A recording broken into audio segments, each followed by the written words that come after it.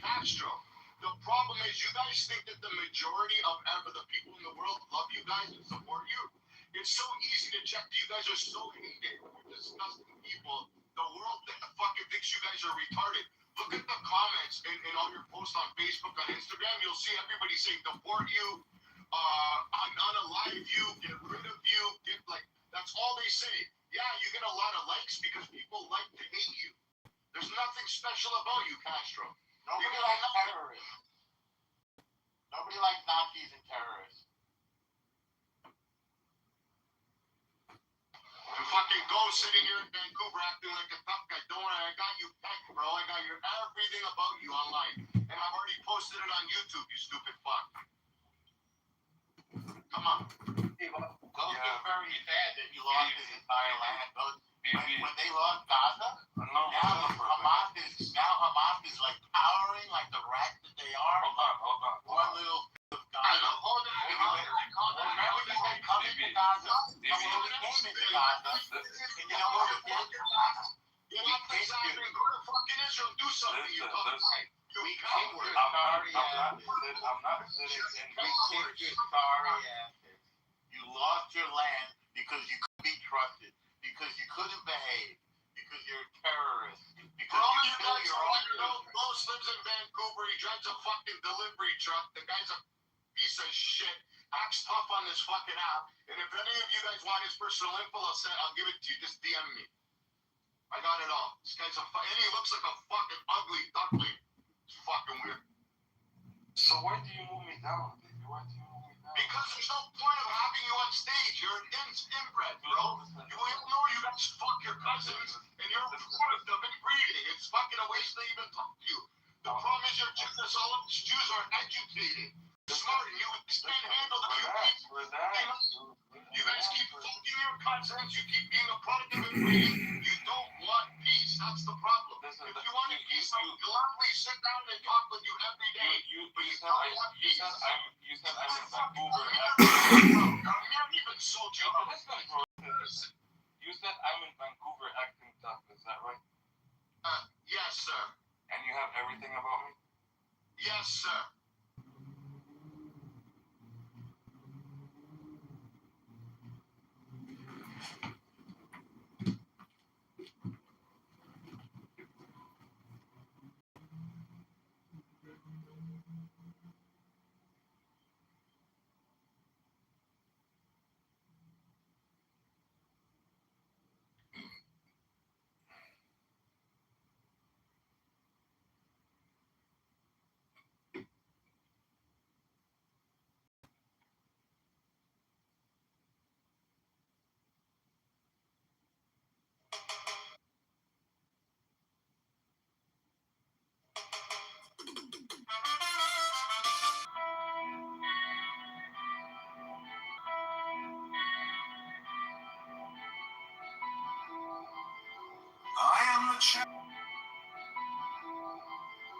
I am the charioteer of thee, who cometh forth from the dust, and my birth is from the house of death.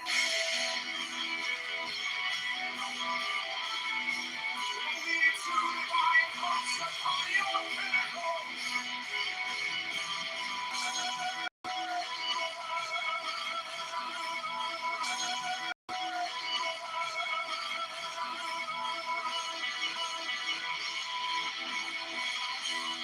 Lord of the stream which standeth in the center of the earth.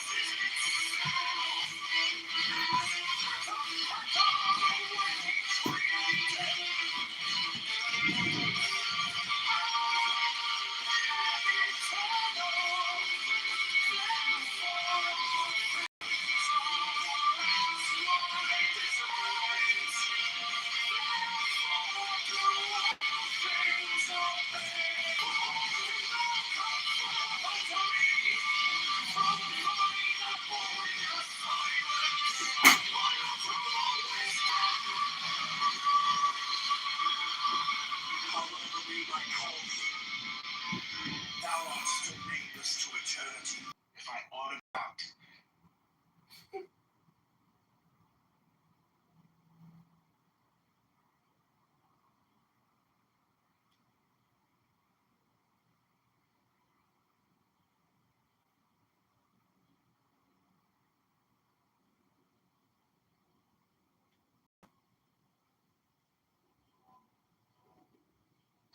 I'll take another game, man. I think my cousins. I'll be mad too.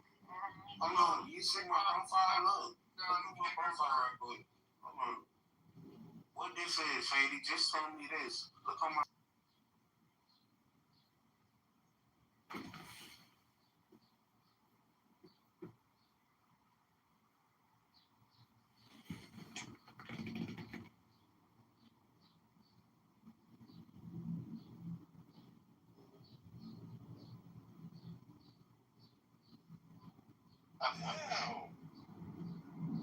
But This nigga drive trucks and want to talk about being a business owner. You a truck driver? Shut up. Focus on the road, nigga. Nigga, the bank owns some trucks, nigga. Shut the fuck up. I'd shoot myself. If I did a brain dead fucking job like that. You want to start it, now you mad. He has a lot of them. Oh, he mad now. Oh, he mad now. You're the only one that sounds mad, bro. You're the only one that sounds mad. Tiana, like a little bitch. True, because I'm the president's job. Dusty Neal, are you there, Dusty Neal? Nigga swinging real hard. Neal Liver. Hey, where you want me to put these boxes? I got 100. So the 100, that is a lot. So I'm going to actually agree that now I'm kind of doing a little bit. That 118 is a lot. Shut your bitch ass up. So like, what do you think that the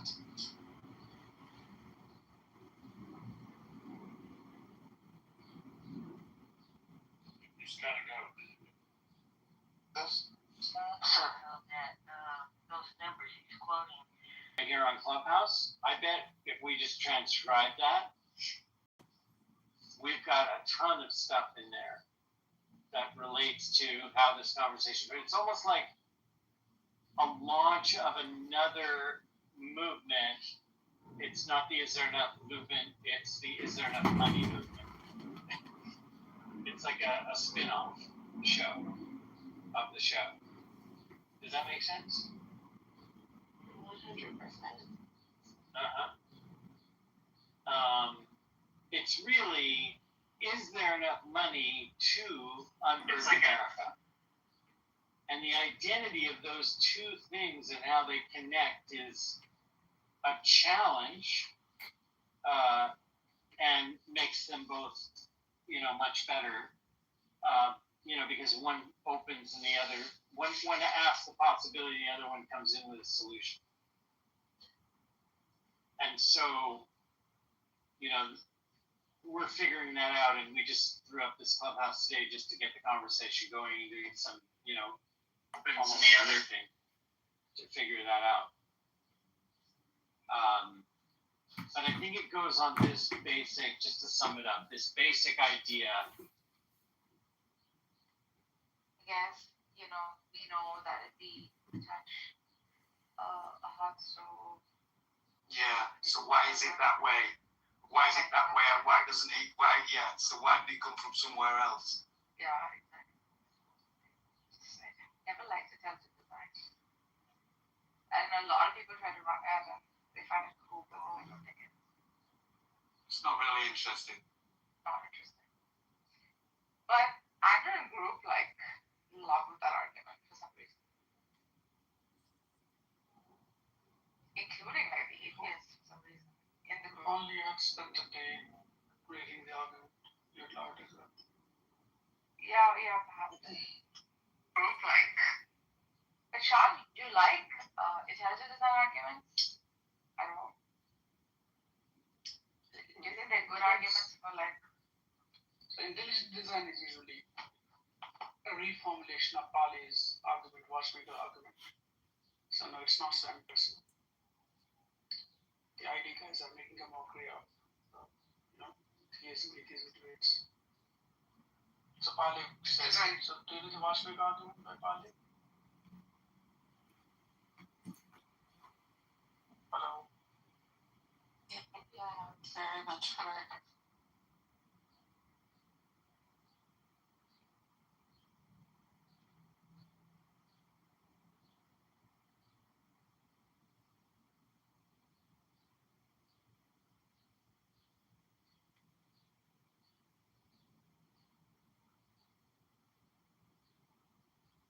Because the hip hop community that I know as a eternal brother of the hip hop nature, right? The hip hop community gave anthems to murder, degeneracy, women, mistreating women. Okay, hip hop has normalized this. Yes, as an anthem, hip hop has given an anthem to all of these degenerates, colloquially giving an anthem to these things. Man throwing beer cans at a woman's shadow right now. What are you talking? Have you not listened to? It's a story. It's a story we don't need to normalize in the public. We don't need to normalize that shit. What about? We don't need to normalize that shit. What Let's about look at Death 3-6 Mafia with that trick. Pimping women, putting them out on the track. Like, what the fuck are we talking about? I don't see country music doing that type of shit. Yes, they are. I can play Where? a country music song where you talk about pimping. Where do you see Shania Twain and Carrie Underwood busting it down? Twain. Where do you see them white women busting it down? They're not doing it. Lil Wayne, that's They're not doing it. Country music. Oh my God, you don't See, that's why Beyonce was right for going into country music. Same thing with K. Michelle right behind her. Okay, this shit needs to stop being normalized. It's disgusting. You know what? It's well, disgusting. Country music off of the back of hip hop's effort. See, what it is you. You anti-black. No, you hate black women. That's exactly what No. Yes, you do. You hate black women. Yes, you do. Because you're sitting here defending. You're sitting here defending the degeneracy that created an anthem for Israel to continue to disparage, humiliate, and use black women like cattle. That's exactly what hip hop music has done. It has disparaged and cheapened the image of black women. Yes, it has. All journalism. Yes, it has. It has nothing to do with journalism. I think objectively it has, like, and it's some good too. Like, but objectively, like, there has been some negative, like, repercussions. What do you mean some negative? What do you mean some negative? Some negative. Black women as meat. What are you talking about? ATZ. So you mean like Q-Tip and Busta Rhymes and those people? They denigrate. They're responsible for destroying communities. And what's even worse is you black. Hold on one second, derisive. What's even worse is you have some monkey gorilla dumbass black men. Okay, that gave space. Okay, to black women to go and be female rappers and to give this disgusting, degenerate representation for our daughters in the black community. Y'all should be hanging from a tree. The shit that the hip hop community has done to the black America is absolutely disgusting and degenerate. And I'm disappointed to hear you. No, you hate black women.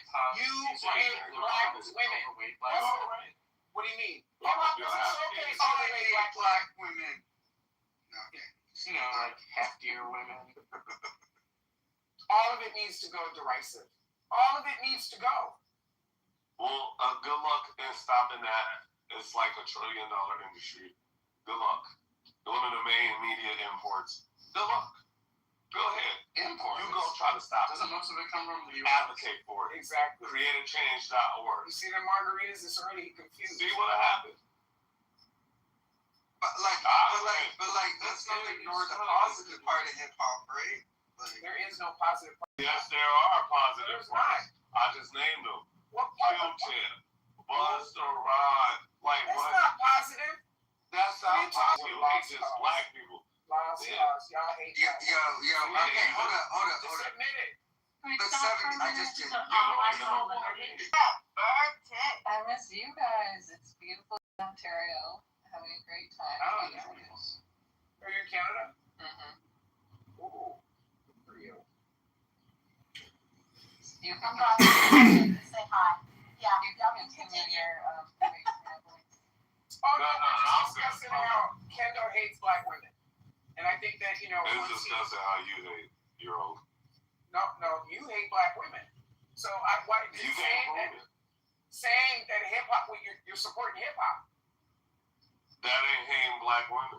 Yes, it is. Because I support black women hip hop too. Hip hop gave an anthem to hatred for black women. It absolutely did. And it actually posted a social roadmap to how young black men can exploit, abuse, and humiliate black women as a normalized part of culture. It's true. It's true. Kendall, Adam, this is some Indian logic, right? You know about Lady You Array? hate animals, you hate them. You just hate anything. I don't hate pussies. Let's go. Sorry. Oh, damn. Yo, but like, think about like the 70s and the 80s. Like I think this is a more male-female issue than maybe. We don't live in the 70s and 80s. We live today. I'm talking about every 70s hair metal song. Hold on. We live in the days of the mumble rappers and the Catch Me Outside of the Sexy Rays. You sound like an old grandpa. That's the word. I am old, and I'm proud to be old. Okay, you don't see me out in the street busting it down up in the club and You doing are all this busting it bullshit. down. That'd be kind of sweet though if he did though. No, it's not. No, it's not. Wait, you No, it's busting it not. down right Busting now? it down. Yeah, you busting it down right now, hot boy. 40-something-year-old people going to Coachella, like Kendall. Yeah, they're the ones that support. They got the money. Oh, so you're busting downward to younger people? Yeah. No, I'm talking about a bunch of gray hair bandana wearing idiots. Okay, going to music festivals, wearing candy bracelets and shit, listening to dubstep, doing all this other bullshit. Y'all should be golfing. Y'all should be golfing. And shaving the gray hairs off your balls. That's what you should be doing. Y'all should not still be listening to hip hop. Y'all should be listening to jazz music at this point. Y'all too old for this shit. Y'all are too old for this I shit. do listen to watercolors. Y'all are subscribe too to watercolors on Sirius XM. That's how you know y'all are too old for this. You ain't got no Sirius XM, do you, Adam? Y'all are too old. You ever have a jazz versus with me, you gonna lose. No, you need to be listening to jazz. That's my point though. As a matter of fact, the black community, that's the music that the black community should be. We already We're not. We need to completely divest from hip hop. No. Yes, absolutely. They got hijacked too. Absolutely. Let the Arabs and the white folks have it. Okay, we need to divest from hip hop. It's not serving the black community. They can't kick rhymes like that. Not serving They the got black bars community like well. It's not serving the black community well. Okay, It is. but hip hop is just poetry over a beat though. Like you can't. It's trash. You can't assassinate like an art form. Like that's where I take a stance. It's trash. That's not art. Like I guess it's art, yeah. Yeah, it is. I've known women to like actually watch porn and actually incredibly change their sex life. Okay, we're not talking about this. Why are we having this? I don't know if you want to hear. I'm so sorry. I'm sorry, Amish person. I porn is art. I shall refrain from being sexual. Dirty dog. But no, I was saying like all the hair metal bands like. Are you by your phone? Serendipity. Serendipity. Serendipity. Oh, hello. Hello. Does it have pink skin? Wait a minute. Now, I'm jealous. What? On top of already being angry. Let's hear our savior. There's a 2-foot rock in the middle of the lake that has a 2-foot tall tree on it, and that is me. I am a rock. I am an island. No. There's some rock growing out of it. So cute. I need to see this. It's not I mine need to to share. read. It's not mine to Okay, share. not to. Can you please PTR it But I just PTR. for agricultural reasons? Love that. All right, for public consumption now. Fine. Yeah, apparently this little rock in the middle of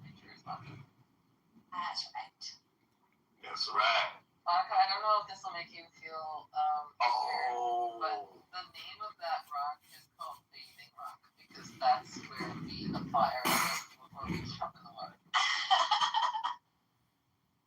Nice. It looks cold. The water, Limbs, how you the doing? water is 54 degrees today. Is that bad? I honestly don't know. That's pretty good. Very cold. Yeah. Excuse me, ma'am. Okay. It's like an ice bath, isn't it? Yeah, I mean, usually I'm here in August when the water is 72, which is much more tolerable. I have not gone swimming on this trip yet. I can show you a place that looks like this where I live right now. It's in Middleton too. And 72 is still cold. The what? It's not so bad after you're in the sauna. We wear shorts in Yeah. 72. Are you kidding? No, I mean, 82-degree water is still cold water. Oh, no, okay, yeah. If we're talking about water, you'll warm up pretty quick at 72. Yeah. yeah. 15 degrees below body temperature. I stay where they do polar plunges. What are we talking about, bro? Y'all Can I back to Zorro. Wait a minute. Why am I applying for a friendship and getting like and then submitting her resume? I went St. Island on the western eastern front. I hope Brad and you and Jarl and Rich will be very happy together. Yes, me, Brad, and Jarl and Rich will all be very happy together. Yeah, I still call him Jarl. It's Jarl. It's like a. He said we could call him whatever we wanted to. Well, y'all can, but I'm just. To be categorized. I can't wait until the Dragon Ball come on this fucking app and blow it away. Fuck I you, y'all. kind of threw him in there. Fucking Crody. I could have said Florida man, still Unless you're listening to the Ice Cream. I had all of them on the list. Had all of them on the list. Oh yeah, fuck you, Iceman. Florida man. Thanks. Isn't that lake gorgeous? Don't you want to like dip your toes in So just for bad. a second? So bad. The blue, crystal blue. Look, have y'all ever seen Lake Superior? Yeah, in photos. But the bathing lot must be not to scale because it only looks like it's 2 feet wide. But if it's got Go ahead. Go ahead.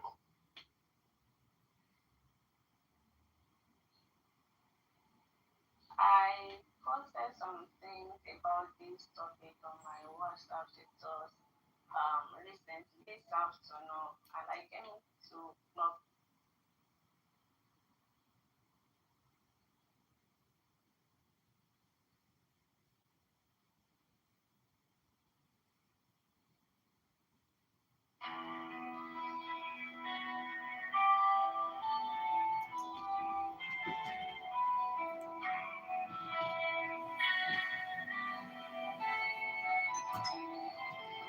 I am the charioteer of the east, Lord of the past and of the future.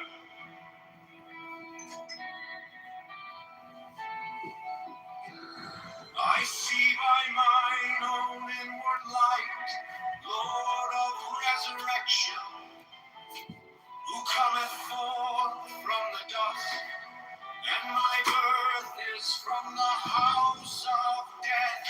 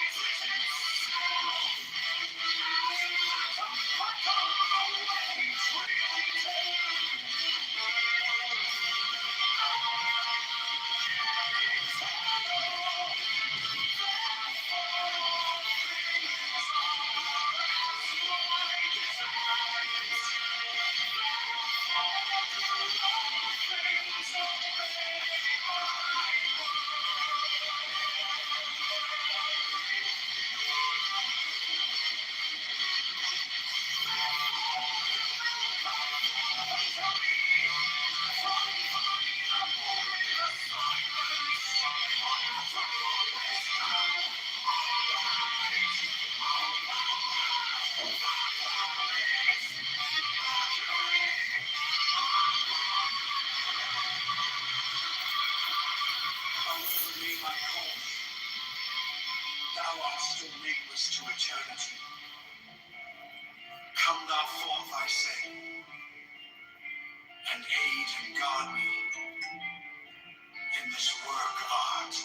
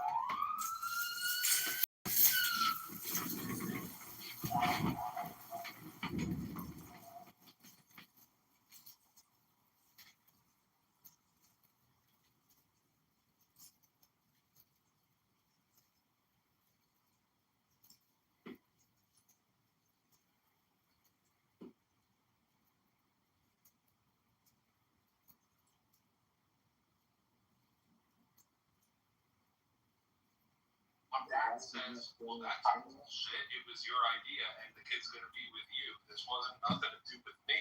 I have no problem with the kid going to the camp, but you can afford it, so you should pay for it. Now, alternatively, the other option here is mom says, I'm really tight right now. Money's tight. You know this. We've had this conversation. We know where we've you know the court documents, the child support, the alimony, all of this goes into. You know my financial situation intrinsically, and my money is just super tight, and I really can't afford it. Well, then it goes back to being a decent human being. If dad can afford it, dad say, all right, well, I'll foot the bill. Wait, Sarah Dewey just said something very important. If she's entitled to incur the court court, then there's no problem with her asking for it. That's what she's entitled to. Well, this wouldn't fall under court. Only medical expenses get split. The court degree, so this falls under something, this is extracurricular. This would be up to the dad to decide whether he wants to participate. I also assume that. I want to go after Teresa and Marie. I also assume that as part of this hypothetical, the parents have relatively equal amounts of financial wealth or access to money. Because it's clearly the case where one of the ex-lovers then, have significantly more money than the other, then that's the person who should pay for it. Go ahead, Bertie. Yeah, I'll go after you. I disagree. I think if the mom wants to push for that, not only is she asking for him to front the partial bill, but he's also losing time that he's not going to allocate it back. So not only should she pay for the full thing, she's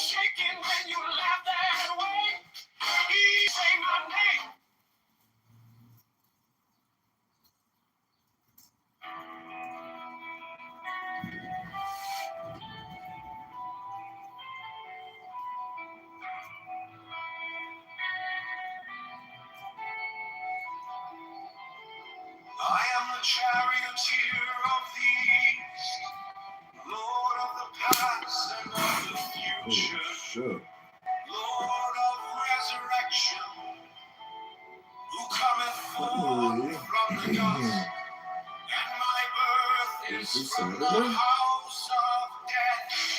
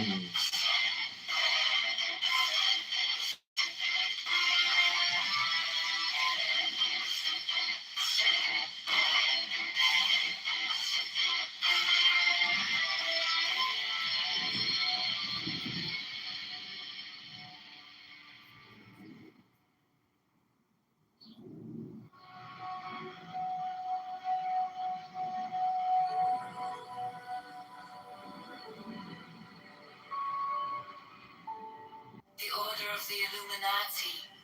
The Order of the Temple. Knights Templar.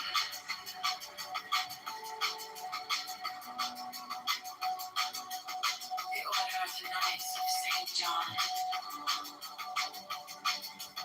The Order of the Knights of Mount Templar. The Order of the Knights of the Holy Trinity. The Hidden Church of the Holy Grail. The Hermetic Brotherhood of Light. The Holy Order of Rosaries Head. The Order of the Holy Royal Arch and Clock. The Ancient Angelic Knights of Masonry. The Rise of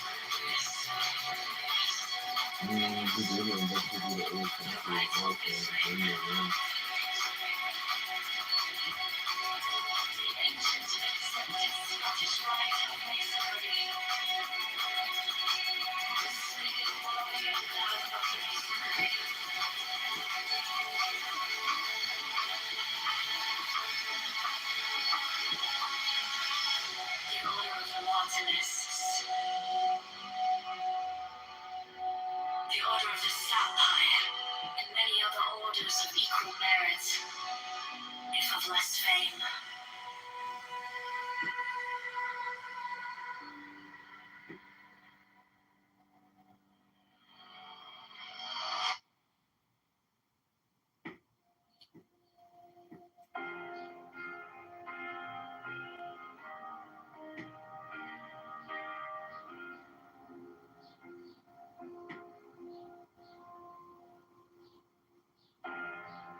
My object all sublime, I keep it in my mind.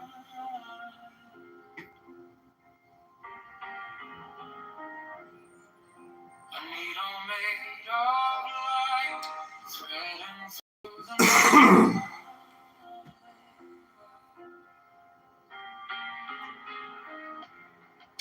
I mark the hidden. The case is cold but clear. This is tomorrow.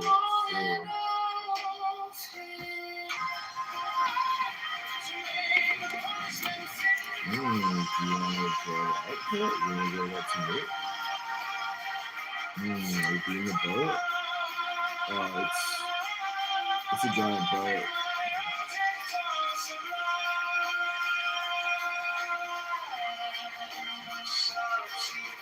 Giant boat on the land at North Iowa.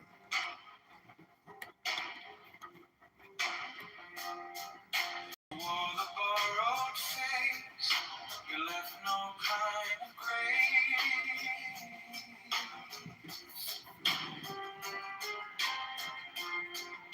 But every lie you spun turns lightning for sun.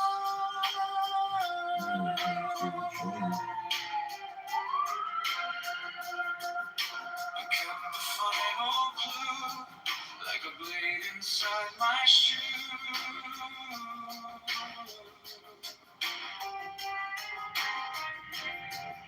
Now every step you take feels like the earth might break.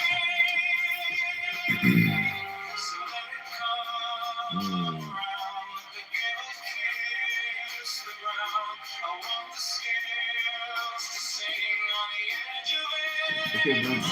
Get your ass a ticket. So I'm not buying you a ticket.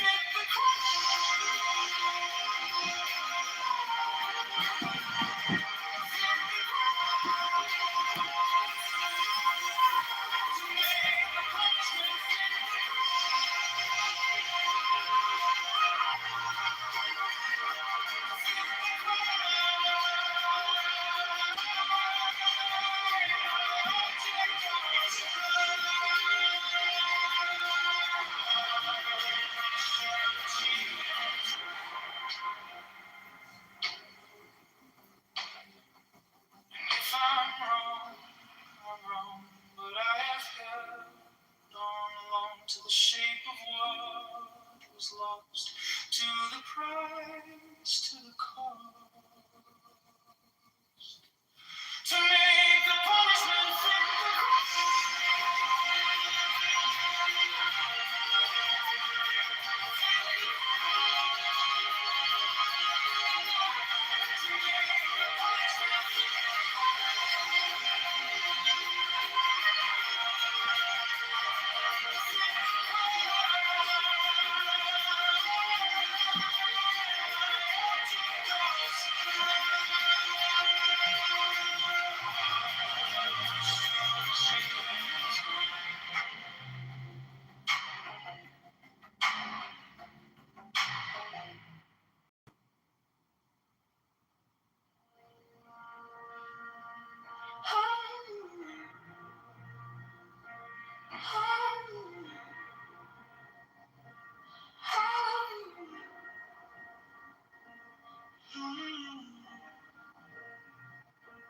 my object also blind. I keep it in my mind. A needle made of light, threading through the night. A mark that you didn't see. So let it come around. Let the devil kiss the ground. I want the sands to sing on the edge of everything, to make the punishment fit the crime. Fit the crime. To make the punishment fit the crime. Fit the crime. In time.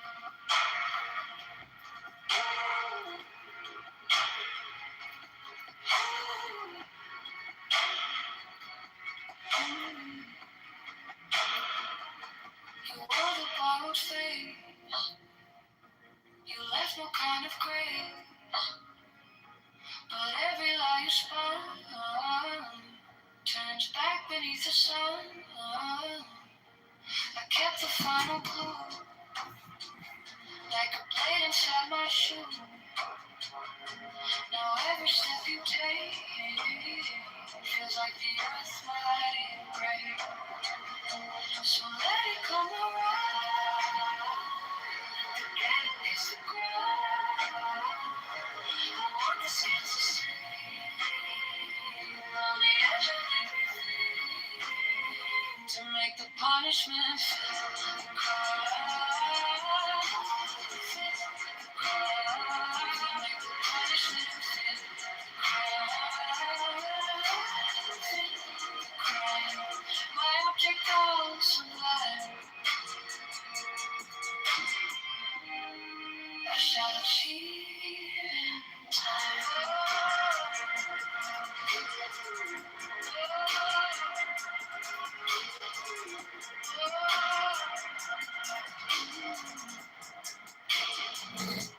And if I'm wrong, hold on to the shape of what's lost in the Christ, to make the punishment fit the crime. Fit the crime. Punishment fit the crime. Fit the crime. My object goes sublime. I shall achieve in time. Going to do this tomorrow with two friends.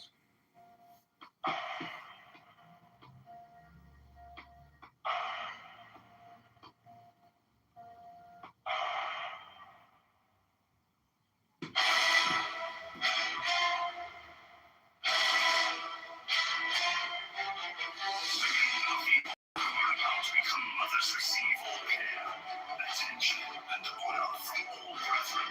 68 special professed houses will be established. If you join me today, I'll be happy to get your Uber.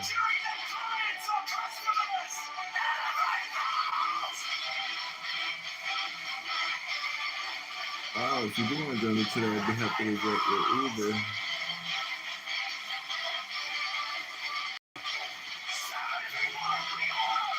Song EDM. Yes. I believe so. I believe so.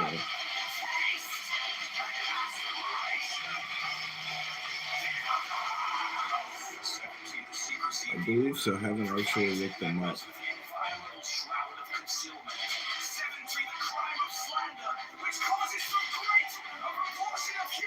If you do want to join me today, I'd be happy to get your Uber.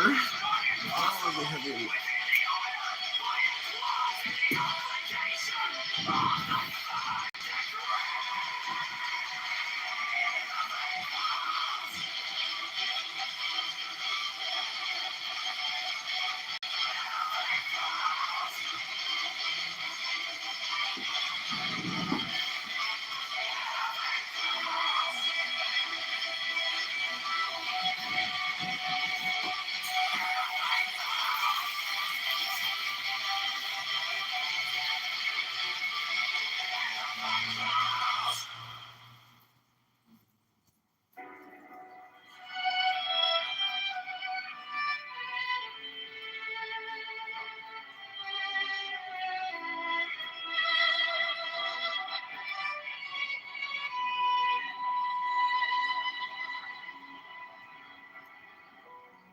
Every brother shall seek constantly to give pleasure to all brethren, with whom he is acquainted,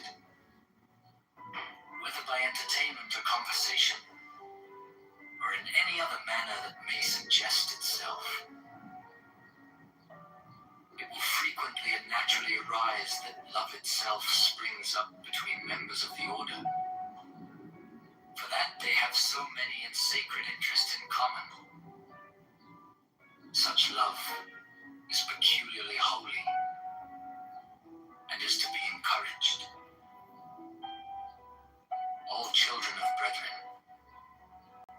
are to be considered as children of the whole order, and to be protected and aided in every way by its members, severally, as by its organization collectively. No distinction is to be made with regard to the conditions surrounding the birth of any child. 15. There is an especially sacred duty, which every brother should fulfill, with regard to all children, those born without the order included. This duty is to instruct them in the law of the Lima, to teach them independence and freedom of thought and character, and to warn them that servility and cowardice are the most deadly diseases of the human soul.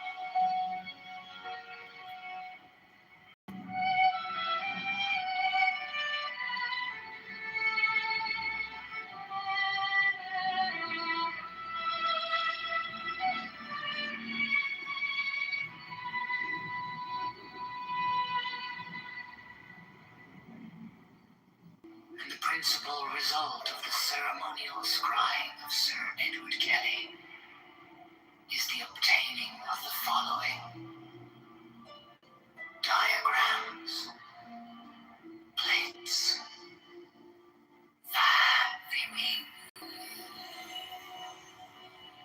He symbolized the fourth dimensional universe in 2 dimensions as a square, surrounded by 30 concentric circles, whose radii increased in a geometrical proportion. The sides of the square are the 4 great watchtowers, which are attributed to. There is also a black cross, central.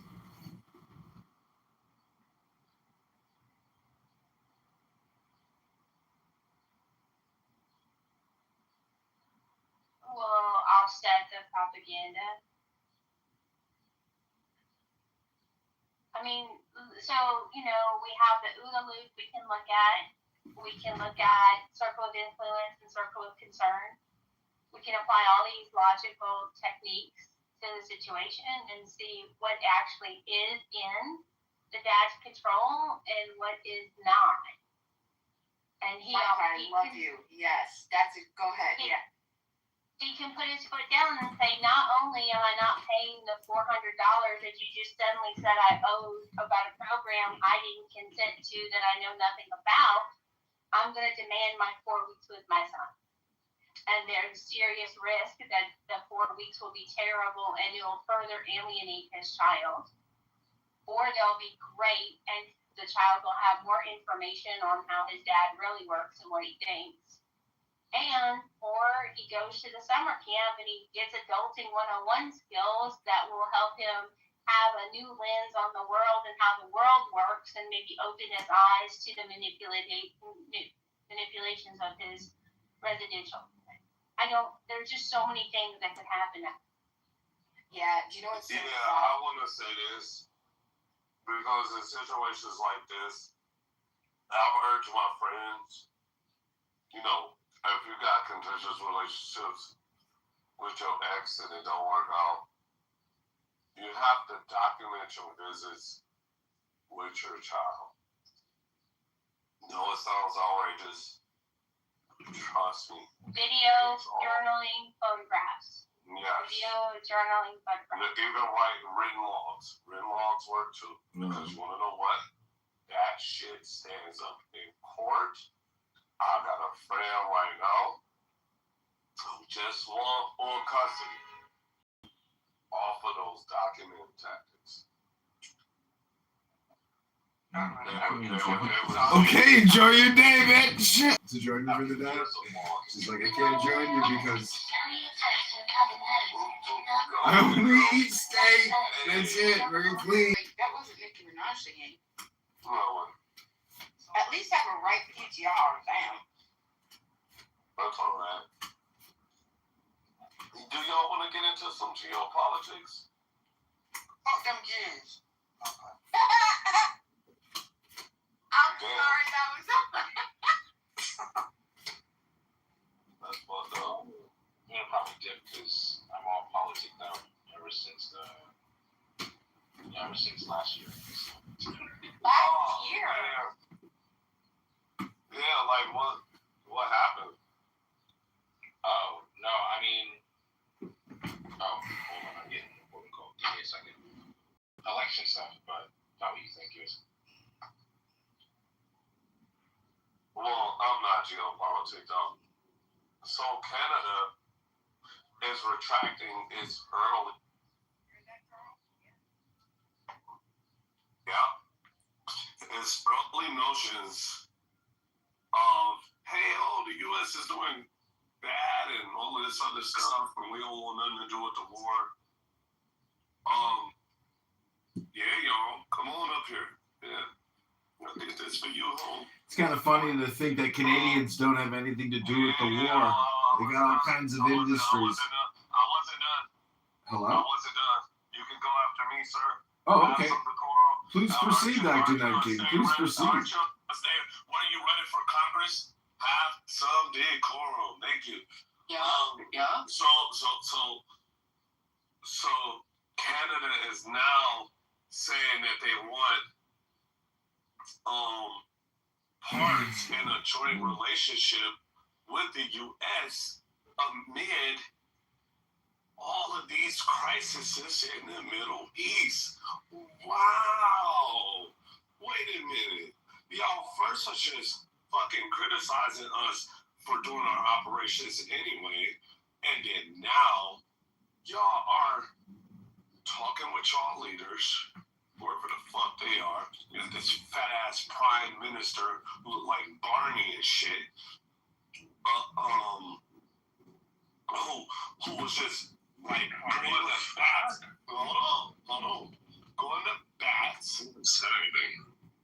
Going to bats with Donald Trump about the tariffs, about how like y'all didn't need us and stuff like that. But now y'all want a collaborative relationship with us far as our operations in the Middle East. Speak to that, Jarl Bulgriff, fucking imperial spy.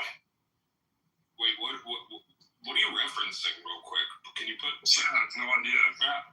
Oh, let's do news. Look. 24-hour geopolitics. It's hard to keep up with. I understand. Brother, can you just put the link in the chat? Yeah. That's why we've got God Snatched, so we can get live updates. Canada wants arrangement with U.S. Monica, what are you still doing here? I thought you were going out for your Friday lunch, girl. So, in about 10 Hello? minutes, Hello? Wow, that's so productive of you on a Friday. Oh my God, it'll be such an amazing banger room. Did you see the federal judge?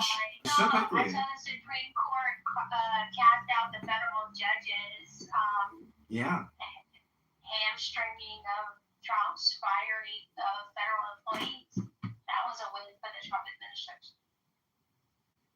Well, I'm going to the gym, and then I'm going to go have a beautiful lunch with a beautiful girl at the beach. I hope you all enjoy your J6 room with Monica.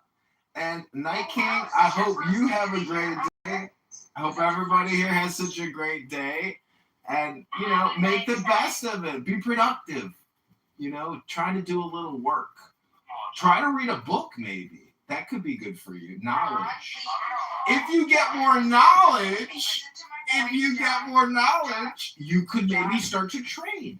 Because then you could become Ayn Randians. Oh, I'm not finished speaking. I'm sorry, moderators, if I'm over talking. I apologize. Good Shabbos, everybody.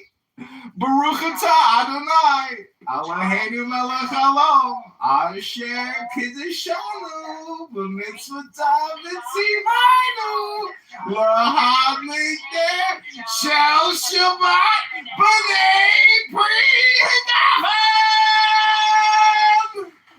Don't take your phone out at any point. Mm-hmm. Okay? Leave them home. Leave them all home. Just don't take them. Leave them all home. Okay. Yeah, maybe take one for an emergency. Keep it in the I'll go back to what Kendo was talking about. I still don't have the context to really engage with it. Yeah, you need a link. Wait, hold on. Let me just say. Put it in the chat. I don't like you, man. I don't know why. Actually, I think you got your initials backwards there. I think it's supposed to be AZT. That's the name of the super chemical from that movie, Limitless. Oh, no, I'm sorry. It was NZT. That was the name of the super compound formula. Hello?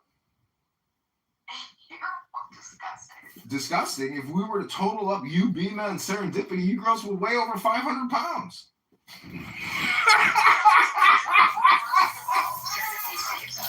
She's really skinny. And Monica's hot. So, and so am I, so fuck you.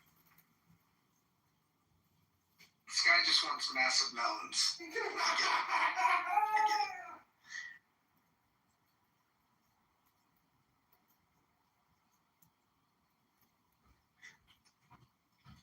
My sister, talking about that, she did that GPL-1 thing. She lost 100 pounds. Have you seen the side effects? I don't know. You can do it. Eli Lilly can help you. You can lose 100 pounds. Do you know what it's like to walk around with a 100-pound dumbbell? Can you imagine walking around with that on your body? Yeah, and you get good muscle. And that's what I'm worried about. Sister, I'm worried about the muscle that sister lost. Yeah. Because now she's all like skinny. Gotta work out. The girl that I'm going out with today, she said, sorry, I can't go. And I just gotta say, is it a self-esteem issue? Is it projection? Is it ad hominem projection? No, when you are making racist, bigoted, slanderous, defaming comments towards a very small minority of people on the whole planet of almost 8 billion people, like almost 20 million people out of 8 billion, and you're going to come on a social audio public app and make really racist, defaming remarks towards such a tiny little minority? Tiniest little minority, Florida man? The ruling elite in Israel. What's going on in southern Lebanon? Oh my God. Do you know? Can we get an update with that, please? Why are we going off the topic? Oh, John, he did it. It's his fault. Yeah. They let him right. I mean, because it I don't know. What? Yeah, no, I mean, come on. What? I put a link in the chat. I brought y'all to Oh, the that's right. You know what I'm saying? Like, let me look at it. We'll pull it back. Pull it back. Talk about your relationship for a while. Yo, I think Jared will run it. Yo, hello. No, this is a cool. No. It's cool. It's cool. Let's just. Let me define. Right. What? Decorum, sir. Calm down. What are you talking about? I'm just talking about how we let this little bitch named John Kitover fucking utilize our data and pillage us. Hey, y'all don't have a problem with that. No, Florida, just hold on right quick. Hold that argument. Don't touch that dial, brother. I'll be right back with you, I promise. Because we can talk about it. I feel raped.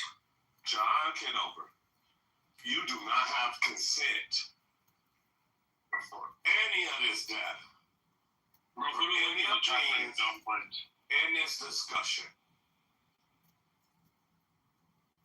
Well, I apologize. Are you a man or are you just raw data? Because to me, you're more data than man. This is just new capitalism, a new industry. If you want to joke, I can joke with you too. You're a bitch. You got That's ad hominem projection, sir. Whatever. We can do ad hominem projection. We can do syllogisms. We can do all that kind of shit. But I just don't want to do it with you. Well, you can do it with my nigga. You can do it with my nigga, Monica. Great. That's what you're doing. Well, Night King, I hate to tell you this, but I think you're missing out because the preservation of the human race has got a big room going, and I think they need you in there. I think they need you. What? Do you know Mary? Do you know Todd? Who, Todd Blanche, DOJ, Acting Attorney General? Yes, as a matter of fact, I do. The fact that you know him and you can't get elected, that's a fail. Did you see, Monica, that Pam Bondi?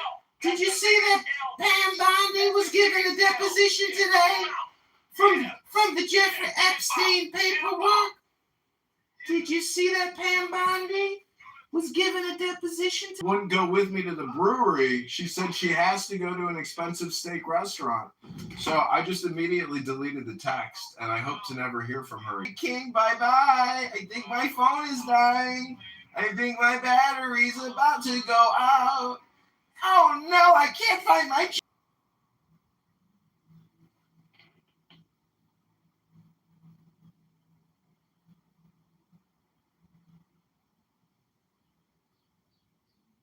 Whenever he comes up, he's stealing data.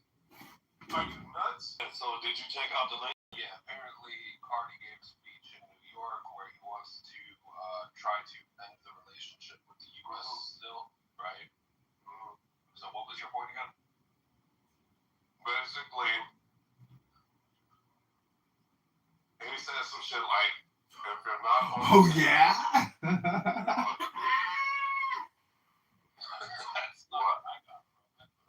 Look at this in the article. I can show you. Don't maybe copy and paste. Let me go double check, but like He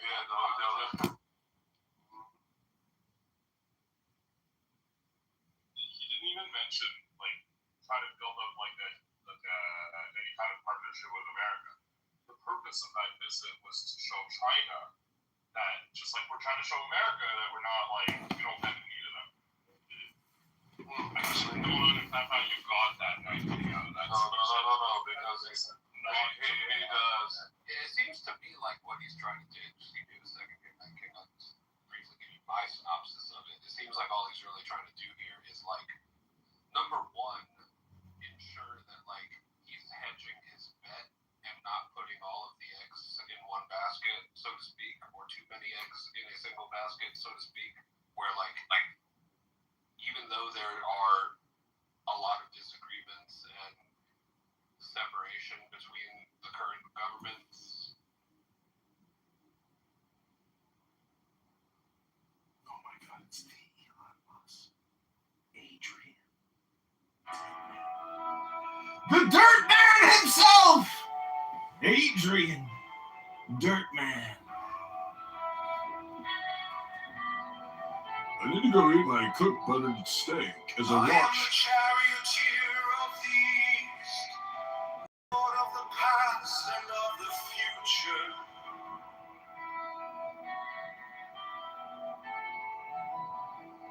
Born from the dust, and my birth is from the house of death. Only to divine voice upon your miracles. Who keep watch over the universe. United who company will be here to the house of rest. Without a mercy for all advancing onwards to the heights of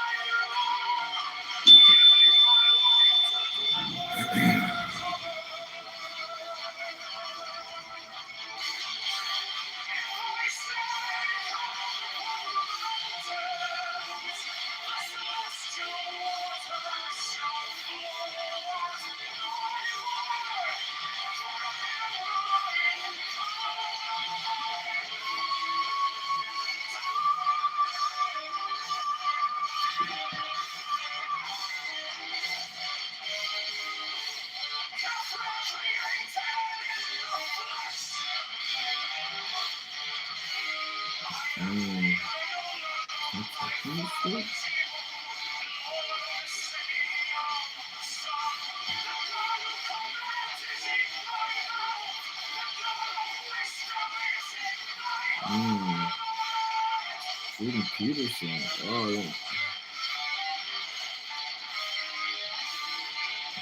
That's a good steak. I love a good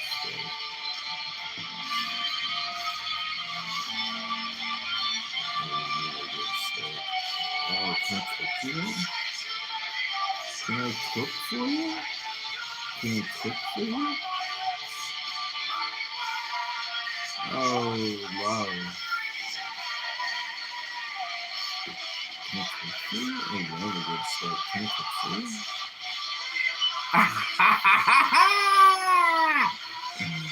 I love a good steak.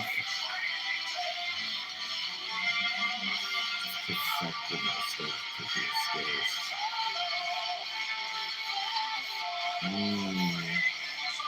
Alright, I cook a good steak.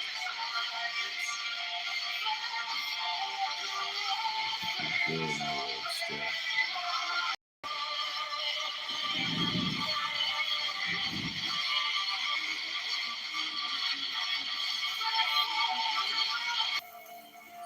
thou forth, I say, and aid and guard me in this work of art.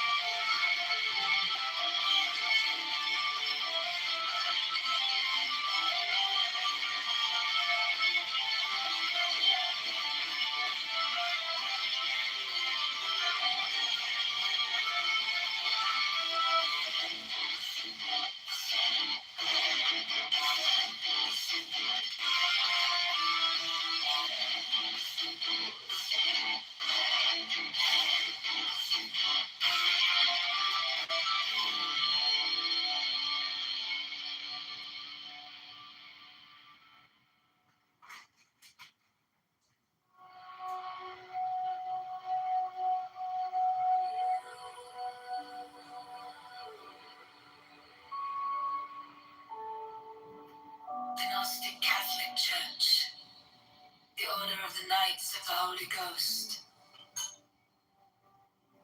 the Order of the Illuminati, the Order of the Temple, Knights of Templar,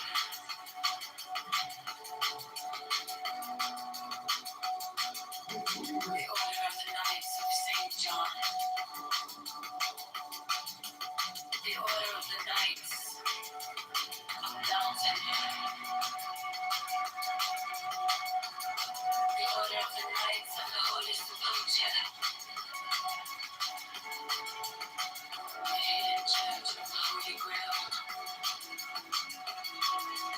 the Hermetic Brotherhood of Light, the Holy Order of Rosicrucian, the Order of the Holy Royal Arch and Clock, the Ancient Satanic Rites of Freemasonry, the Masonic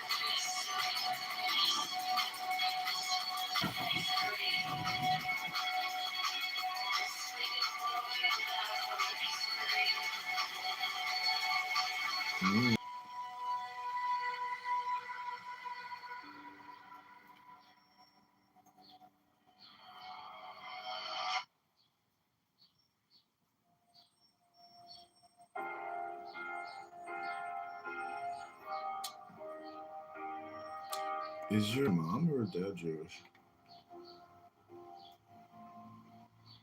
Is your mom or dad Jewish? My object all sublime, I keep it in my mind.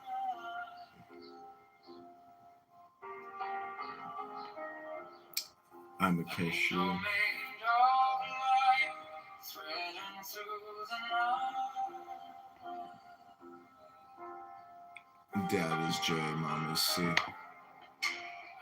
the hidden sea, I sharpen up the dream.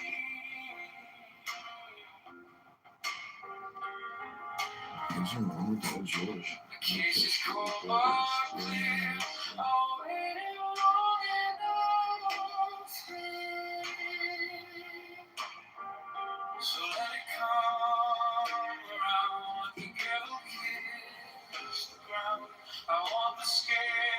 themselves to sing on the edge of everything, to make the punishment fit the crime. Fit the crime.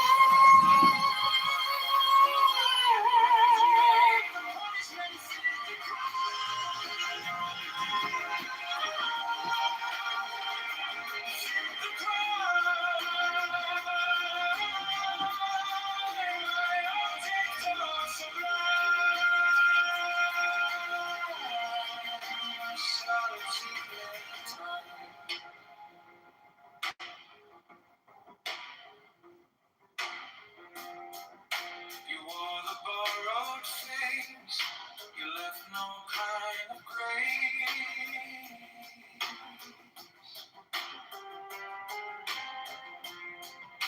But every lie you spun turns back beneath the sun.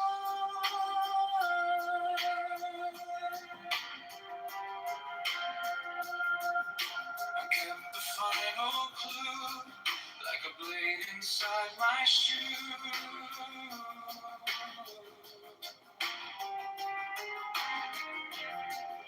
Now every step you take feels like the earth might break. So let it come around, the gale will kiss the ground. I want the scales to sing on the edge of everything, to make the punishment fit the crime.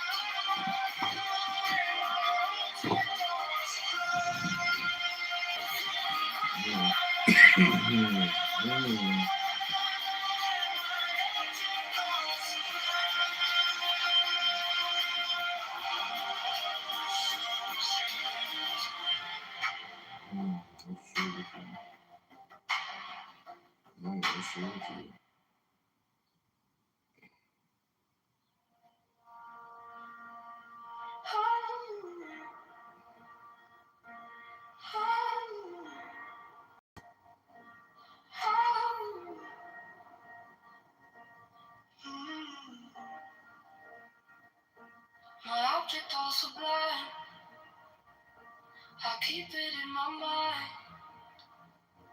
A needle made of light, thread into the night.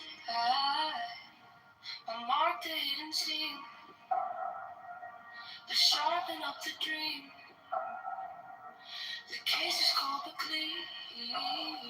I've waited long enough here, so let it come around. Let the devil kiss the ground. I want the scales to sing on the edge of everything, to make the punishment fit the crime. Fit the crime. To make the punishment fit the crime. Fit the crime. My object also blind, I shall achieve in time.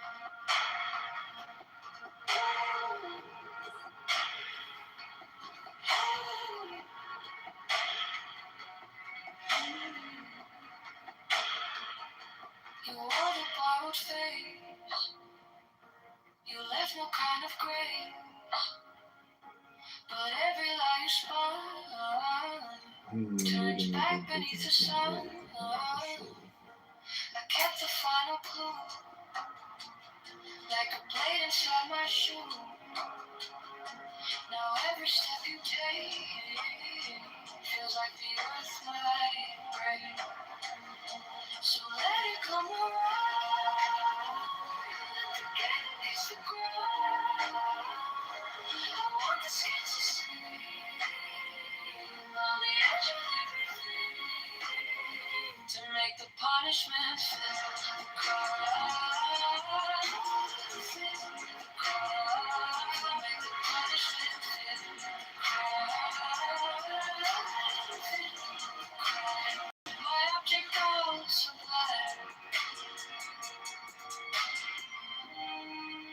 shall achieve in time.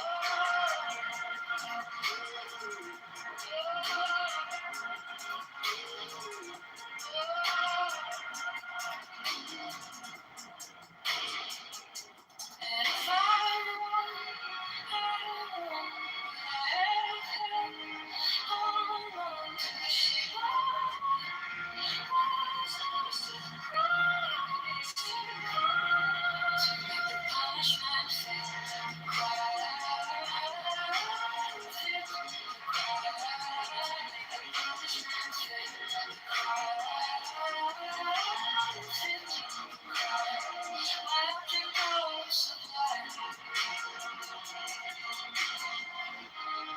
I shall achieve in time.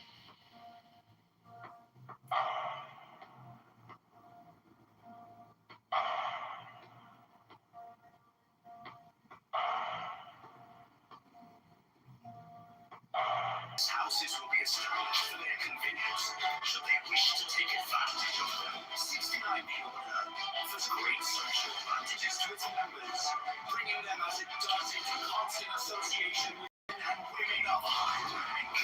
17 The Order offers extraordinary opportunities to its members in their trades, businesses, or professions, aiding them by collaboration and securing their clients or customers.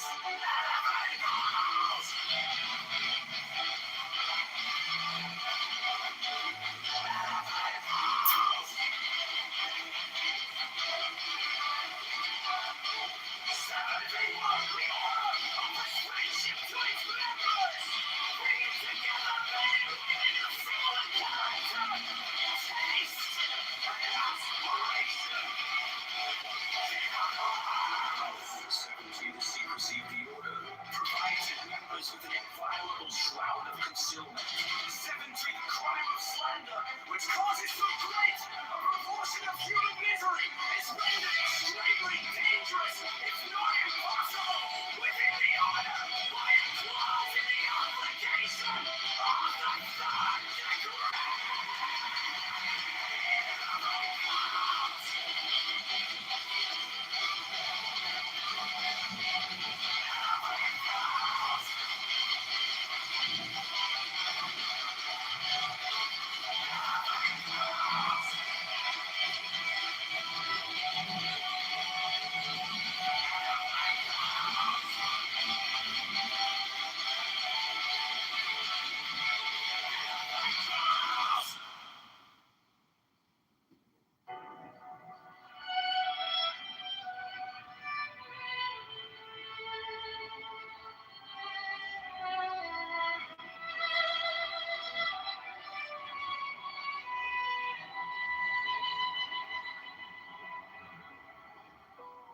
Every brother shall seek constantly to give pleasure to all brethren, with whom he is acquainted, whether by entertainment or conversation, or in any other manner that may suggest itself.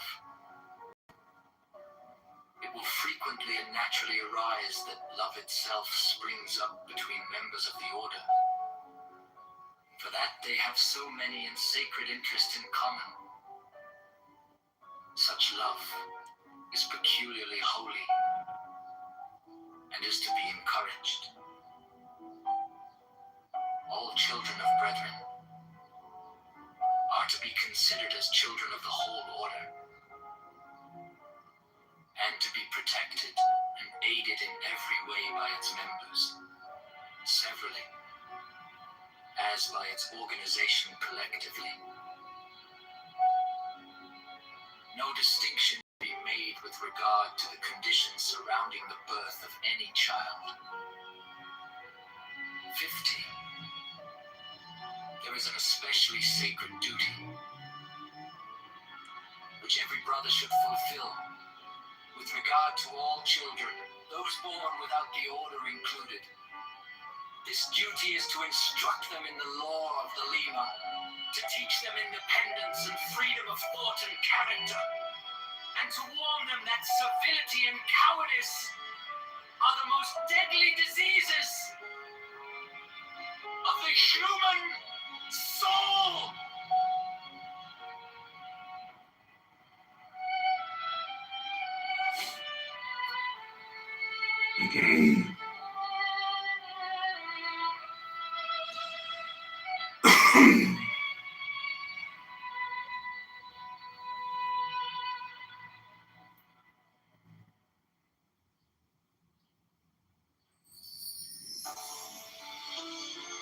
The Shopstone, a crystal which Dee alleged to have been brought to him by angels, was then placed upon this table, and the principal result of the ceremonial scrying of Sir Edward Kelly is the obtaining of the following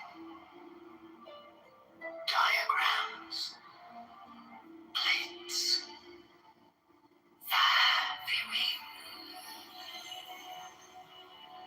He symbolized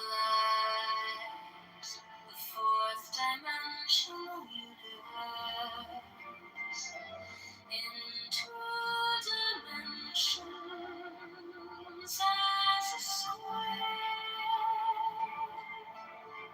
surrounded by 30 concentric circles, whose radii increased in a geometrical proportion. The sides of the square are the four great watchtowers, which are attributed to. There is also a black cross, central tablet according to the arrangement shown. Compare the black cross bordering the tablets in plate A with plate B.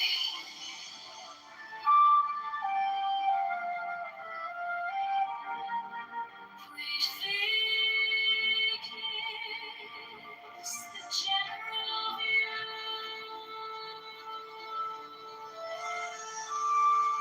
Plate 4 gives the complete attribution of the tablet of air. The sixth file is called Linea Patris. The seventh file is called Linea Filii.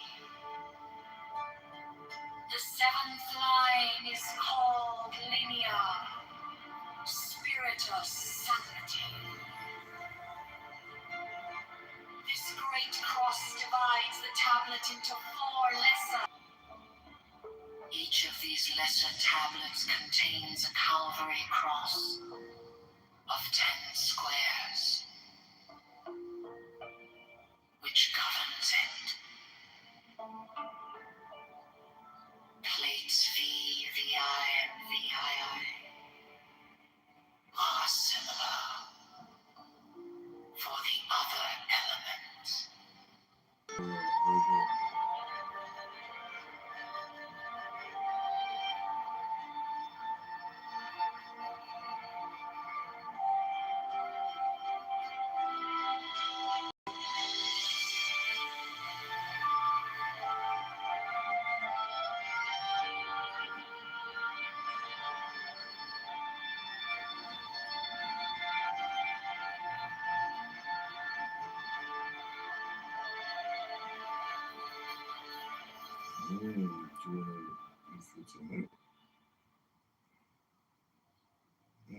Listen to that. The following text Let's go between the points of the pentagram, starting at upper right. The words below are arced in a circle.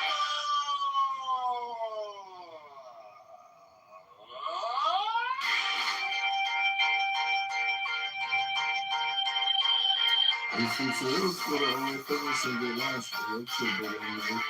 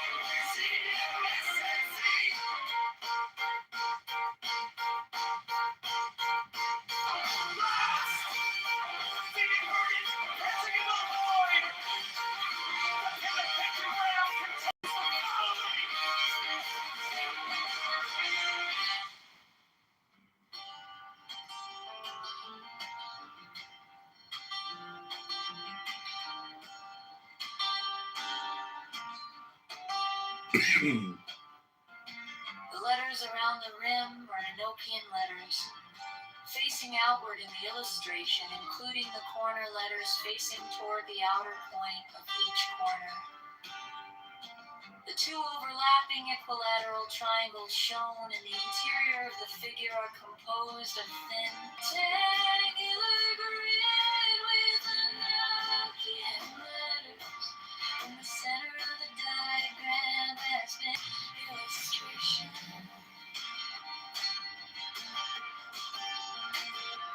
This rectangular grid has its corners overlapping. The lines define an hexagram. In the original, squares and two circles symmetrically arranged in a pattern of a seven-pointed star with point upward. There is no actual seven-pointed star drawn. These devices are all oriented to be viewed from the center of the figure. They are separately approximated below.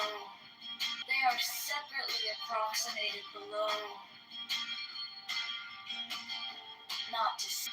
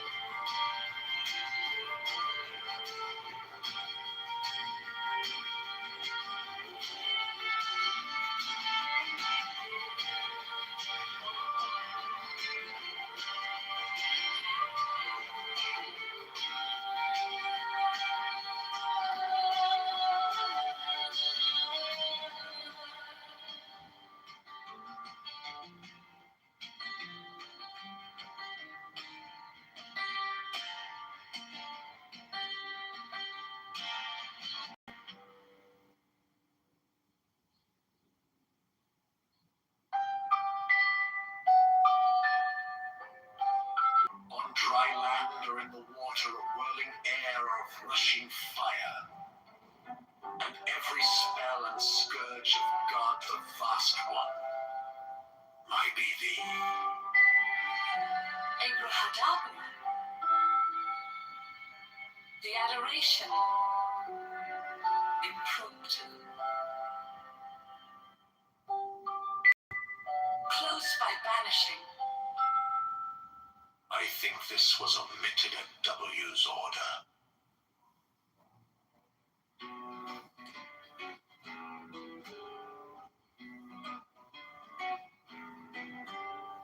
Mine is the head of the man, and my insight is keen as the hawks. By my head I invoke thee. Hey, I am the only begotten child of my father and mother. My father is dead. My mother bore me with labor and pain and fear. By my body I invoke thee. About me shine the diamonds of radiance, white and pure. By their brightness I invoke thee. Mine is the red triangle reverse, the sign given of none save it be of thee. O Lord, by the Lamb and I invoke thee. Three, mine is the garment of white, sound of gold, the flashing of bay that I wear. By my robe I invoke thee. Mine is the sign of Apophis and Typhon. By the sign I invoke thee. For is the turban of white and gold, and mine the blue vigor of the intimate air.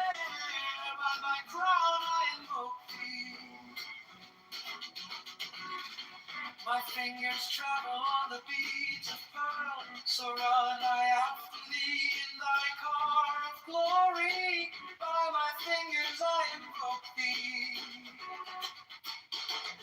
I bear the wand of double power in the voice of the master Abraham. By the word I invoke thee. Mine are the dark blue waves of music in the song that I made of old to invoke thee.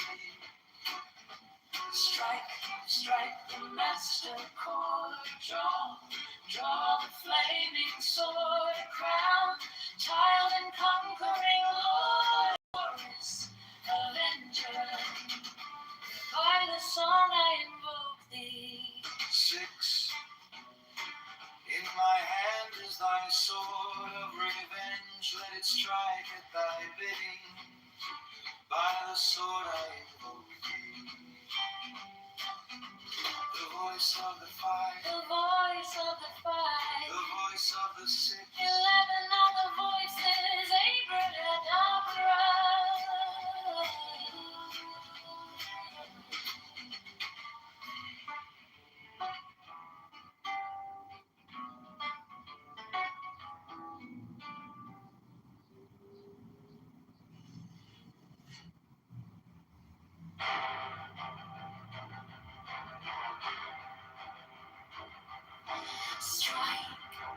Strike the master chord. Draw the flaming sword. Crowned child and conquering Lord. Us. Avenger. Thou the head of the whole. The iron throne, thou only begotten child of Osiris thy father, and Isis thy mother, he that was slain. She that bore in her womb, flying from the terror of the water. The iron throne. Oh, whose apron is of flashing white. Whiter than the forehead of the morning. The iron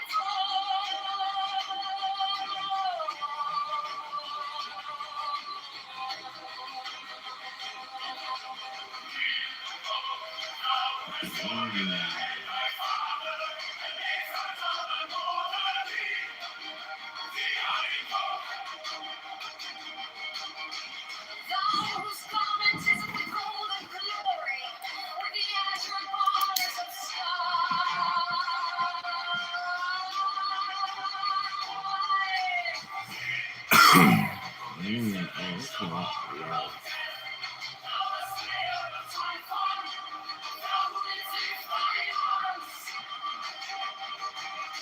and the dragons of death were as dust.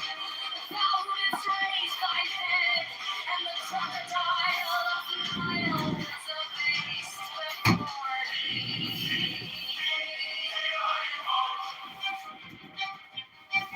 For those never hideth the universe with night. The impermeable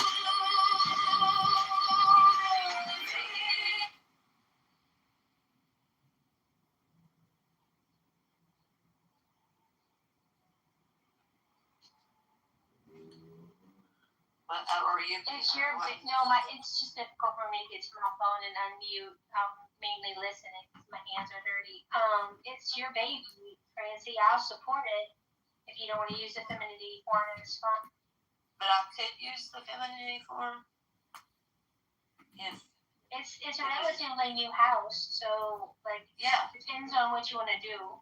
Like, but I don't see us having a problem with you using it. If you want to create your own house, you can. I mean, I don't know that. I mean, I've got one created. It's called Queen Bees. Do your mom like that? But you know what? I mean, Take the real but change. you know, I don't need to reinvent the horse. I can't believe I just said horse. Hey, Carnage. We're talking about just girl stuff, but we're about done. Nina, what do you think, girl? If you can talk. Yeah, I think that maybe to get them to participate without coming up on stage, you could do like polls and stuff for the men while the stage just for the women. Right, that would be cool, so we can gauge what they're thinking.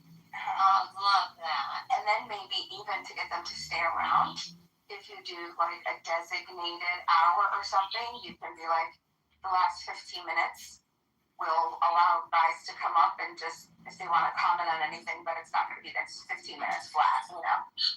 Well, you know, the thing is, like, depending on what topics I think some days will be just funny and ridiculous, and some days will be very serious.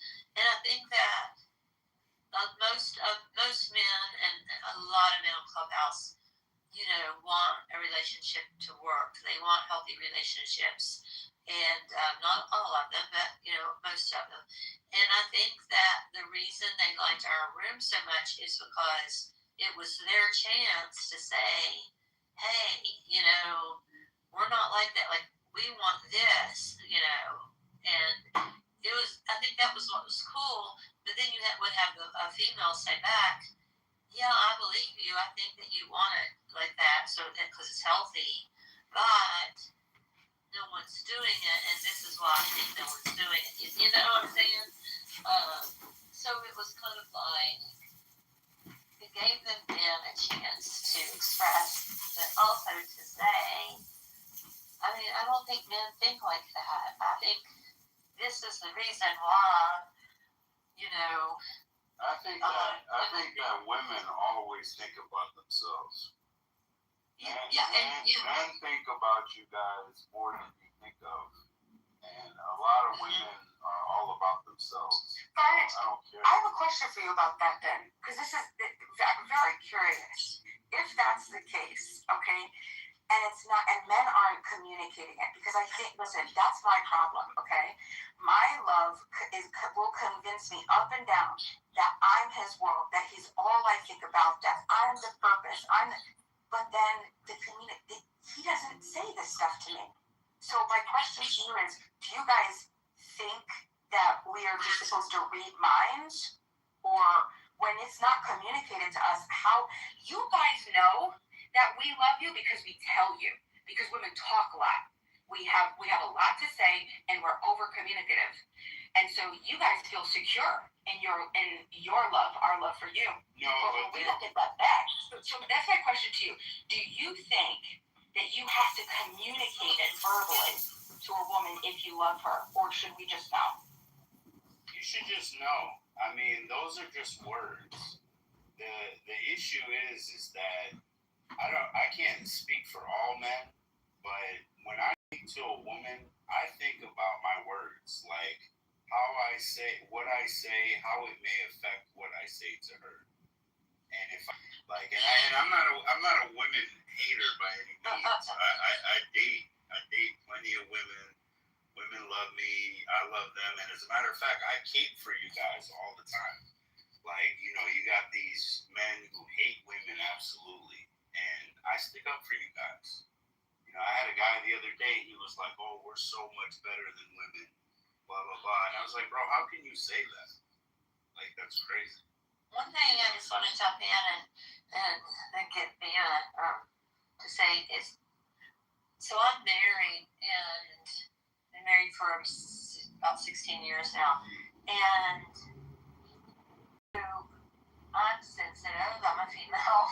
I'm sensitive. I usually lead with love, lead with emotions instead of logic. And I've tried to change that. And I do try to be more logical, but I'm still female. And so if my husband, let's say he's not feeling well, or maybe he's pissed off about something somebody else did, if he doesn't tell me, like, hey, babe, like, I'm grouchy, I need some time, it's not you, this is what happened,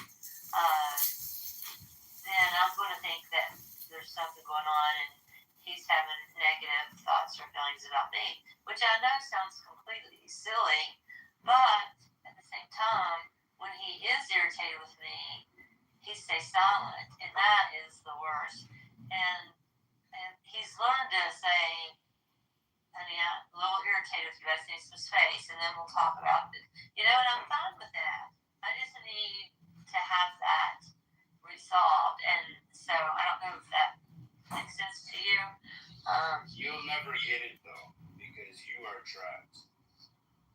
It takes a woman, I don't care if he's Brad Pitt, it takes a woman 2 years to fall in love. And once you're captured, like you're captured, you've been in with him for 16 years and there's no way out. And even if you did get out, you will always think about him. He will live in your brain till you die. Sweetheart, you can say what you want, but the 16 years have been,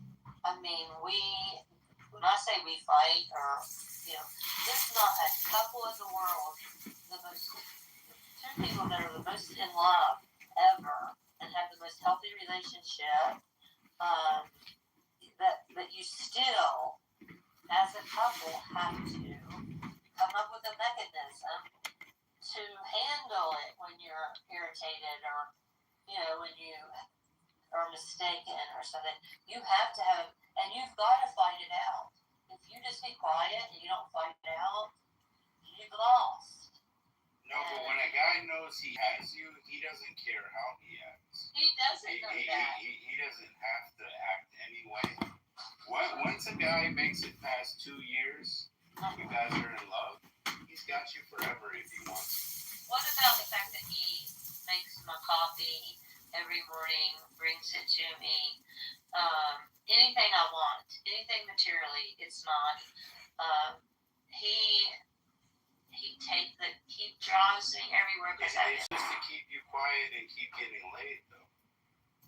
That means nothing. So what would he need to do? What would he have to do? How would I know if he truly loved me and he wasn't just playing a game? And what made you the expert? You're not married, I am. I'm married. I could have been married. I've denied it twice. What is this 2-year rule? I could have been married a couple times. Yeah, no, it's like, it takes a woman, it doesn't matter how much the guy does, how financially stable he is, whatever. If he puts in 2 years and he's good to you as far as like, he's not talking out of line. He never disrespects you. He never raises his voice. He never calls you the B word. Something like that. If he makes that clean for 2 years, he's got you. Well, that's it. You're about to get jumped. Who's gonna take it first? Here, so I'll be quiet and let the others talk. No, but Francie, it's not about knowing if he loves you or not. It's that you've already came this far and you might as well just make it work. You do not want to be out here and be single. Oh, I'll tell you that. No, you're right about that. But I am in love with my husband and he's in love with me. And I hope that you find that someday. I don't say that to be sarcastic. I really and truly hope that you find that one day. Oh, I've already found it. Let me say this and it's on you. I promise. I just don't want to lose my train of thought. So I really thought about it. I've had a lot of women, and I don't say that to boast or brag. I say that humbly. And I've had all sorts of women, FBI agents, regulars. I've tried it all. And when I really sat down and thought about it, it was really only one woman that I loved truly, and that she loved me truly. The only reason it never worked, and she was a Russian woman, gorgeous, flawless, the way she treated me, everything. And the only reason it didn't work is because I was 20 years old and she was 35. And she was a pure Russian. And she was like, I could never do that to my mom. So I've been in love. It's better to have loved and lost than to have never loved at all. And I'll say this and shut up. I have been stepdaddy. I've played house. You know what I'm saying? I've done the whole nine. So it's not that I'm an expert or a know-it-all. It's just I'm speaking from my own experience. But yeah, go ahead. No, I was okay. Monica, go ahead. But Monica, she's busy. You go first. Yeah, super quick. I don't know how much longer I want to entertain. Go ahead, Bima. Well, I was just gonna say, I think that's probably. I think you answered your own question. Well, not even answered your own question. I think you discovered, if you analyze what you just said, right? I was only in love with this one woman. Okay, so all of these other women, they're gonna know that. I'm just letting you know. We just know. Okay, how do I know? Because I wanted to know my whole life. How do you know when you're going to be in love with a guy? I was a helpless woman. Said, just tell me. Asking everybody, how did you know? How did you? And now they say that stupid effing phrase. You just know. You just. That is. I hated that phrase. I still hate it this day. I hate hearing it. But guess what? That's this phrase that I use now. Because I'll tell you, I also, same thing, dated so many and great guys. I have no bad experience with men. I was a heartbreaker and I didn't mean to. I just felt like I was supposed to feel something and I just didn't. I was engaged twice. I left both of them. My point is when I found the guy that I'm with now, about this, sometimes men, maybe you're not just in love and you just want to stick it out. And I don't know, that might be an insecurity feature because he tells me, but that's what he says. He says that he's absolutely in love with me. He's never been in love with another woman before. And I think maybe that's why it does work. Maybe that's why even when every time I'm ready to walk away, he doesn't let me walk away. And yeah, I'm usually the one that's trying to walk away because I just feel left it off. I'm gonna be honest with you. I think that's bullshit. I want to say only because I couldn't imagine getting my heart broke and living with the rest of my life. But, oh my God, that would be horrendous. I fear that. That's like a worst nightmare to me. Like that. What is it? The Wuthering Heights. Have you seen Wuthering Heights? Something like that. No, Some stupid scenario like that. Is terrifying. Yes. Yes. Like that's just all she wanted was pizza. She just wanted pizza. That's all she wanted. Crazy as the crazy wife that he kept in chains. I'm not sure if I remember this story correct. Oh, I don't know about that. But wait, hold on. That's a different story.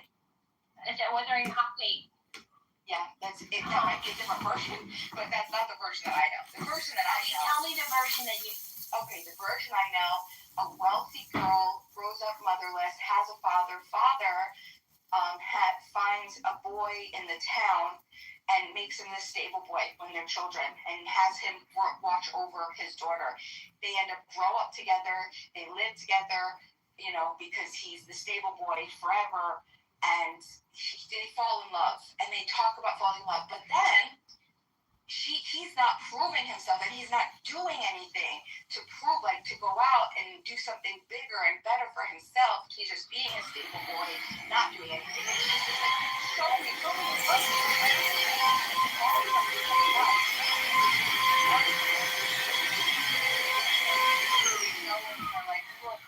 I have everything that you want.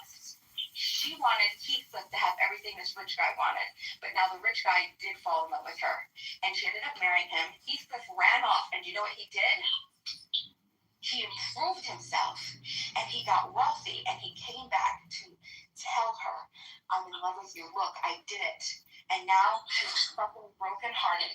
Because now she feels so bad that she has to tell this guy that really did fall in love with her, that is in love with her, sorry, I've been in love with this guy my whole life. And so anyway, she ended up dying. And then the last part, I'm not going to tell you, you have to watch it because it's not. No, you're going to have to tell me now. I'm not going to watch it. You have to tell me. Spoilers. Yes. And so then she she tells Heathcliff is the stable boy with this rich guy, but now she gets sick because Heathcliff comes back and he's just like, I don't care that you've been married. Remember everything that we talked about. Remember all of our that she's with, and she's so sad that Heathcliff decided, like whatever, she just can't do it. Yes, that would never happen. I will be here, and our spirits are supposed to be together forever into the eternal world, and my heaven is where you are, so I will be where you are. And so then she dies. And then kill himself? No, then Heathcliff freezes, and then they die. But now this is the interesting thing, okay? A passerby comes into the cottage, right? And he's just like, where's Heathcliff? Where's Heathcliff? Something along these lines, okay? And they're like, I don't know, Heathcliff went out into the winter. He went out into the store. And then he's like, yeah, he was with some woman. And then they were like, what? And they're like, they were together. She waited for him, and then they passed on together, and they rode off into the winter storm, into their castle, to eternity of love, together, forever. So. Well, there you go. All right. They're madly in love. And so, yes, he's my Heathcliff. I mean, I'm never going to leave him. I'm just going to suffer. I'm not going to be like that dumb bitch. Okay? I mean, yeah, I want to leave sometimes, a lot, for better things. A lot. Mm-hmm. Yeah. And you have opportunities, too. And that's true. But I'm just in love, and I can't. And I'll never be able to. I'm stuck forever. Because I'm not going to let that happen. Stuck like glue, baby. I'm not going to be like that bitch. You might get sick as soon as you break up with him. What? Yeah, I'm in love with him. I can't imagine another life with anybody else. I just can't. Hey, Evie, I gotta say this, girl. I think you and I can safely say that this room will work. Don't ever invite me out, Edie, Francie. You keep me in the goop. But I'll be there. So, he's never loved anybody like he loves him, right? Yes. Women I've never only fall in love one time in their life. That's Everything else is replaceable. I don't think you know a lot about life. No, you think it's And it's love. always with me. No, they only fall in love once in their lifetime. Yeah, It's with you. usually So true. when they're like 20. When they're 20, they're so in love. And they never fall in love like that ever.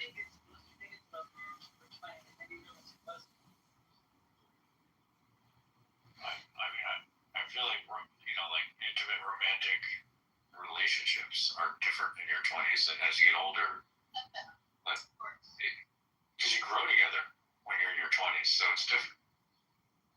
And everything is I feel like your brain works differently. Like, everything is exciting, and when you're older, it's different. There's different things that that make you comfortable and happy, and It depends how much you can fit on, like, in your carry-on luggage into the overhead, right? Like, your luggage really changes the way you interact with people. But, when you're 20,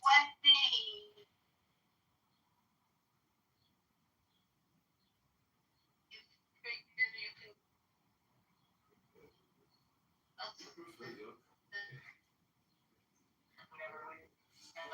That stuff matters because by that time you should be stable in life. so I'm sure I would agree with you if I heard a single word you said. Yeah, I know, Matrix. I'm gonna be in Matrix for another minute.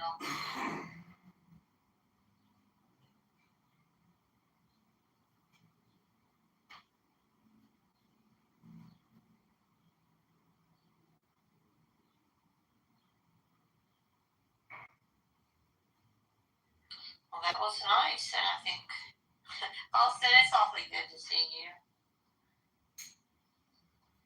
You as well, I think. I've heard you bad in the past. You what? Did you say you made me mad? I thought that was a question, not a statement.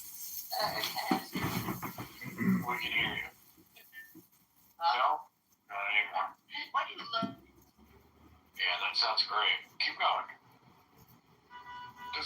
if you're unmuted now, we can't hear a word you're saying. Hey Austin, what's up? What's up, Monica? How you doing? Blessed and highly favored, sir. How about you? I am all the great things and wonderful and amazing and all that jazz. That's what I was talking about. And are you flying through your teeth? I wake up and I do jazz hands just because I can. Woohoo! Reba, and if you don't want to talk about it anymore, you don't have to, but what do you love about him? I love the purity of his soul. I think that he just has such a pure soul, and he's so loving, and he does like all of the stupid things that I would want a strong man to want to do, like very sensitive around some emotional things. Like he largely was, and he still is sometimes, but I just don't get to see him often. But besides the purity, his loving nature, I just like his soul. I just like who he is as a man. I really can't explain it. And I fell in love with that. How long have you been together around? I don't get exact, but like 10 years more? Since 2017. Okay. Do you think you were looking for different things when you were dating guys before him? Like, do you think you gave yourself the opportunity to be with somebody that's of his nature? Oh yeah, I couldn't find anything that was even close. I didn't think he existed. I thought, no, I had like this, it ended up being like this rule of 3 where it was like, if you last 3 weeks with me, then you're good for another 3.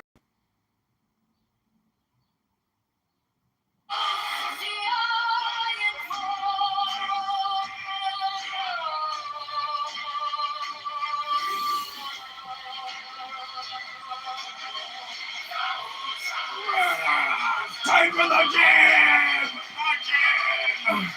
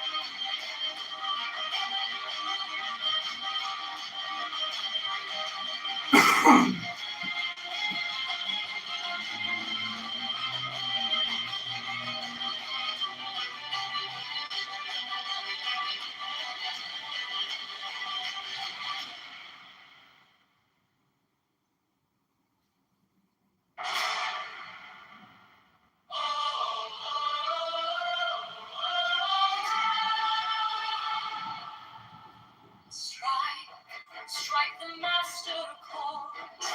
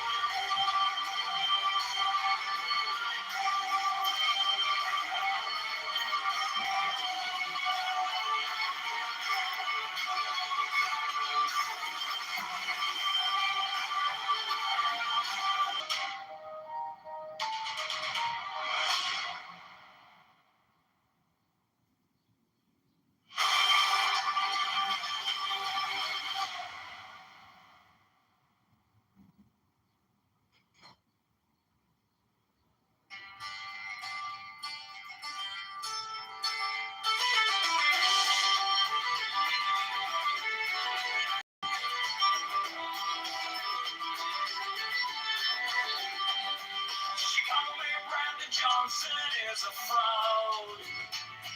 Chicago Mayor Brandon Johnson is a scam. Chicago Mayor Brandon Johnson is the tax. Chicago Mayor Brandon Johnson is a liar.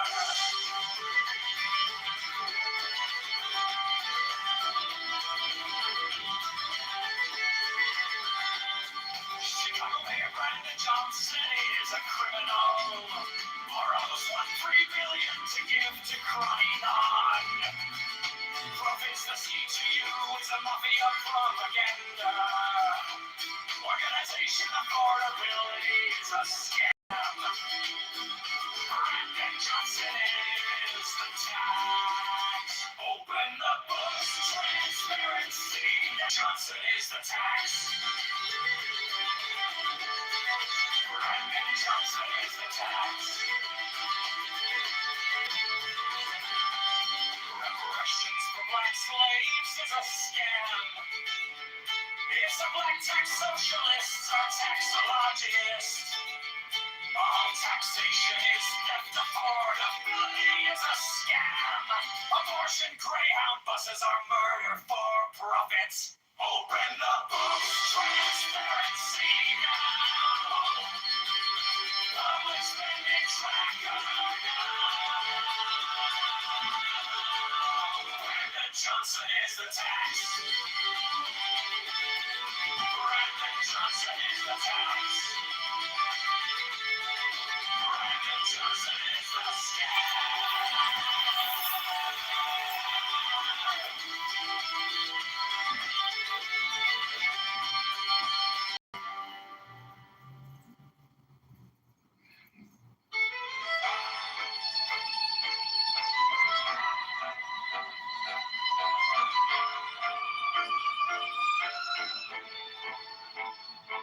You stepped on paychecks with a smiling mask.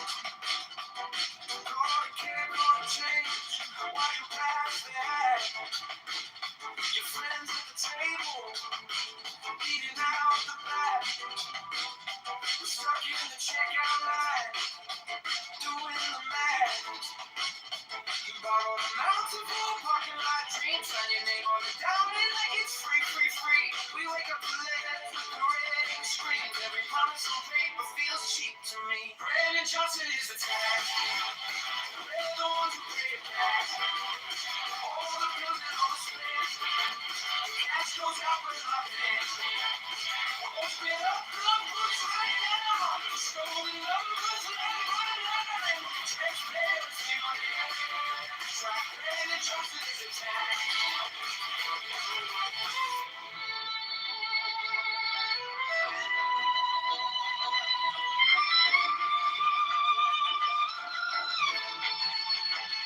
You call it full of people, but the doors stay closed. Same names on the contracts, every story we told. You preach about affordable, then raise the toll. The whole city in a chokehold, just to feed the road. We're tired of slogans on a pretty blue sign. Want a public spending tracker in real time. Not enough for the walk on our dime. We're done with the fiction, this is our life. Brandon Johnson is a tax. We're the ones who pay it back. All the bills and all the spends. Cash goes up with our debt. Open up our books right now. Show the numbers in our line. Transparency on the track. Brandon Johnson is a tax. We want to see every cent, every check, every beat.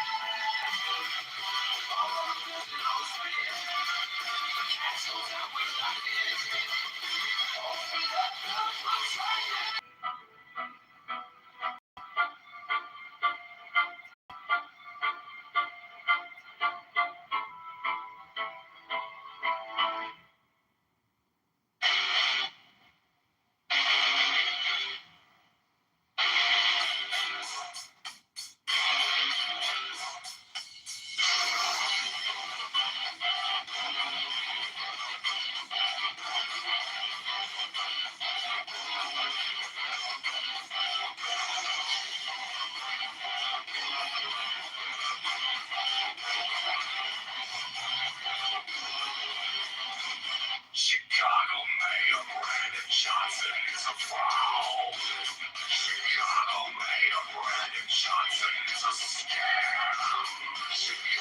Mayor Brandon Johnson is attacked. Chicago Mayor Brandon Johnson is a liar. Chicago Mayor Brandon Johnson is a criminal. Morals wondering is a criminal. CTU is a mafia propaganda organization. Criminality is a scam. Brandon Johnson is the town of transparency now. Expenditure now. Brandon Johnson is the state. Brandon Johnson is the scam. Reparations for blacks' lives is a scam. It's a black tax socialist. White tax socialist. No taxes. Affordability is a scam. Chicago Mayor Brandon Johnson is a fraud. Chicago Mayor Brandon Johnson is a scam. Chicago Mayor Brandon Johnson is a tax.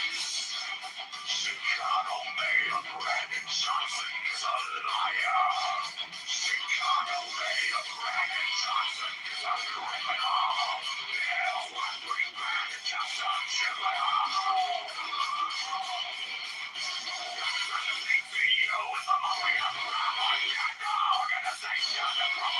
CTU is a mafia propaganda organization. Criminality is a scam. Brandon Johnson is the town of transparency now. Expenditure now. Brandon Johnson is the scandal. Brandon Johnson is the scam.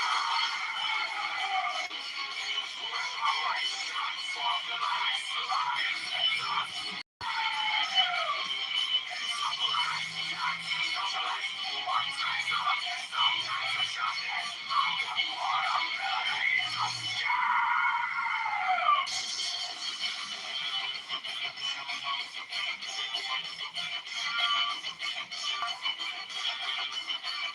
a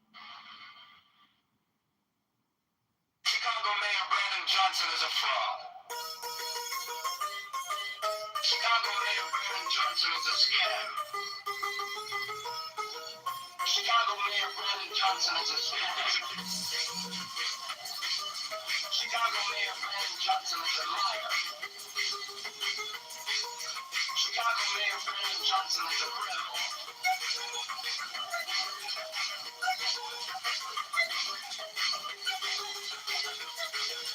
Morals want $3 billion to give it $20. The CTU is a mafia propaganda organization. Affordability is a scam. Brandon Johnson is a coward.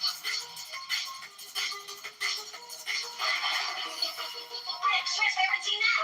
Public spending tracker now. Brandon Johnson is a tax. Brandon Johnson is a scam. Transparency now. Public spending tracker now. Brandon Johnson is a tax. Brandon Johnson is a scam. Reparations for black slaves is a scam. It's a black tax. Socialists are taxologists.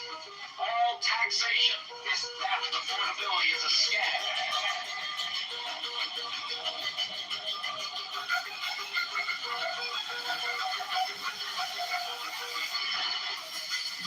Transparency now. Public spending tracker now. Brandon Johnson is a tax. Brandon Johnson is a scam. Transparency now. Public spending tracker now. Brandon Johnson is a tax. Brandon Johnson is a scam. Chicago Mayor Brandon Johnson is a fraud. Chicago Mayor Brandon Johnson is a scam. Chicago Mayor Brandon Johnson is the tax.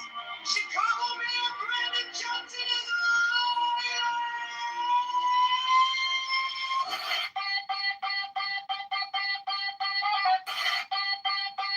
Chicago Mayor Brandon Johnson is a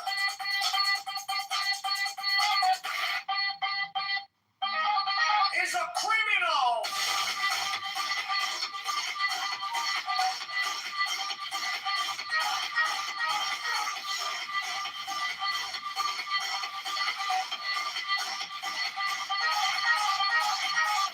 Borrows $1.3 billion to give to crony nonprofits. The CTU is a mafia propaganda organization. Affordability is a scam. Brandon Johnson is the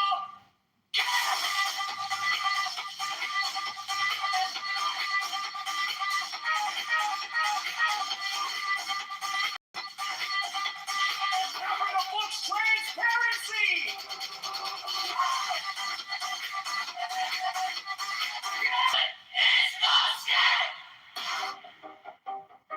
Reparations for black slaves is a scam. It's a black tax scam.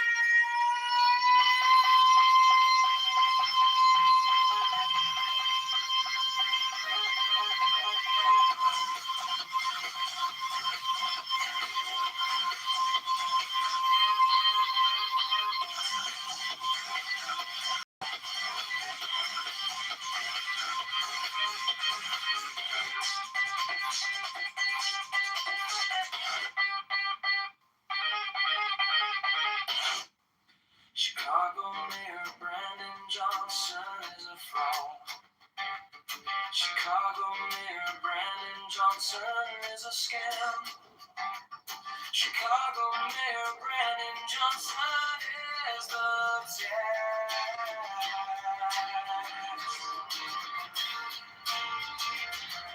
Chicago Mayor Brandon Johnson is a lie.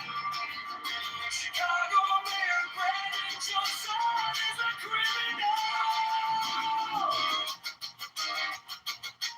Borrows $1.3 billion to give to crony non-profits. The CTU's a mafia propaganda organization. Affordability is a scam. Brandon Johnson is the tax. Open the books, transparency now. Public spending tracker now. Brandon Johnson is the tax. Brandon Johnson is the scam.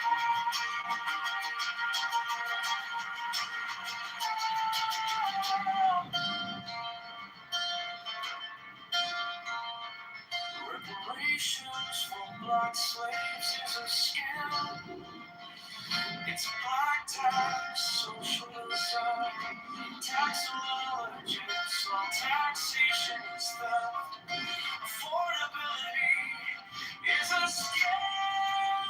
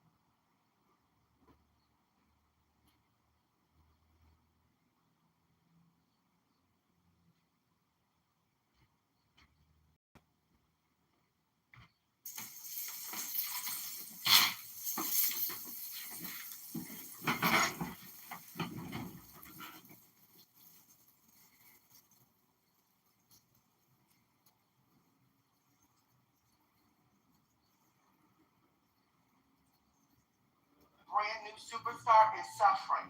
And if you ever wanted to know how much we are in a recession, labels are more like paying the genre dead. I'm like, actually, it evolves. Like every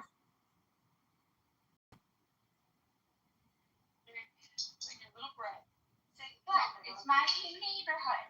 Yeah. Come on, get your little honey inside, please. His name's Jacat. I'm getting my dog inside, but I sent a picture of my cat across the street. Figure he owns me. Definitely necessary. Is it nice baby? Wiggling his little butt as he walks across the street. Like his tail looks like a raccoon. I said, he likes to go out and ride. I said, somebody's going to take you for a raccoon and kill you, so you better stay inside because you look like a raccoon. Trio.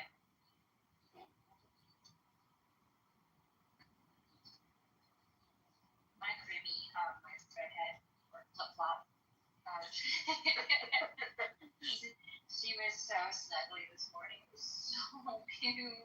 I know, they're happy. When it's Friday, we can do this. Don't make me. Taking out mom. Taking out insect. All right, well, we're going to eat lunch. I'll be back on later. All right, bye.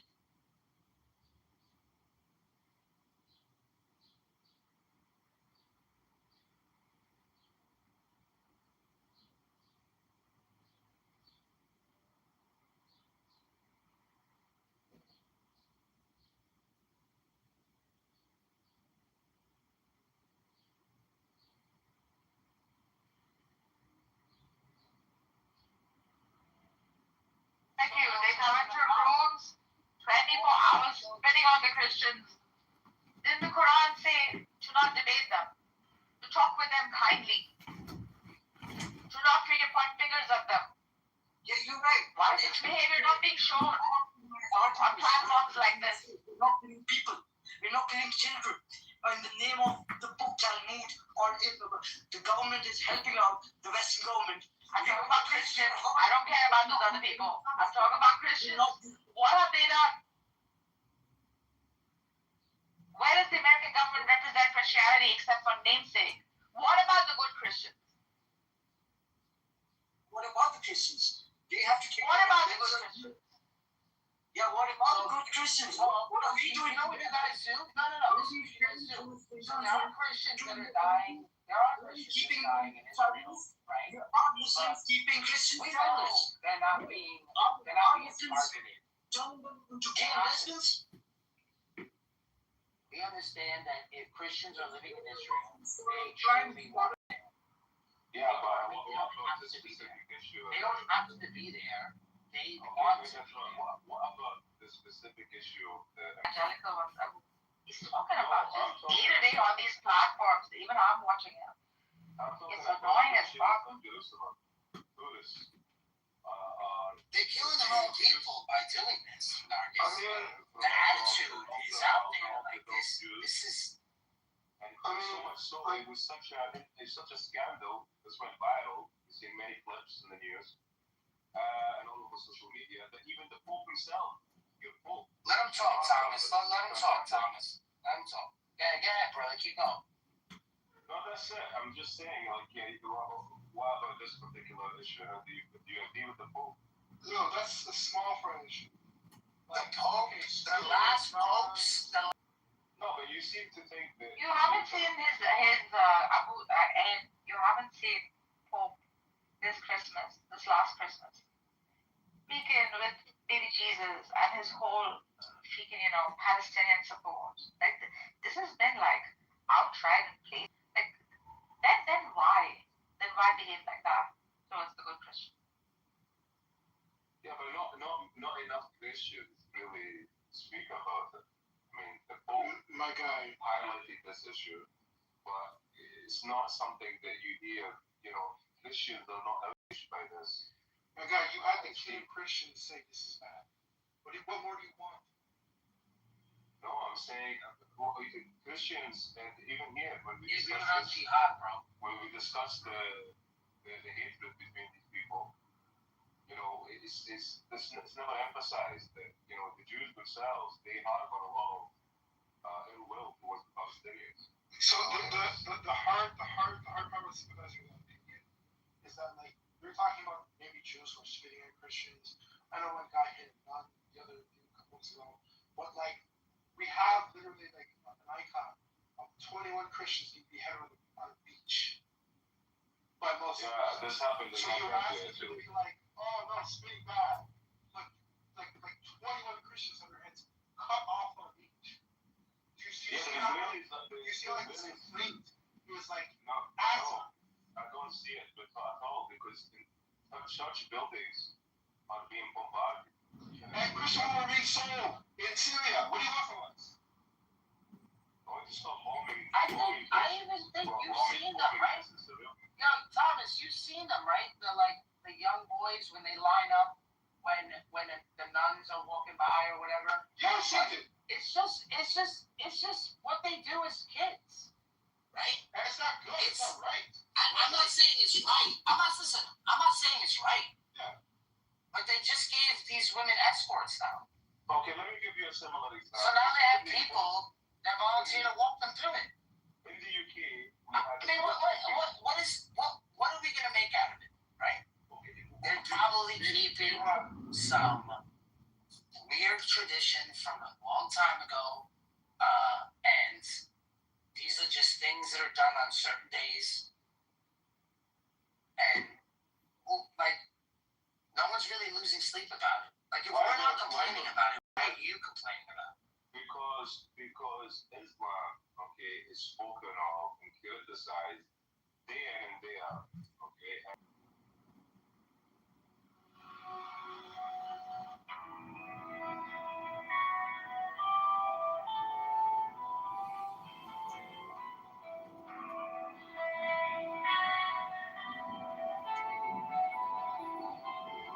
I am the charioteer of the east, Lord of the past and of the future, of resurrection, who cometh forth from the dust, and my birth is from the house of death.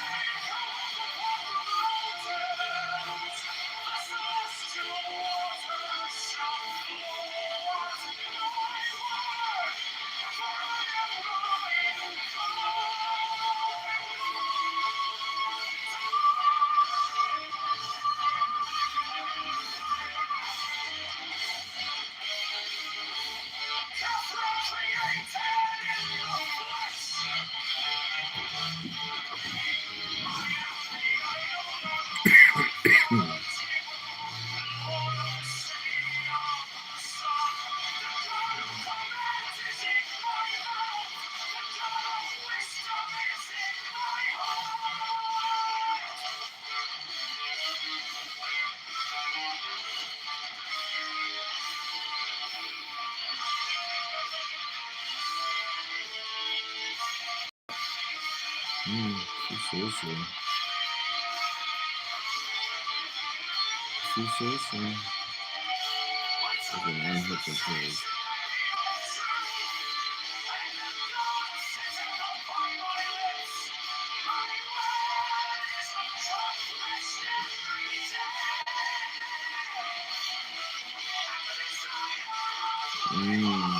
baby.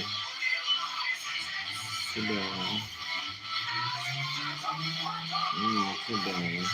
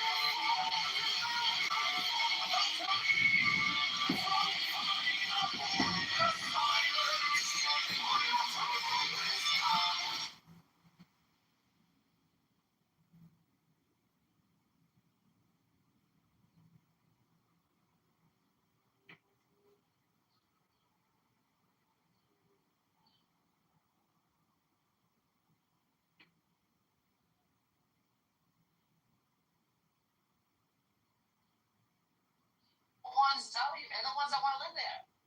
You can argue all day long that Christians, are victims of Muslim persecution. I can agree with you. But in the same token, you can't deny that they are also persecuted by Jews in Jerusalem, in the Holy Land, in the Holy City. Yeah, of course. Yes. Who's denying that, bro? Right? Understood. Wow, you guys seem to want to live your life. The degree of persecution is the problem. This is what we're saying. Yes, not God is getting spit on. Yes, some weirdo hit it on the face. Now, and some soldier smashed the cross on the image of Jesus, which, by the way, your Messiah is supposed to do anyway. But forget that, right? Yeah, I don't know. Why is that a big problem? That's really interesting. This is a small. Isn't he going to come back and do that? Like, and he's Jewish. And Jesus is Jewish. And it's a small sort of Christ. This would be salient. And by the way, back in slavery in Afghanistan, we have viral videos now of Gazans, Muslim Gazans. Well, we don't have to do one about it. Let's just stay focused on what he's saying. It's not one about him. I'm pointing out like this is a ridiculous. This is a Christian Gaza, and these videos are going viral. Okay, now don't you think this would be all over the news? This would be spun in such a way to demonize the Palestinians even further. This is just anybody with a share of common sense would agree on this. If the same was done by the Palestinians against Palestinian Christians, and they were spitting and abusing them and insulting their religion. I'll tell you what, you don't see how many in Gaza, you know how many Christians have gone unheard. How many Christian Palestinians have been persecuted. There are few on the south. I can give you like that's the thing. Why they're not putting it up? Why they don't show it? No, a lot of Christians have been persecuted. Dude, Abu Philip, that's examples on the south. Just for 5 minutes and talk to him. And he'll give you his entire freaking history. And he's one side among the hundreds of thousands of Christians that have suffered persecution on that land. So to say that that's people. I mean, I'm gonna go like mask off here from what I see, even with like Muslims in Ghana, right? You don't like if you give one group of Muslims guns and another group of Muslims guns, they will shoot at each other. Like this is a single problem that you guys have that you're not willing to solve. You want to blame everyone else. This is the problem you're having. This is why it's hard for everyone to have sin. Yo, imagine somebody preventing us from making money, Thomas. Like it's not gonna happen, bro. Why are you guys accepting this? If anything, the markets are fucking dropping. Please go look at the markets. I'm so Look scared at to look look at at my Russia. portfolio. Russia is self-sufficient, and so is China. So is India. What's going on? So is Indonesia.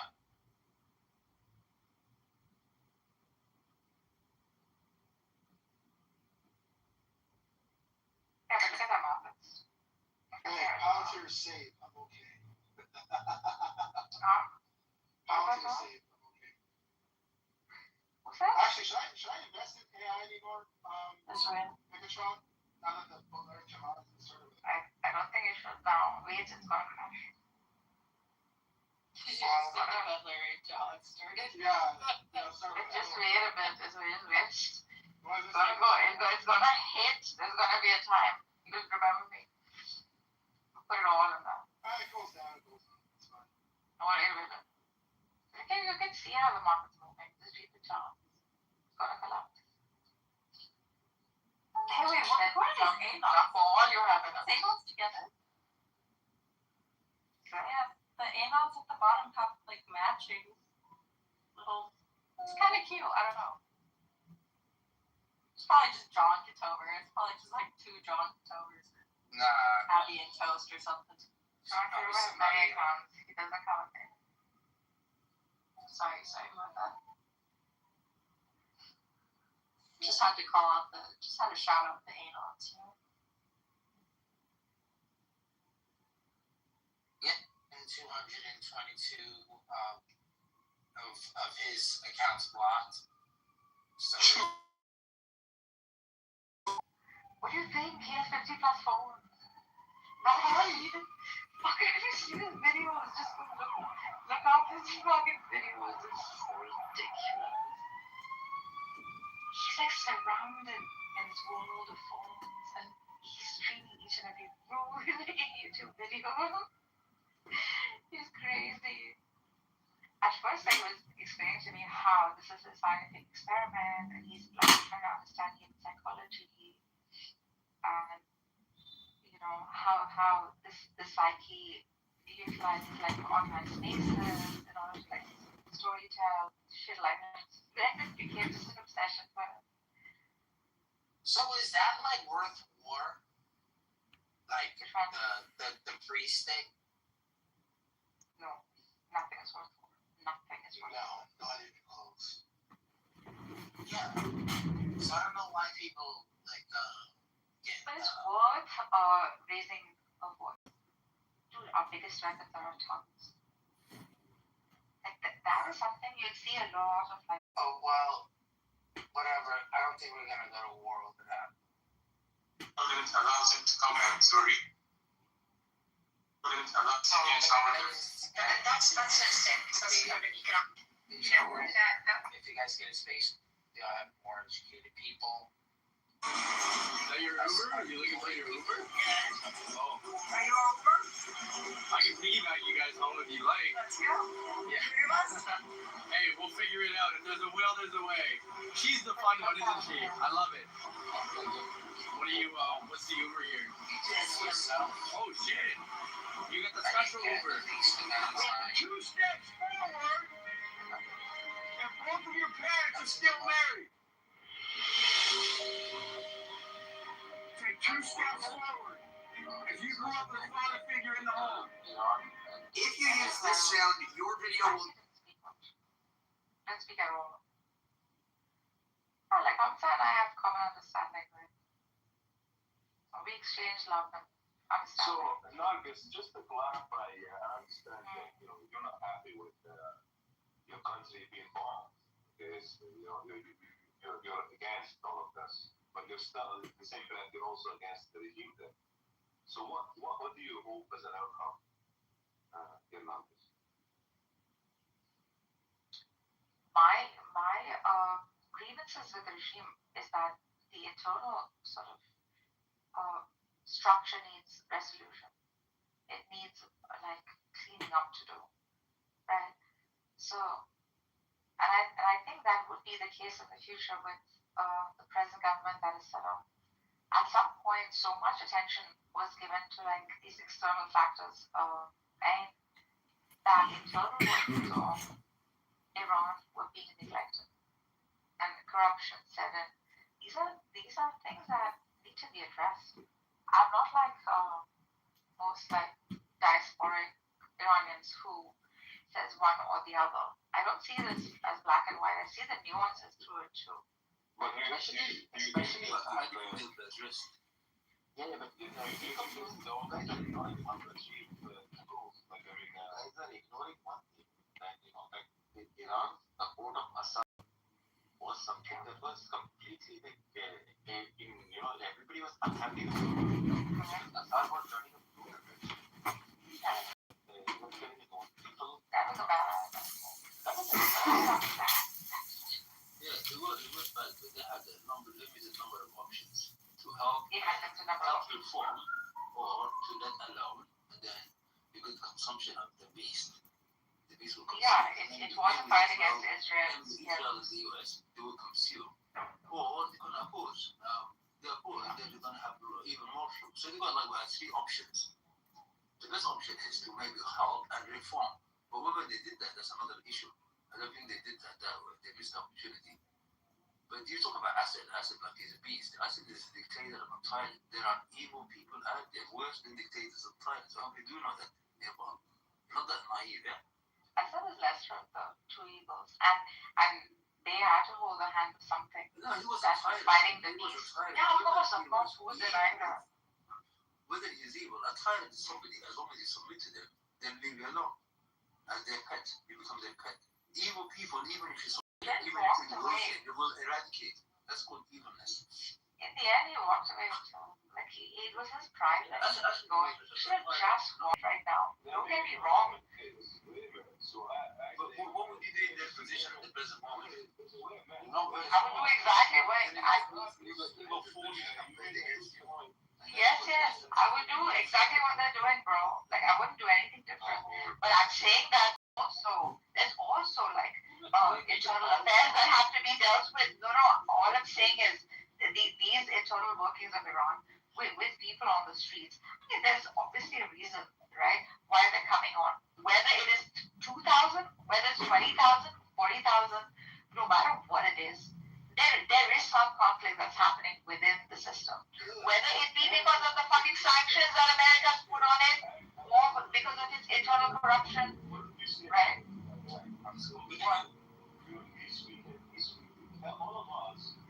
He's seeing it very black and white. I'm asking him to see the nuances through it. You have the first-hand experience. Okay, you're speaking from experience, right? Now, when we speak and speak, okay, wait a minute.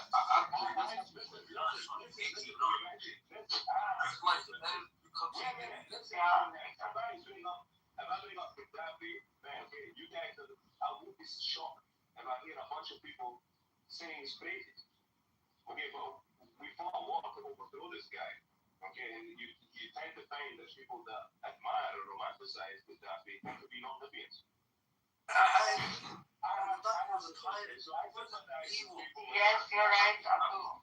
Gaddafi was a tyrant. I know he was a tyrant. Actually, Abdul brought worse than Gaddafi. Guys are crazy Gaddafi.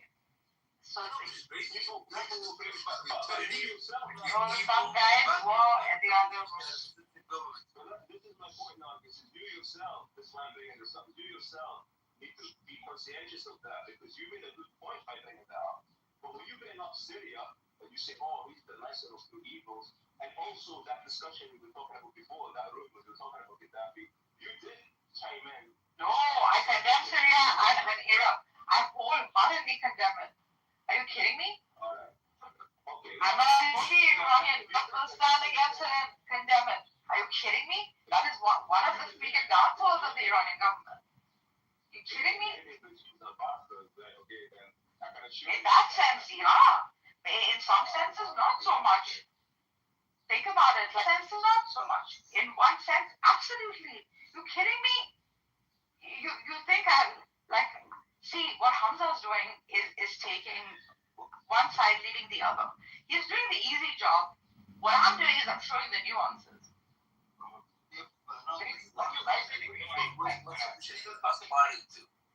You know, you've got a tyrant government, maybe a bad government. Tyrant, at least the best is bad government. Then you've got some evil forces campaign. Yeah, they have no choice but to fight it. They have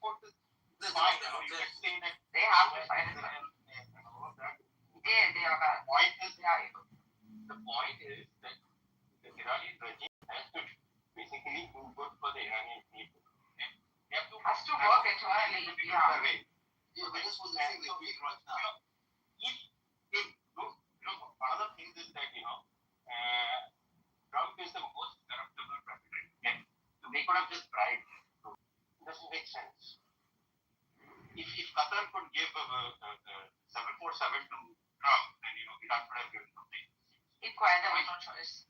Don't do that. Don't do. You know exactly how they carried it out. Be fair to politics too. Like, you're answerable so far as like, we're not gonna call you out for like following it. Look at Venezuela. They just capitulated, give the oil. It's fine. No, that's the thing. You don't freaking bend over to a tyrant. What's wrong? What is this? It's social. Yeah. You're not gonna understand. Forever. Yeah, I don't think they're making the deal. Dude, Iran is very strategic. Don't freaking think of it as. So then we shouldn't complain that this is all according to plan. Why? We can't complain about his internal workings. As like citizens. And on the board line, right? No, black and white, that's what I'm pointing out. For you to sanction and support the regime by extension, if you recognize that the greater evil here is that you are being effectively, you're potentially going to be invaded, right? That, all the speech you were given earlier and getting so worked up over Hamza, calling them these turban heads and all of this stuff. In some ways, I do, because they wear that dress of piety and they act like they're within the system. These things also need to be called out. This is why because he's seeing things so black and white that by which he's completely negating the nuances, right? So I'm sorry, but this too is a problem within the system. Outside, what it's doing is great. It's defending itself, whether it be for its own power or greed. In some ways, protecting its people within, right? But whatever the reason is, we're standing against the kind of British authority. All these are things that one can probably should be like. However, there are within it too that have to rest.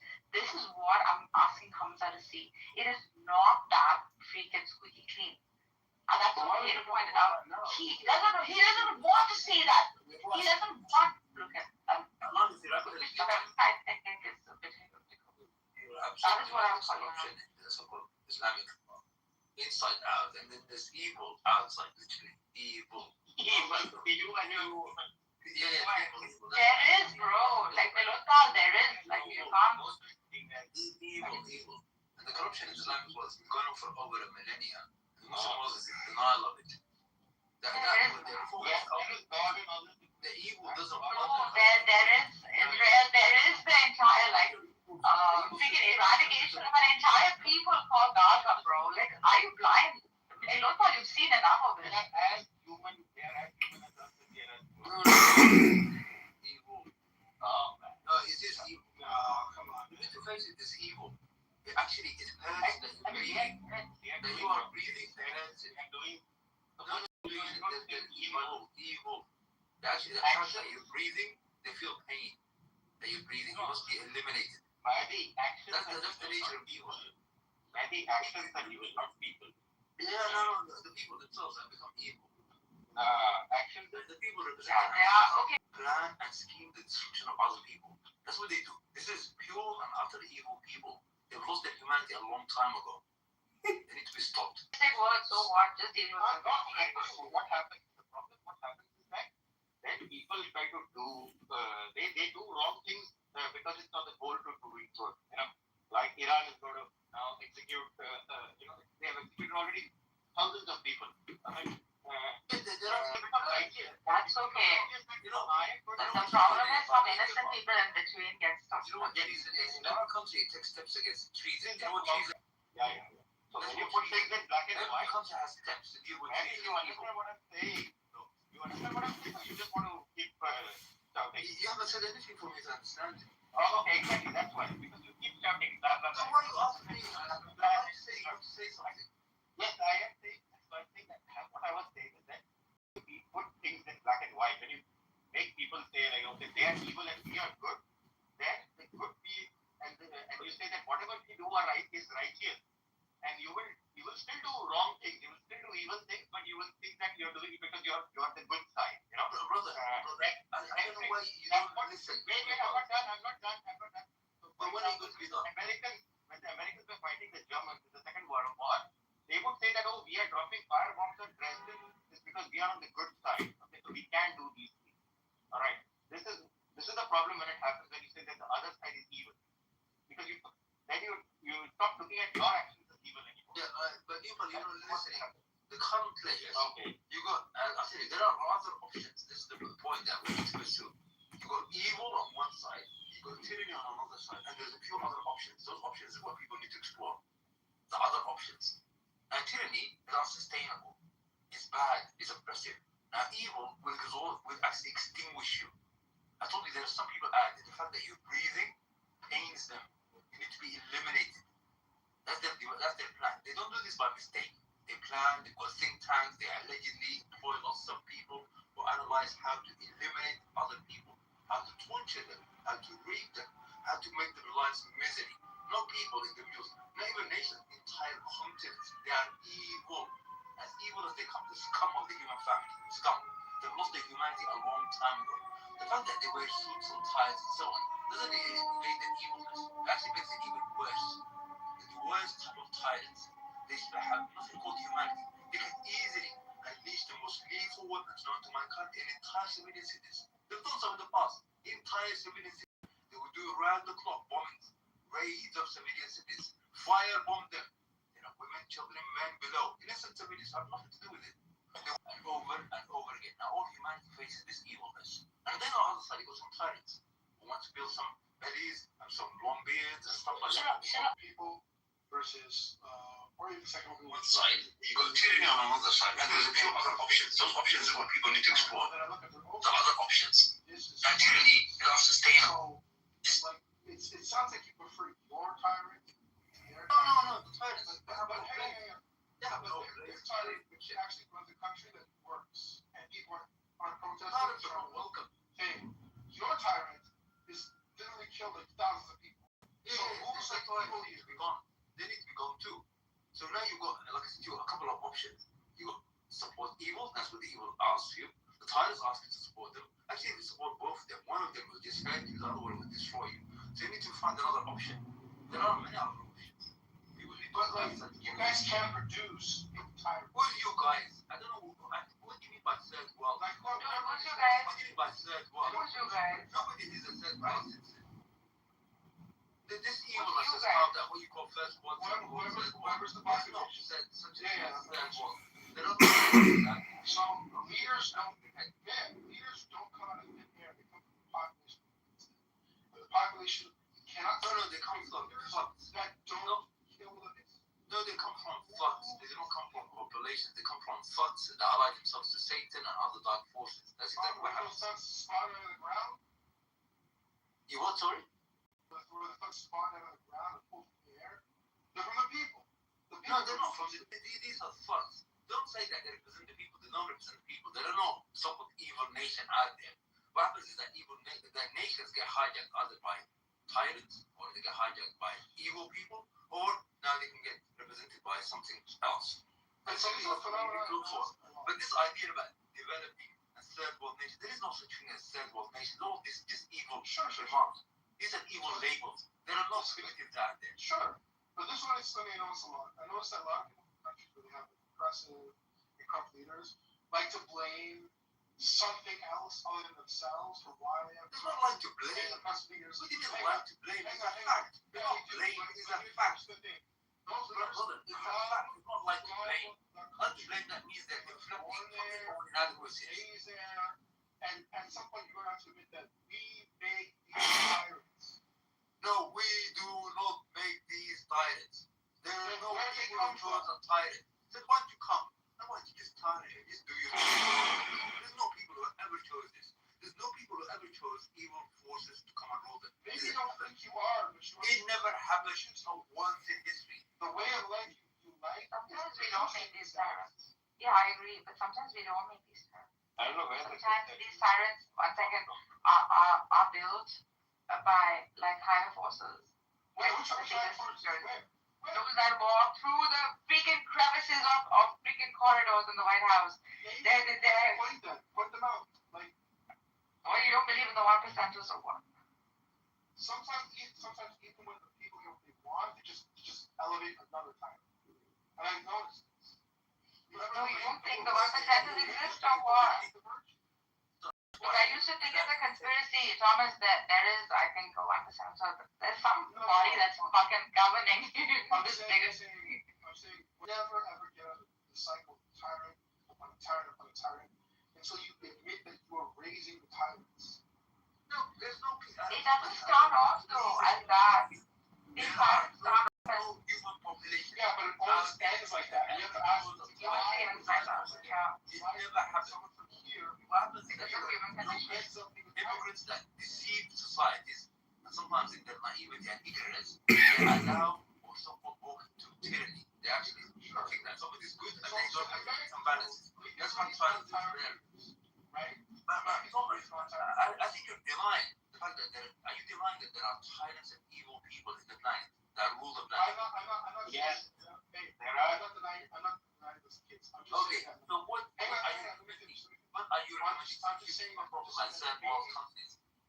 is your recommendation? Let me tell you what I'm saying. I'm not saying that maybe the system you guys love is what forces these people who seem good, or maybe be good, to become tyrants. No, there's no system like that. I haven't seen that system. Maybe the closest to it is what you call dictatorship or democracy. They allow these things. Without checks and balances, they allow. But it's not a system that's foreign to you. It's a system you like. Sorry, evil forces to rule. Because it requires reform. Now, there's other parts of the world that require reform too. Now, it's just people, how they reform. Can they smell the coffee? And those who can't smell the coffee will be exhausted and will be gone. That's the problem. Now, there are systems that we have in the planet that don't have the right checks and balances, whether it's democracy or theocracy or what have you. Now, some people have just not looked at the right solutions. Now, there are people who have, actually, all they have to do is revisit them. They've worked so far for millennia. The way we're going right now, we're going to exhaust ourselves within education. This we're talking about global calamity. And those evil forces don't mind doing it, by the way. They actually want to instigate a global calamity, meaning like a nuclear devastation. They don't mind it. As long as they exhaust their own population by 50-70%, they're not all gone, so they will have some drones to serve them. And the other nations will lose 99%. They don't mind this. They will take this gamble to maintain their power dominance. They don't care how many people die, as long as they remain in control. That's how evil they are. I know your entire continent. It's just that, like, I think that as a nation, any nation kind of reaches the point where they have some self-determination, and like, you know, could you tell me that nation? Iran, give me that nation. Name one. Self-determination. Yeah, name one nation that's got self-determination. Tell me. Ghana, Nigeria. Oh, Nigeria, Ghana. They're puppets. Absolutely puppets. Like, just because they have allies, there has to be the missing link. If you can destroy Mali. They've got leadership that represents them. And the Africans are missing link. I know what the Africans do. Thomas, I know you think these successful countries are primitives and you have to do anthropological studies. These populations are as diverse and talented as any other people around the planet. They've got all these pigeons. Oh, I told you, I am leader, I went to Washington, and Washington told me, this is pigeons. These are, I'm trying to be diplomatic, by the way. They don't have names. These are all public leaders. The whole lot of them. And I come from that country. That continent is full of talent to none. The fact that this continent is the scum of the human family today in every area, not because they're capable or because they're not talented. to face That's all what the the coffee. body showing against America is why Not against America. America America's behind it, but the same policy as other nations. And that would still be another tyrant of the process of agreement. No, It's not process. Who It's told why you? you cannot get out of this cycle. Who told you can't get out? Of course you can. You just need to face reality. There have been good leaders in the past. Maybe Congressman, but fingers. There have been. Thomas, like he's pointing out like an Epsteinian movement, right? He's pointing out like the era of where we don't have much. There's not much weight in our speech anymore. Think about it. There's really not much weight in our speech. Where people with green cards, immigrants are just being thrown out. Families are just being separated. What is happening around us? We've not had an era in American history where things have been so dramatically freaking dictatorial.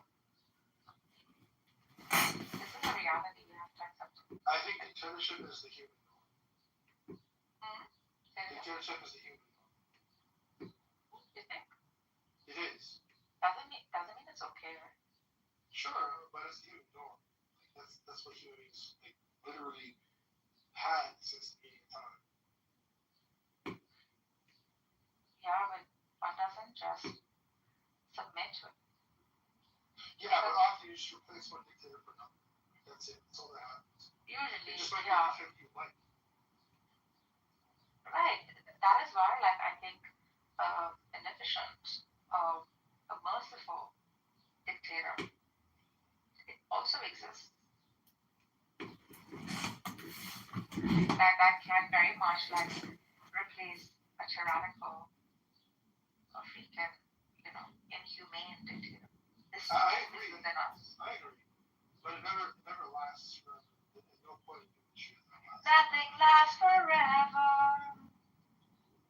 Oh, But the never rain. There needs to be some understanding that if you have a series of bad dictators for all citizens of the country, then maybe there's something with the country that's causing you guys to bring up bad. Hey, Argus. Hey, Katna. I just came here because you were here, and I was also wondering why you're here. I'm not. I'm having a heated debate. I mean, I feel bad calling out Hamza like that because I also that Iran in a way has been isolated for so long. It has been oppressed in quite a few ways, right? Especially in the form of sanctions. I feel for all that. Don't get me wrong. I'm seeing through it all in gray, in shades of gray. But I think that he cannot see through the gray is what I was calling out. He's intelligent enough to see through it. And eventually, we did come to an understanding that the internal states of a country are as much, important as its external strength. In it being an underdog is a matter of pride. Don't get me wrong, deep inside, as much as we may dislike the governmental body, we still find it to be a matter of, great pride that we alone can stand and have. And this survival mechanism has always existed amongst the Persians. Probably, the relentless freaking empire system. No, man, I don't fit anywhere. And neither fit. I have PhD. I love the monarchy. I want king to come back. No, I don't fit there. I don't fit on the other side either. I'm seeing it as is.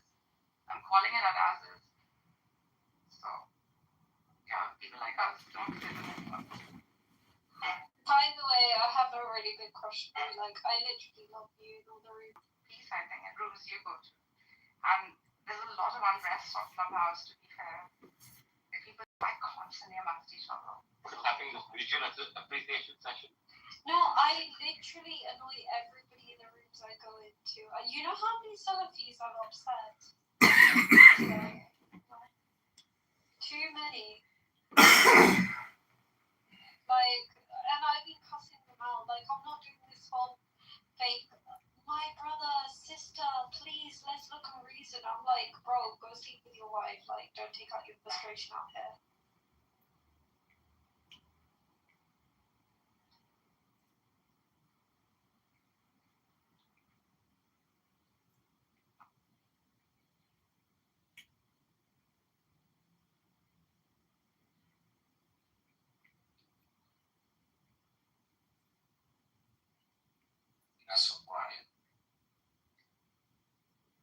politics.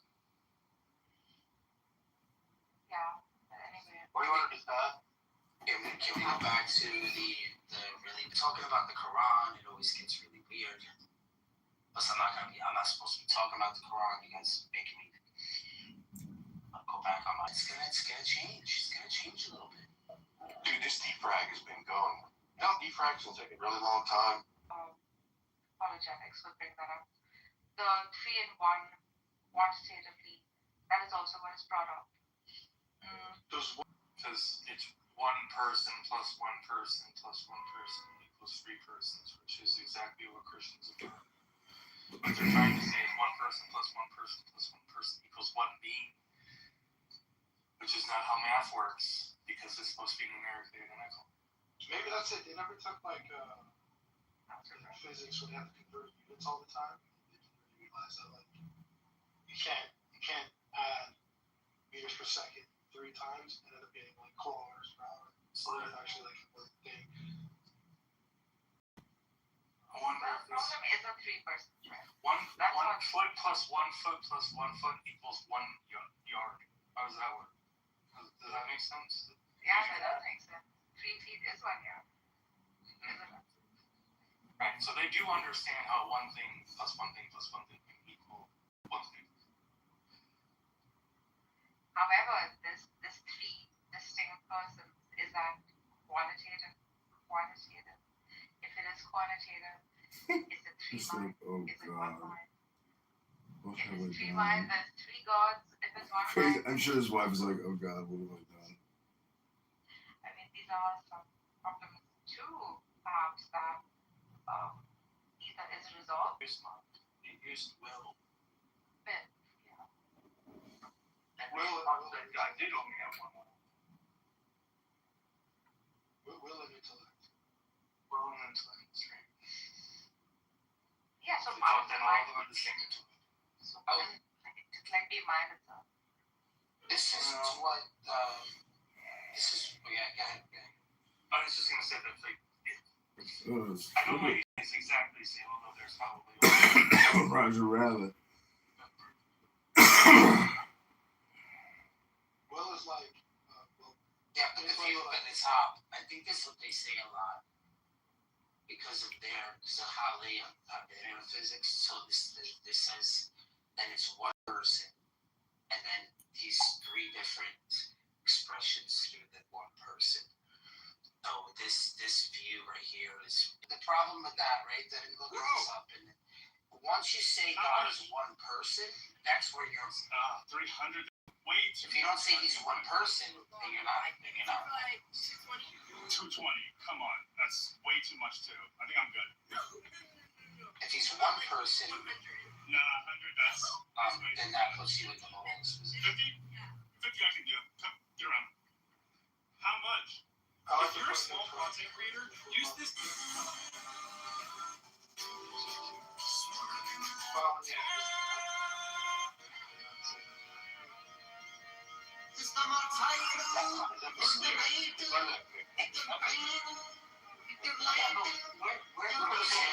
It's just what the scriptures say. We're not making it up by logical deduction or some shit.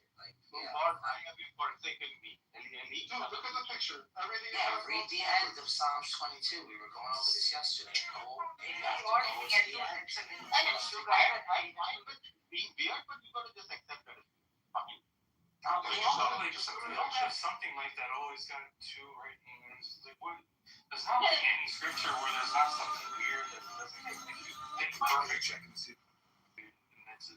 They're part of their theology does. Yeah, a particular smaller group within Islam does hold to that triplic anthropomorphic idea of God. But Sabellianism, like the one that Bath put up, would be very much in line with the monotheism that Islam and Judaism teaches, right? Because it sort of eliminated Look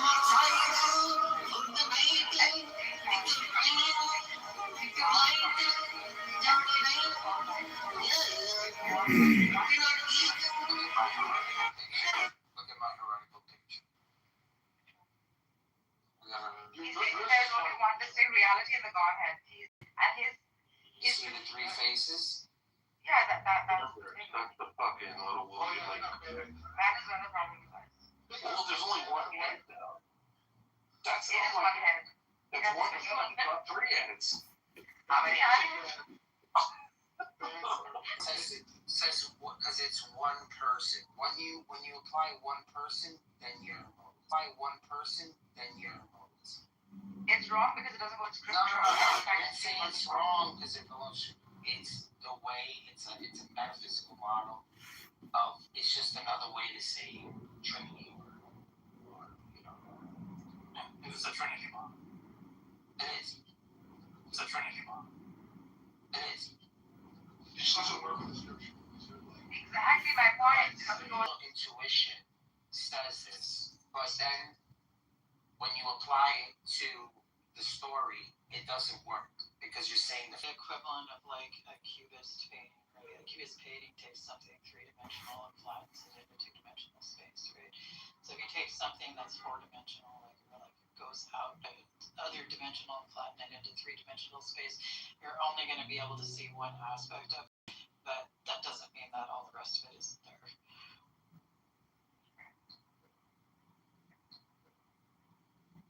They just want to see it one way. That's why. And same with like other scriptures too, the way they're read. So it's compromised for like logic and rational. We gotta say one way because otherwise people will throw it. Yeah, but it's your mind-dependent reality that is perceiving it in such a way. What steps are being taken to reduce gun violence in efforts, right? Why is it that when we write things, Nargis, right? When we write them for someone else to read, it has like this deeper meaning, like the words are being put together because they are being read. Yeah. So when you're writing, you're kind of like you're playing it out of the person reading it. I think, in a sense.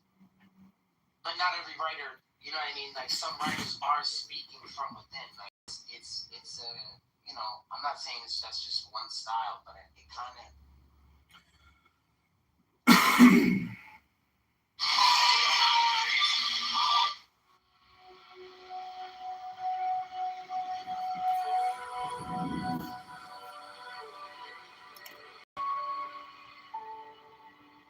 The Gnostic Catholic Church, the Order of the Knights of the Holy Ghost, the Order of the Illuminati, the Order of the Temple, Knights Templar,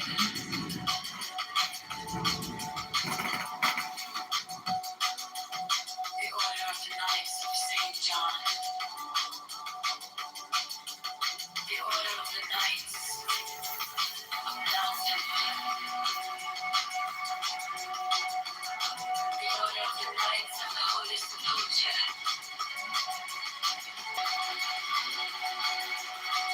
the Order of the Holy Royal Arch and Clock, the Ancient Tenetic Rites of Masonry, the Rites of Rufus, the Rites of Israel, the Ancient and Accepted Scottish Rite of Masonry, the Swedish Order of Masonry,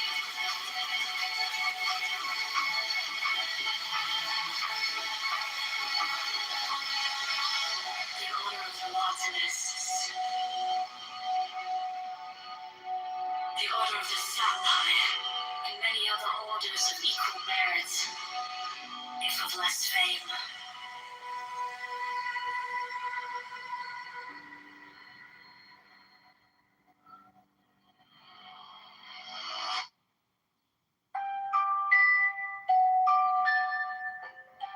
Mine is the head of the hawk,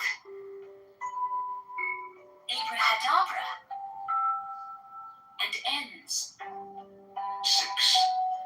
I bear the rose and cross of life and light. Abrahadabra, Giving the sign that each Abrahadabra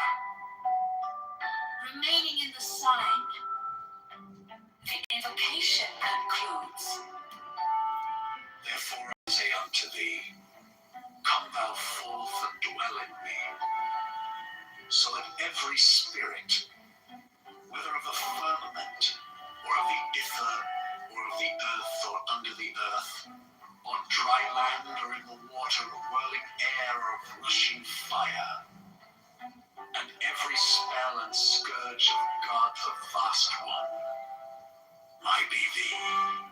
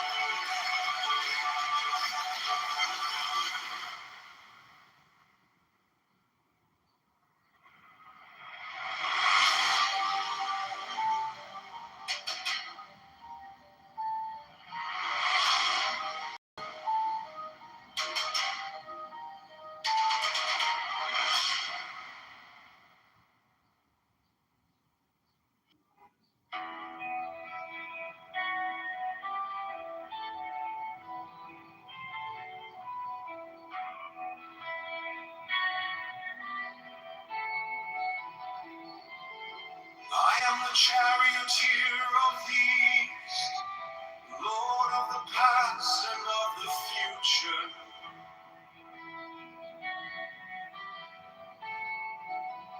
Forth from the dust, and my birth is from the house of death.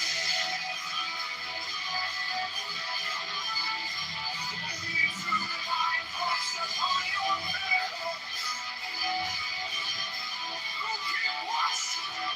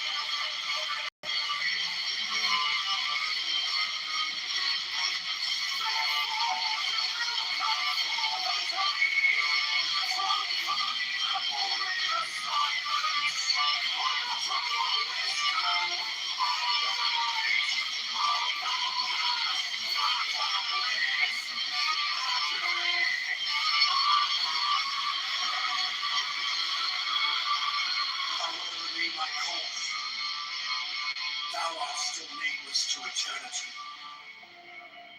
Come thou forth, I say, and aid and guard me in this work of art.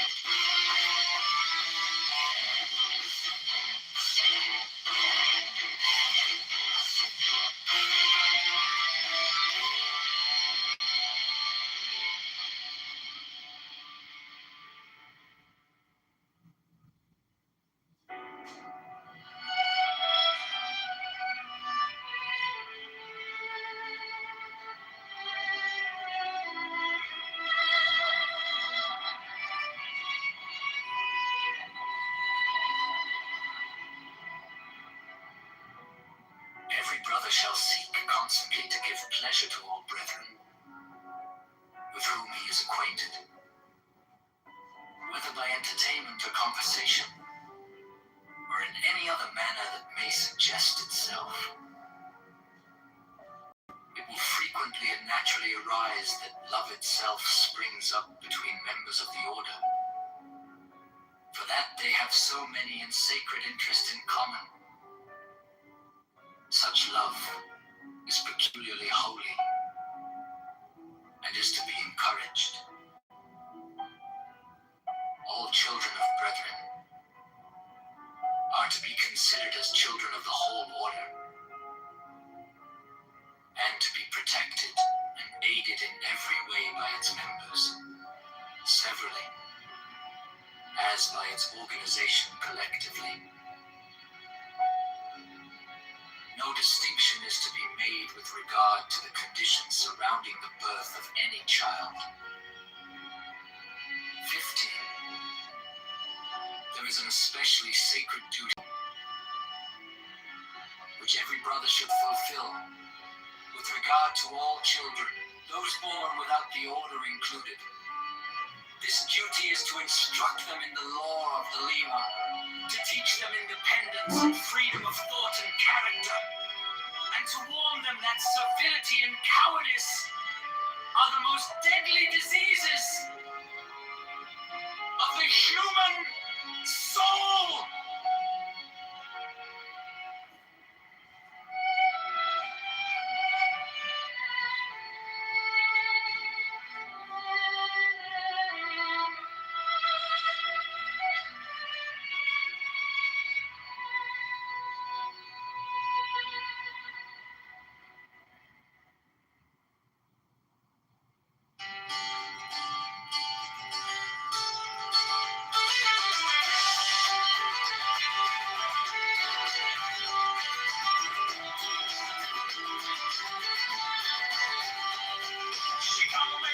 Johnson is a fraud. Chicago Mayor Brandon Johnson is a scam. Chicago Mayor Brandon Johnson is the tax Chicago Mayor Brandon Johnson is a liar.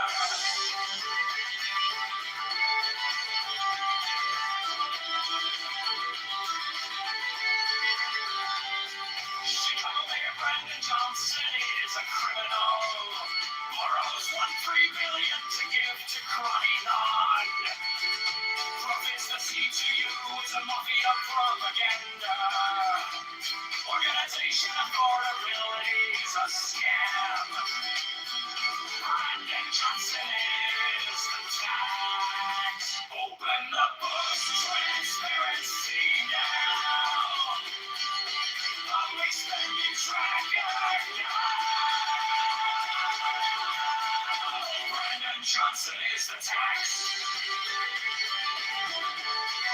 Brandon Johnson is the tax. Brandon Johnson is a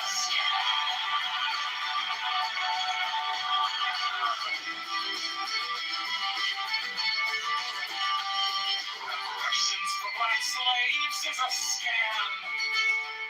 It's a black tax socialist, a taxologist. All taxation is theft. Affordability is a scam. Abortion Greyhound buses are murder for profits. Open the books, transparency now. Public spending tracker now. Brandon Johnson is the tax. Brandon Johnson is the tax. Brandon Johnson is the scam.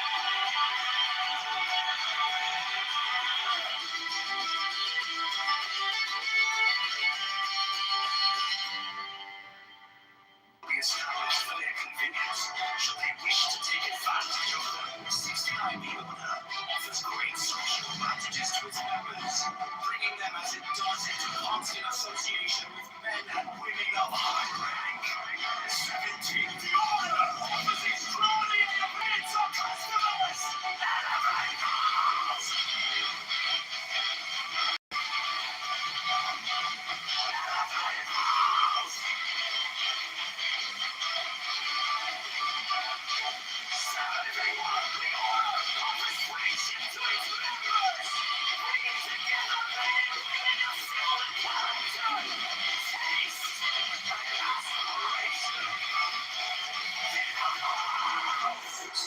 Secrecy of the order provides its members with an inviolable shroud of concealment. 7.3, the crime of slander, which causes so great a proportion of human misery, is rendered extremely dangerous, if not impossible, within the order by a clause in the obligation of the third degree.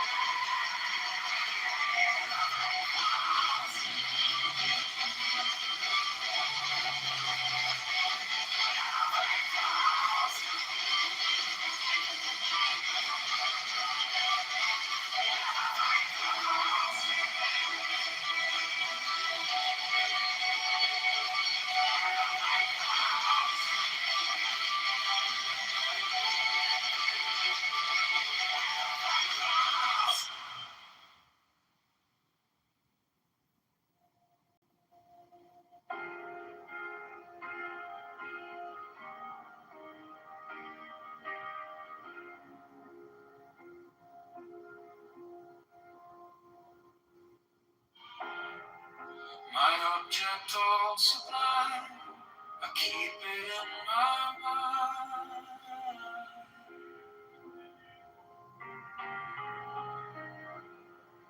A needle made of light, threading through the night.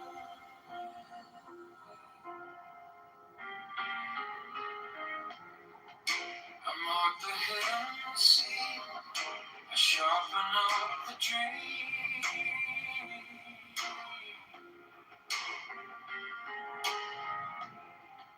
The case is cold but clear.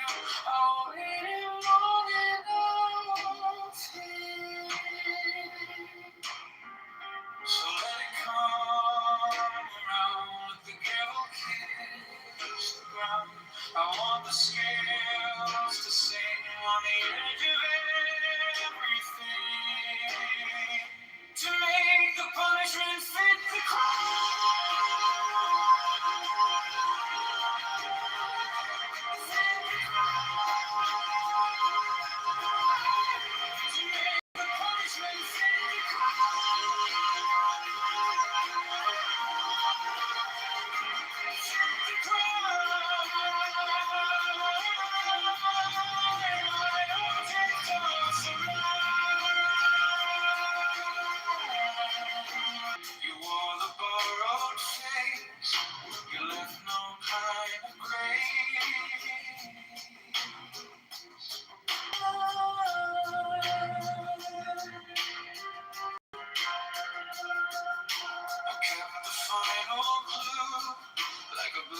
inside my shoe.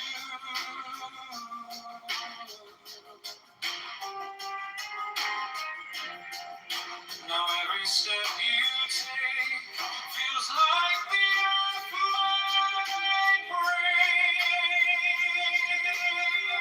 So let it come around, let the gale kiss the ground. I want the scales to sing on the edge of everything, to make the punishment fit the crime.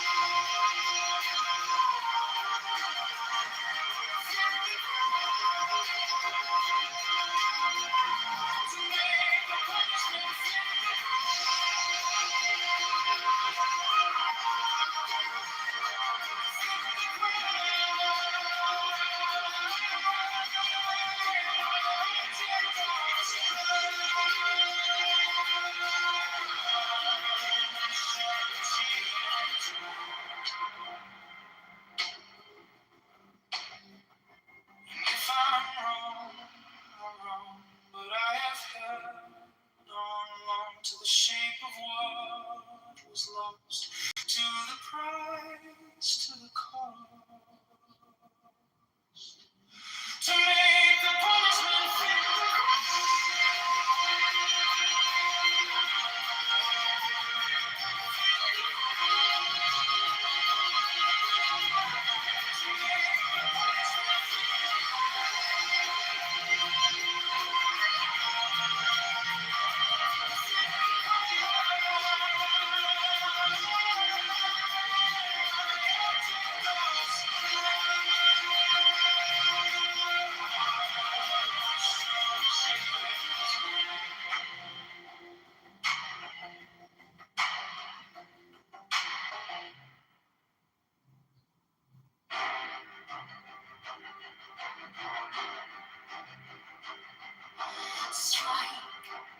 strike the master code.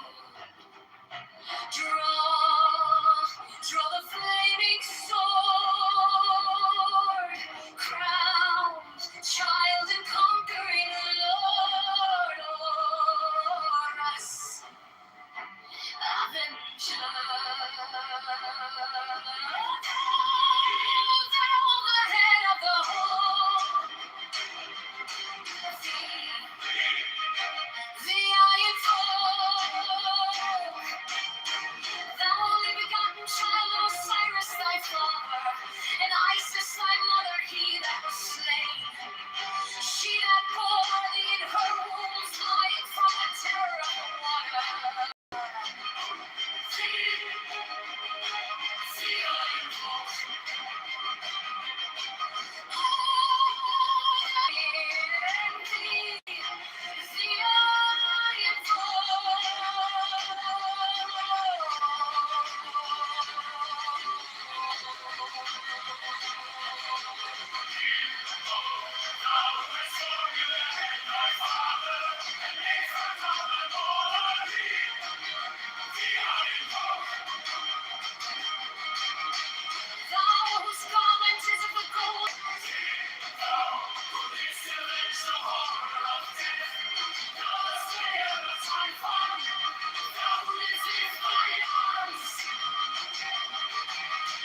And the dragons of death were as dust. Thou wouldst raise thy head, and the crocodile of Nile was a beast before thee.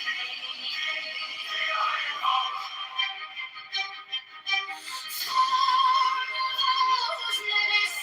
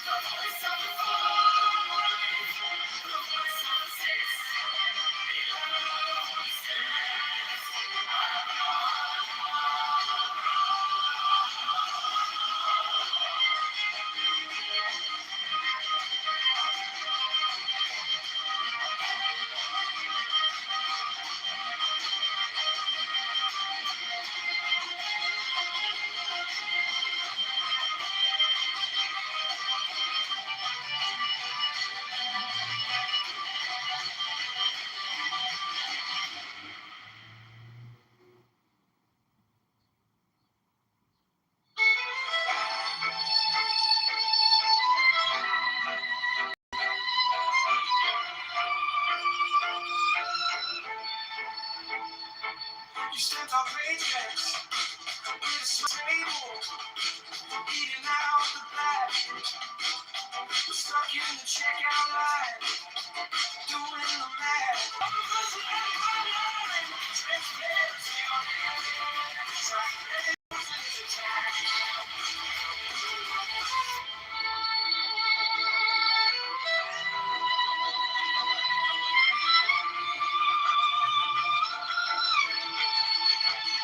you calling for the people, but the doors stay closed. Same names on the contracts, every story we told. You preach about a football, then raise the toll. Whole city in a chokehold, just to feed your own. We're tired of slogans on a pretty blue sign. I want a public spending tracker in real time. Not another photo op on our time. We're done with the fiction, this is our line. Brandon Johnson is attacked. We don't want to pay it back. All the bills and all the spins. The cats goes up with our kids. Open up our books right now. Show the numbers in our line. Transparency on it. Jack Brandon Johnson is attacked. We want receipts. Every cent, every check, every week.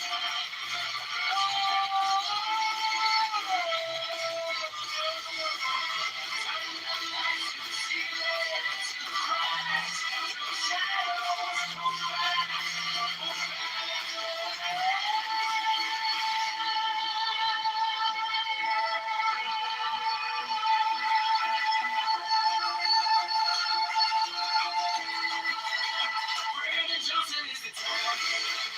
Everyone can pay it back. All the bills and all the spins. Cash goes out with our kids. Open up your books right now. Show the numbers in our line. Put the truth on the time. Get straight to the road. Johnson is fast. Brandon Johnson is the tag.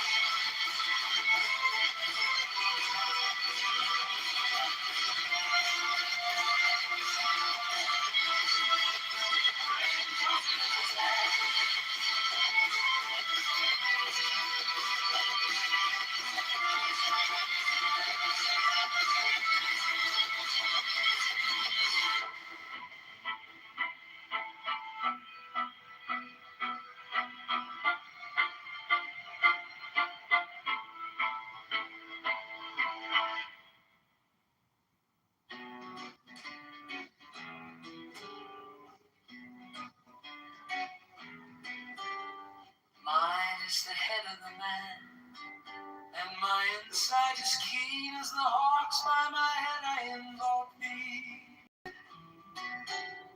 Hey, I am the only begotten child of my father and mother,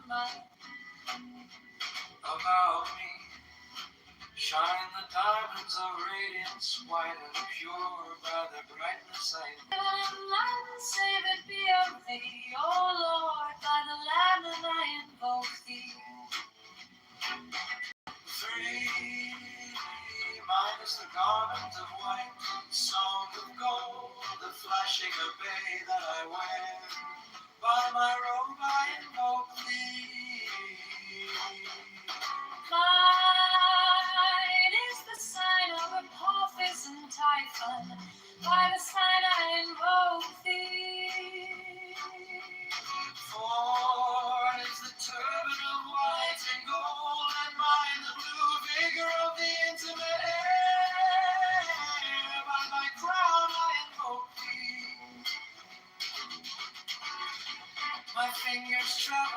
heartbeat of pearl. So run I after thee in thy car of glory. By my fingers I invoke thee. Five, I bear the wand of double power in the voice of the master Abraham. By the word I invoke thee. Mine are the dark blue waves of music in the song that I made of old to invoke thee. Strike, strike the master chord, draw the flaming sword, crown, child and conquering Lord, Horus, avenger. By the song I invoke thee. 6. In my hand is thy sword of revenge, let it strike at thy bidding. By the sword I invoke thee. The voice of the five, The voice of the five, the voice of the 6, 11 of the voices, Abracadabra.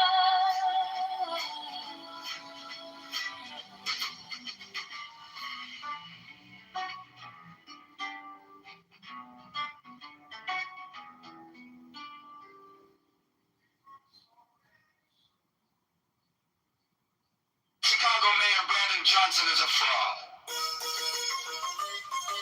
Chicago Mayor Brandon Johnson is a scam. Chicago Mayor Brandon Johnson is a scam. Chicago Mayor Brandon Johnson is a liar. Chicago Mayor Brandon Johnson is a criminal.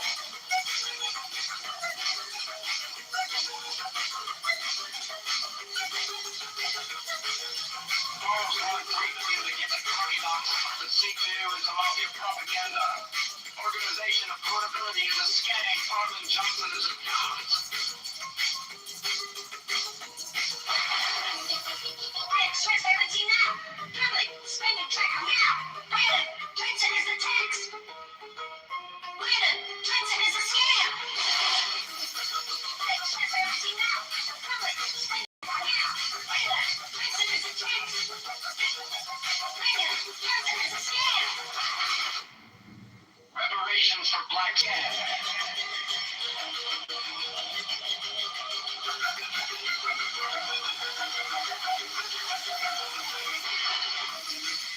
Stress everything now. Public, spending tracker now. Brandon, Johnson is a tax. Brandon, Johnson is a scam.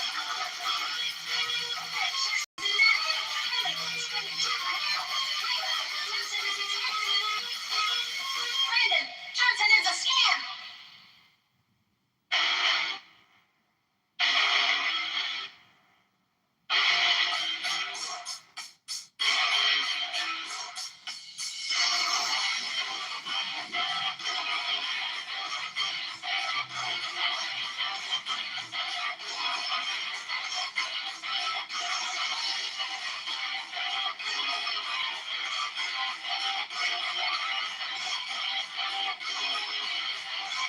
Chicago Mayor Brandon Johnson is a fraud.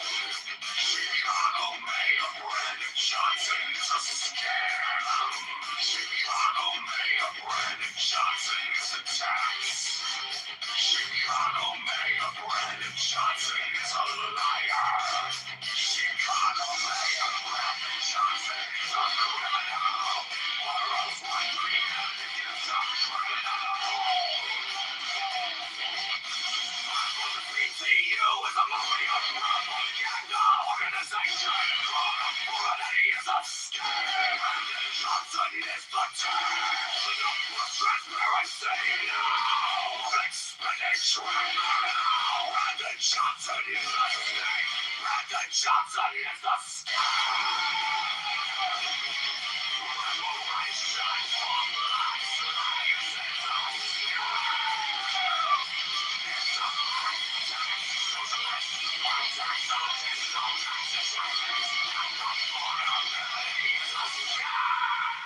Chicago Mayor Brandon Johnson is a fraud. Chicago Mayor Brandon Johnson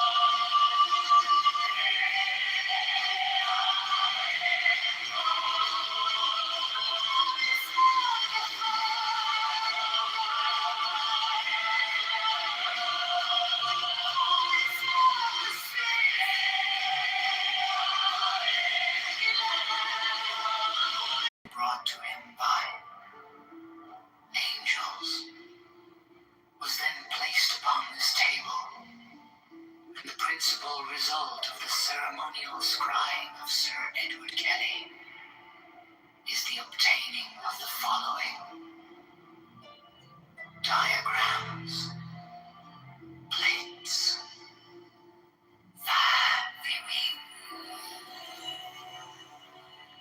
He symbolized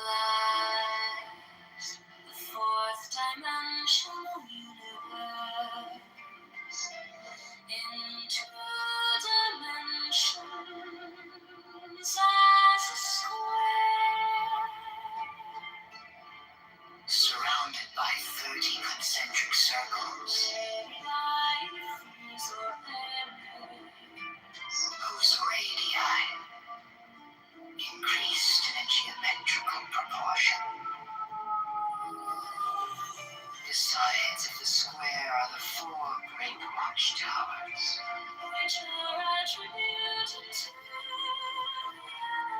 there is also a black cross, central tabled according to the arrangement shown. Compare the black cross bordering the tablets in plate A with plate B.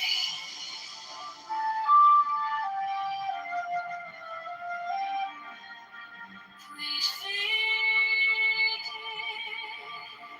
the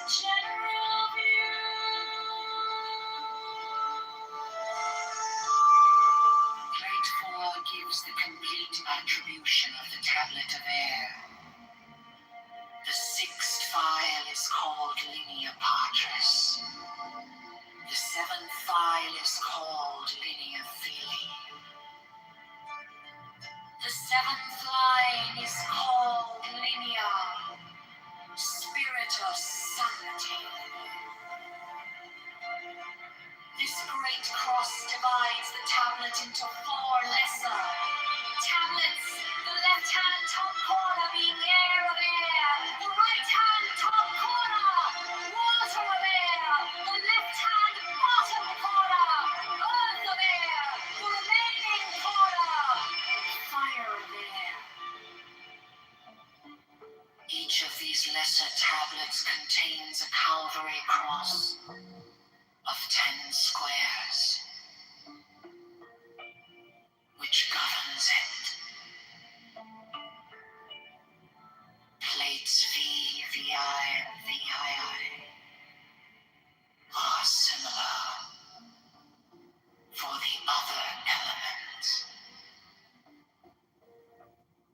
This is the way in which the names are drawn from the great tablet.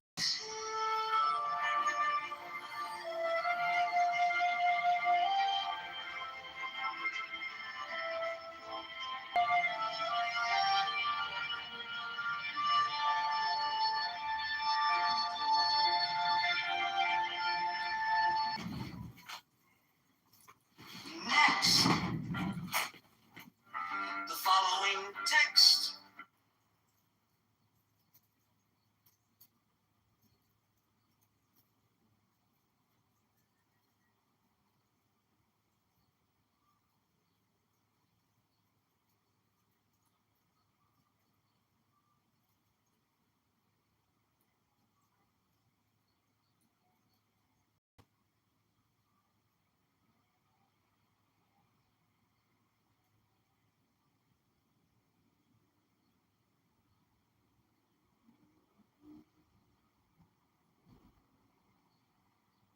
Like longer than it's the first time she brought up kids in this conflict. Why? And Rose talks about kids every. Are you okay, Rock? Why wrong? You invite me or why wrong? Excuse me? I'm confused. Why wrong? I'm talking to why wrong. You invite me in. Wait a minute. So you have never heard her talk about Palestinian children? No. Okay, so then you're fucking idiot. So you're either let's go. I'll do what I want. You're either a liar or this is an issue with exposure. Maybe you haven't been in rooms with her. Maybe you don't have any experiences with her. But it's not rhetorical. So when you ask a question and then you laugh at the end of it, it takes on a different flavor, right? It's not really a question that you're asking. You're making an assumption, right?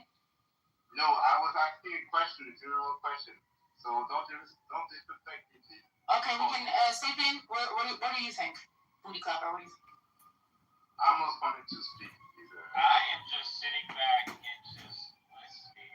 Alright, keep clapping then. Taco, have you ever heard Rose defend or talk about Palestinian children? Yeah. And what they're going through? Yes, thank you. Okay. I'm not in the position. I don't want to fight other people's battles for them. She's very capable to defend herself. Yeah, but you know how Amir is, so. You didn't promise me something, hey. What do you mean? You didn't make a date with me, hey. What do you mean by that? I mean, Almost is hitting on you. He asked you if you want to go. What do you mean by that? I mean that you can run a very dictatorship. You know what I'm saying? Dictatorship. And the truth is, if I had a badge, who knows what I would do, right? But I'm just saying. You have a problem with this thing? I'm telling you what my problem is. If I want to leave, I'll leave. But I'm telling you why Ambrose coming up here might be a mission in futility. I'm not telling you why. I think that She wants to come up. She can raise her hand and come up. Right, but you said you won't mute her or boot her to the extent that she tells the truth. If she tells the truth, then we can agree. Right. Then I have to mute her. But you guys fundamentally disagree on the series of events, so you. I don't agree our position. Okay. just because she agreed, but at the same time, when it comes down to, Palestinians getting their freedom and if they conquer the fucking land, she wants to bring up some stupid fucking arguments. Yo, Mama said something about a pink taco. No, he's not. Not a sham of existence. He's not. Guys, You want to tell me, Amir, dictators that you're attacking Ambrose?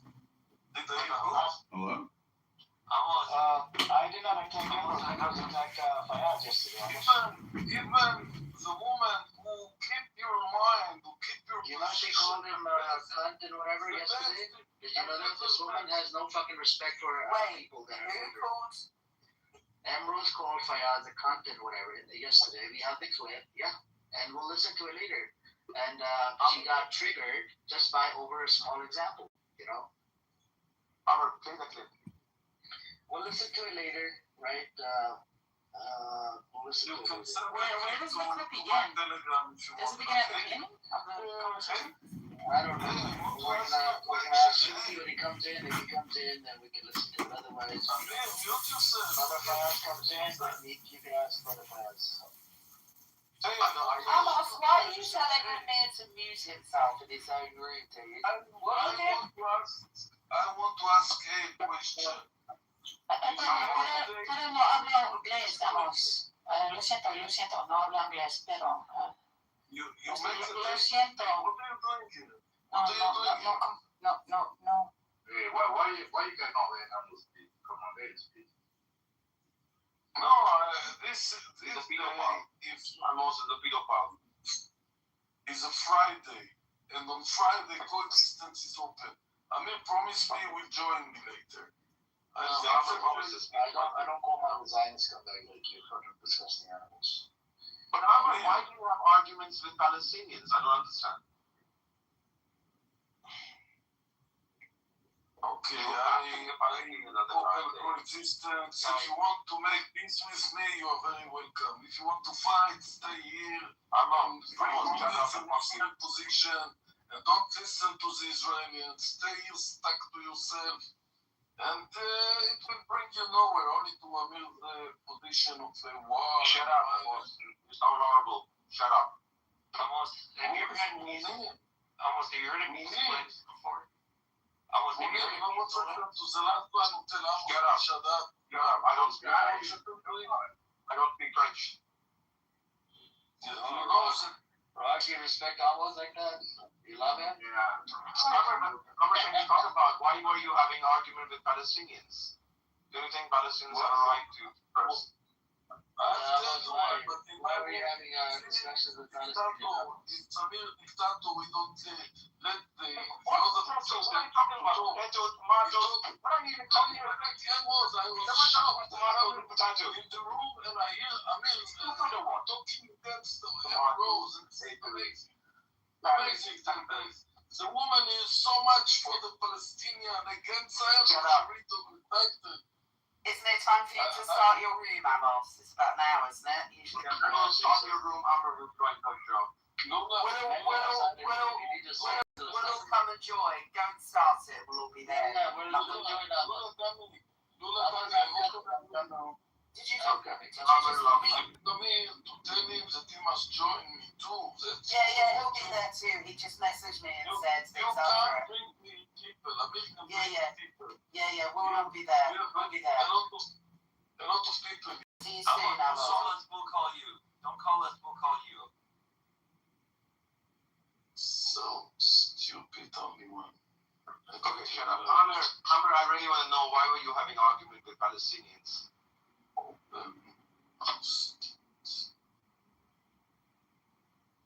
New line. Cool. Amr? What happened, Amr? What's your question? My question from Amr is that why was he having argument with Palestinians?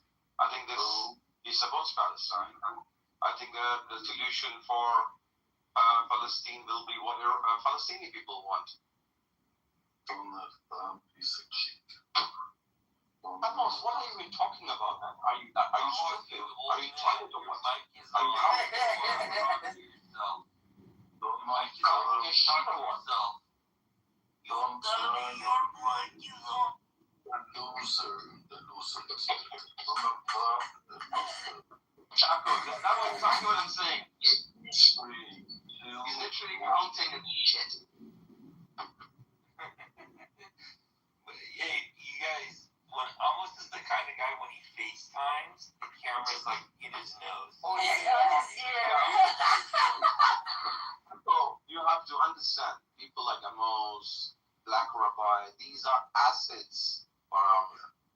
These people are like very, very special for Armor.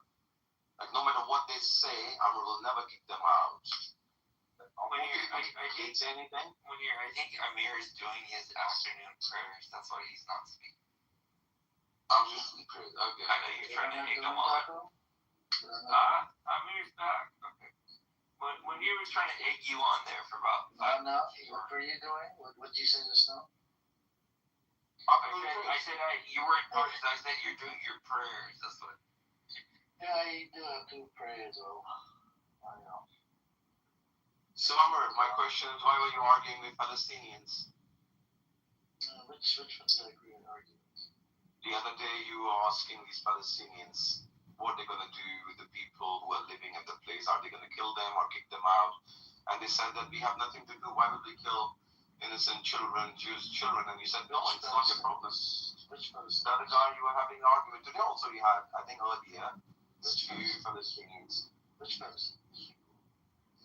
I'm not good with names. The other day you were asking this question that what if you get the authority to kick them all out? Will you kick them all out or kill them, whatever? I wasn't asking. There was no Palestinians. I was asking for families and people that support the United Party.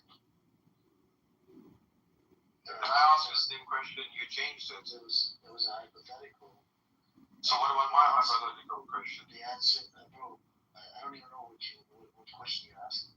Didn't I ask you? I said, what if people come back and ask for their places? Will you allow that on basis of humanity? Bro, who am I to know? You should take it up. I don't even know the fucking context. I don't know the history. You should go ask the Pakistani government and see what they want to do. So, when it comes to Pakistan, Saudi Arabia, any other Muslim country, there's a problem of countries. But when it comes to countries, because it's a sovereign nation. That is international law, right? It's a sovereign nation. If it, look, I'll give you an example. If the place that you're living in, if it was occupied by India, like Kashmir is, and you're being oppressed and suppressed, and Kashmir is not occupied by India. Hold on. It is occupied by India, Pakistan, China. Three countries are occupying it. Okay, comment it down. It's occupied. It is occupied by India. I get to hear a lot of complaints because I used to do rooms with a bunch of Kashmiris. One of the Kashmiris even got arrested by Indian Army, by the way, because of the room we did on Clubhouse. The room back in the days, it would get up to 500 people, 400 people.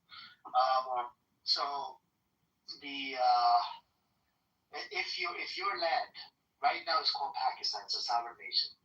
If it wasn't called Pakistan and it's occupied by India and is oppressing and suppressing your people and doing a whole bunch of atrocities against your people, killing your people, raping you, doing a whole bunch of fucking atrocities one after another, running an apartheid system and a whole bunch of other shit, then you would be resisting against the occupying party, and you would try to find ways. Once you get the freedom, then you would try to make solutions and rules and whatever you want to make.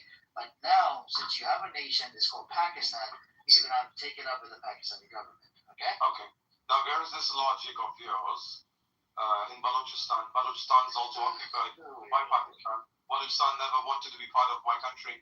They were forcefully made part of Pakistan. That's why there's... Go take it up, man. I don't know that. I don't know the history of Balochistan. There's hypocrisy in you when it comes to Muslim countries. You talk about sovereignty, you talk about laws. When it comes to Muslim or Arab countries, you are very different. Then you talk about law, and it's an internal matter. But when it comes to countries which are not Muslim, then it comes about humanity, it's about international law. Isn't that hypocrisy? Okay. I'm gonna repeat it one last time. Pakistan was established illegally, and they killed over 1 million people, got genocide. It should not have been established. Hold on. It should not have been established in the first place. I said this like 1,000 times. That what you're saying, that doesn't really matter, because if I don't believe in Pakistan, then your conflict comes after. Okay? It was illegally killed. There was millions, about over 1 million people got genocided because of the fucking partition that happened between Pakistan and India. But unfortunately, nothing gets through your dickhead. You got a fucking dickhead, seriously. Like, as soon as I say that, that's it. That's the red line. Where's my humanity? You're on the human right. What about the human rights? When I said Pakistan should not have been established, which means everything is illegal, correct?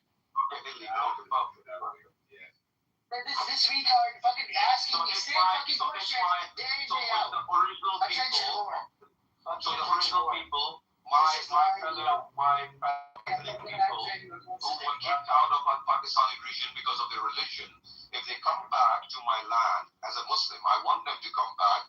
The Hindus, the Sikhs who were kicked out. So you will welcome that, yeah? You will support that cause of us getting them their houses back and get those people out who got the houses in Pakistan on the basis of religion. I'm not going to answer your question. Yeah, you want to answer me. Thank you. There's no point of engaging with you when the conversation is so fucking low IQ, bottom of the barrel, bullshit, or discussion. There's no point of having a discussion. Yeah, you know what? There's a verse in Quran. It says, "Summum bukmum umyun famiyalorjun." They're deaf, they're blind, and they're speechless. They will never be guided. That's for you. Okay. I literally said the state called Pakistan should not have been established in the first place. This retard fuck piece of shit doesn't know what I'm saying. What do you do? Like literally, you curse. whole fucking person goes to a doctor. What kind of a person goes to a doctor and instead of focusing on the doctor or what he's there for, he's on Clubhouse, right? Yeah. On a free app called Clubhouse, wasting his time. Wait. I come on Clubhouse for 1 or 2 hours, not like you, 19 hours, 21 hours. Then you know what? He has an alarm. So he puts an alarm, he wakes up, 2 hours on Clubhouse, then he sleeps, then again 2 hours alarm. This is all his life. His life is Clubhouse. If you shut down Clubhouse today, he'll die. I'm literally die. I'm here. To enlighten the room about their history, why do you think that Pakistan is an illegal country? It should not have been established in the first place because, look, related to Pakistan and India, the leaders agreed, people did not agree. There was a whole bunch of atrocities that happened. So what the Hindus would do, they would pull down their pants to see if he's circumcised, they would kill him.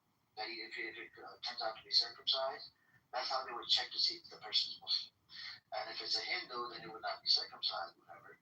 So the atrocities happen on both sides. Didn't Muslims do the same thing? I said both. Oh my God. Yeah, both were checking that. Yeah, so it's not only the Hindu, but you don't have to be hypocrite. Both for Hindus and Muslims, both insulting. Thank you. Sit in the audience. Fucking annoying son of a bitch. Rock. This is what it is. The atrocities happen on both sides. I said this on both sides. This retard bitch doesn't even want to listen to the conversation. And there was over 1 million people died. Due to the genocide, I don't think it should have been established. Okay? And anything that happened afterwards is bringing up some stupid fucking points. Oh, should we allow the Balochistan? Should it be occupied? Of course, I'm against the fucking occupation. I'm against the Kashmiri occupation. I'm against any type of occupation. I'm against the Western Sahara occupation that's done by Morocco. Against the fucking Palestinian occupation. Against the fucking Sheba Farms occupation. Against the fucking Golden Heights occupation. But apparently, this retard would not. Even Iran is occupying 2 islands, and they're illegal. So I'm against that as well. Oh my God. Yeah, I think I disagree with the argument. Fucking low IQ, like really, really low IQ. Low IQ. Can't believe this. These are the type of people, right? They come up here and literally giving me Zionist vibes, asking me the same question over and over again. Doesn't want to understand, want to, keep on, circling around the fucking conversation on purpose. Hey, Cindy, I send you an invite if you want to come up. Yeah, but I think I agree with the argument that, like, the conversation is helping as people die. This is the problem, man. Like, I don't agree with when you die and you want to establish a nation. No, that's not the way to go. Even in relate to Israel, I want people to get their houses back. Without kidding, the LA County Sheriff, if he was to come over, he's gonna have to force them out. If they don't leave, he's gonna have to force them out. LA County Sheriff is not gonna. So that's the thing, and they would have to get their property back, and it doesn't matter. And the things that I get to hear from the anti-Zionist Jews, there's no properties left. Literally, Netanyahu lives in a fucking stolen property that was stolen from a Palestinian. And we get to hear a whole bunch of other things. Oh, the land, the property has been demolished. They, rebuild whatever. Doesn't matter. The land holds value. The land belongs to Palestinians. They have deeds and shit to the property. So they need their land back. Yes, Sally, you want to say something? Hey, welcome, Sally. I just want to make a very short comment. I have just a very short comment. CMU, I always I agree with you in many topics. If it's about the Palestine, if it's about sharing the same hate toward the imperialism, and they're using our countries or regions as a place to just play with the politics for their own benefit. I agree on all of that. And you're older than me, so I don't want it comes out that I'm trying to teach you something. But we have a saying in Persian that says "Adadana has dolatus," which translates to manners is more important. It's more than his riches, his wealth, both physical and material and non-material.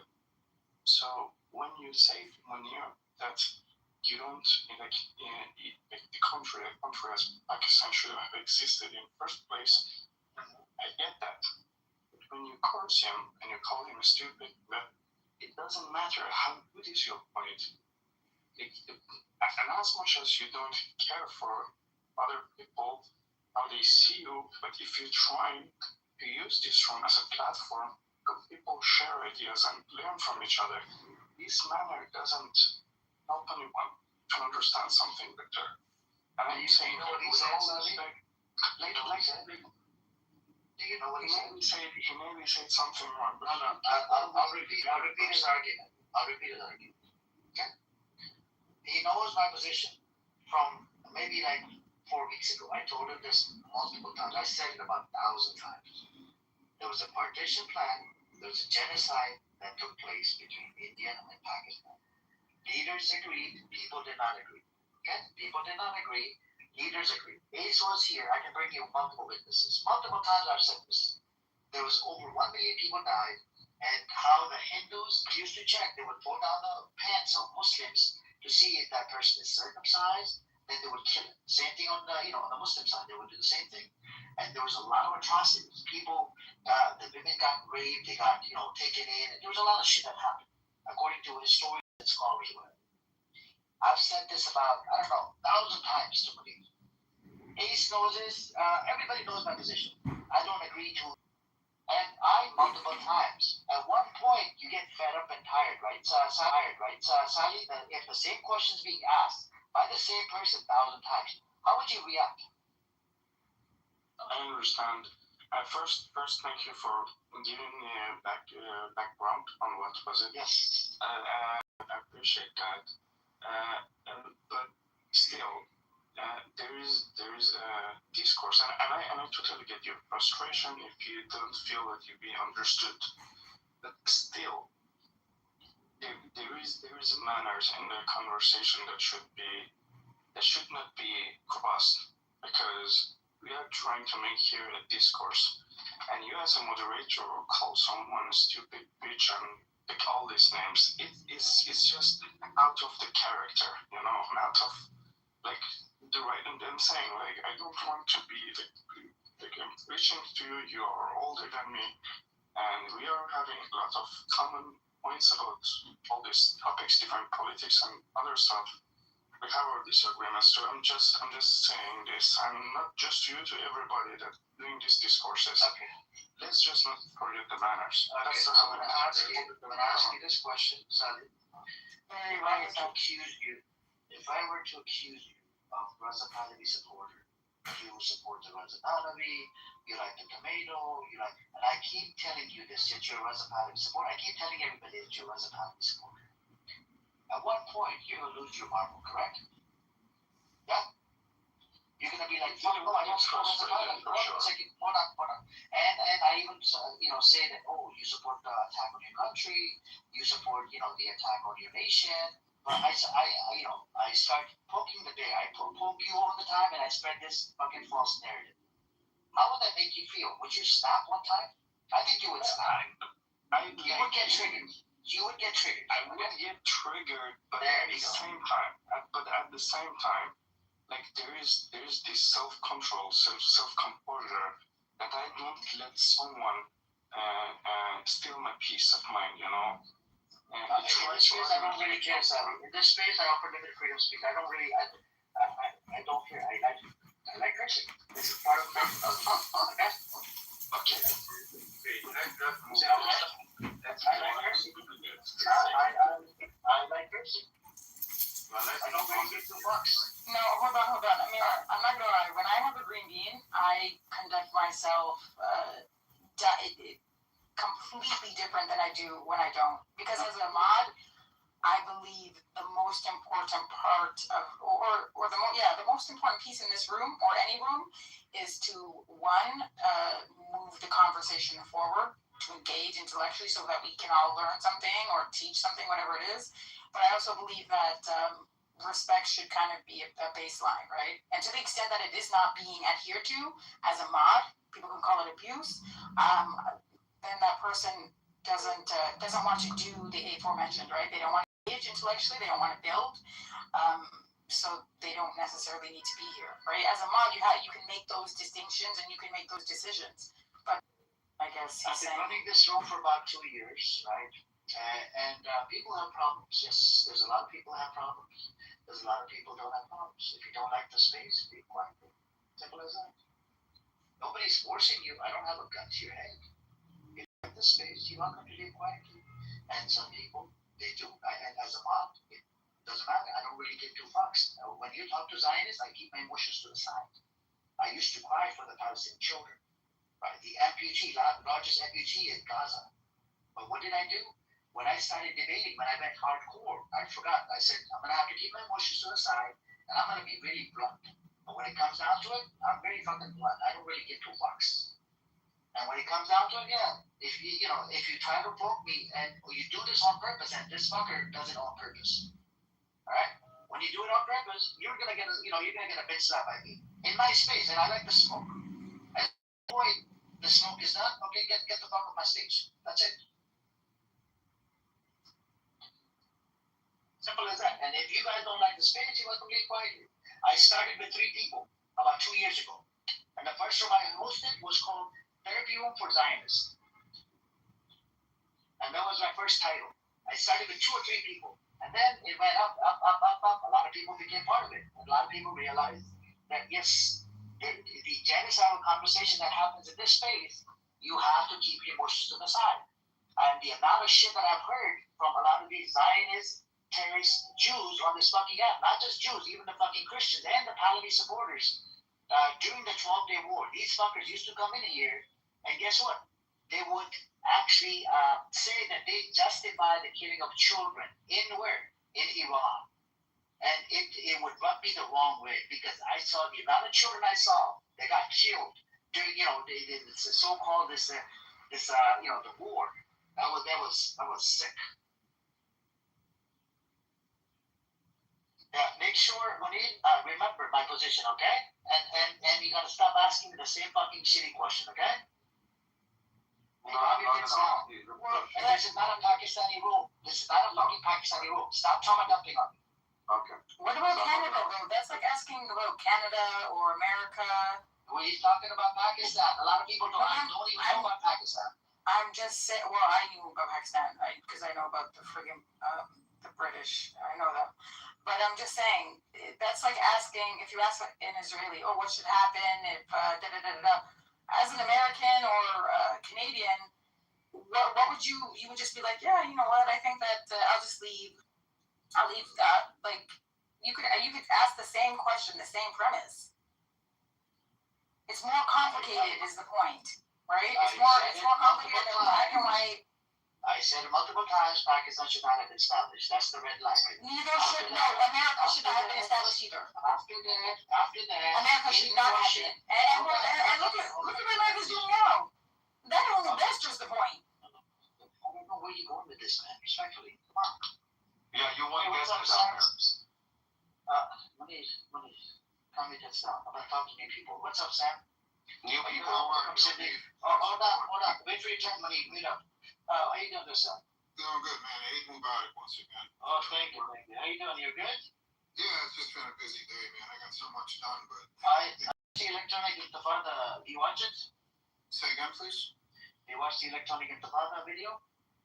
No, I haven't seen that. Apparently, IDF is having a hard time defending themselves with these drones. That's good news. I'm going to look it up here in a minute. Yeah, well, it's called Electronic Intifada. It's about 45 minutes long. If you watch it, you'll be like, whoa. Yeah. That's the best news I heard all day, you know that? Yeah, and he actually shared about 45 attacks that happened using the drones all over the place in Lebanon. And you know, Sam, in southern Lebanon, they only ordered the Shias to leave, not the... It is crazy, and at the same time, I mean, as we all know, they're wiping out the Christians. It wouldn't surprise me if they're hitting the Druze too. Now, I understand there's conflicts with the Druze and everybody in that region. I don't know enough about to talk about, but it's obvious there's been many Christians who have been killed. So, you know, it's kind of like when they told people in Gaza, hey, everybody needs to move from this area to that area. As soon as they moved, they were killed. Yeah, they need to... Okay, that would be fucked up. That would be disgusting. They need to wipe out all these IDF soldiers. How? Using drones. I think it's really funny that, first of all, the IDF would be zero without the U.S. dollars, without the U.S. Exactly. Nothing. Zero. And, you know, my heart goes out to the Hamas. And then, as they say. And also for the Lebanese people, who, if they don't, their religion they put on the shelf, they don't care. They're going to pick up that firearm. They're going to defend their family. They're going to defend their home. They're going to defend their city. They're going to defend their town. Bless them all. The IDF is nothing but a parasitic army of U.S.-funded pieces of shit. Terrorism. And they're all terrorists. And, you know, the whole thing, this Epstein administration in this country, which is a bunch of pedophilic homos, all these people in this country will not escape punishment. The more the heat gets turned on with the Epstein files, the more you're going to see this insanity of attacking innocent people in Iran and Lebanon and Gaza. Anything for a distract. Can you imagine if America didn't exist, though? Amir, think about it. What would have happened? What would be happening right now? It would probably be the Brits.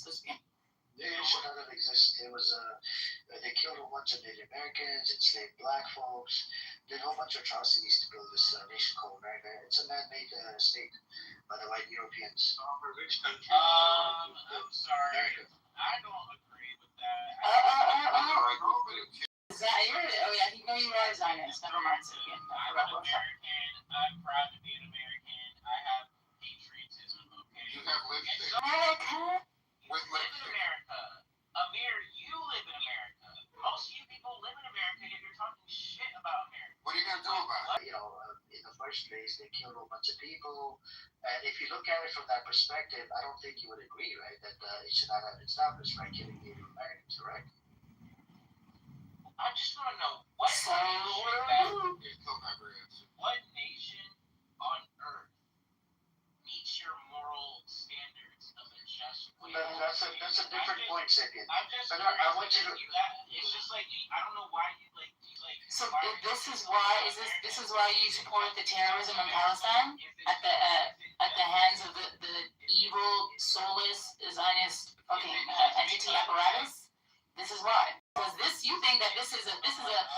baseline for civilization. Is that what you think? You're a cocksucker.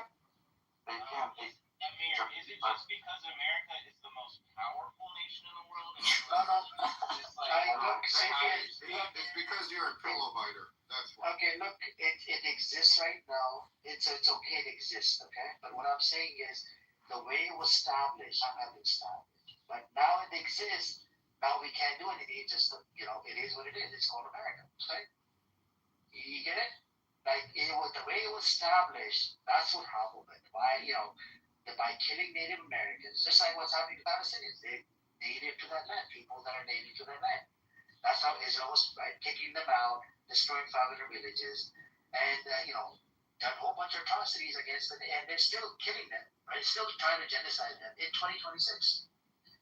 So if you look at the American history, let's say if the social media was there back in the days when they were killing Native Americans or whatever, I think you would agree that yes, these people from called white Europe did genociding Native Americans. Let's say if there were social media back then, you see like genocide live on your phone, genocide of the the Native Americans, correct? The people that are indigenous to the land.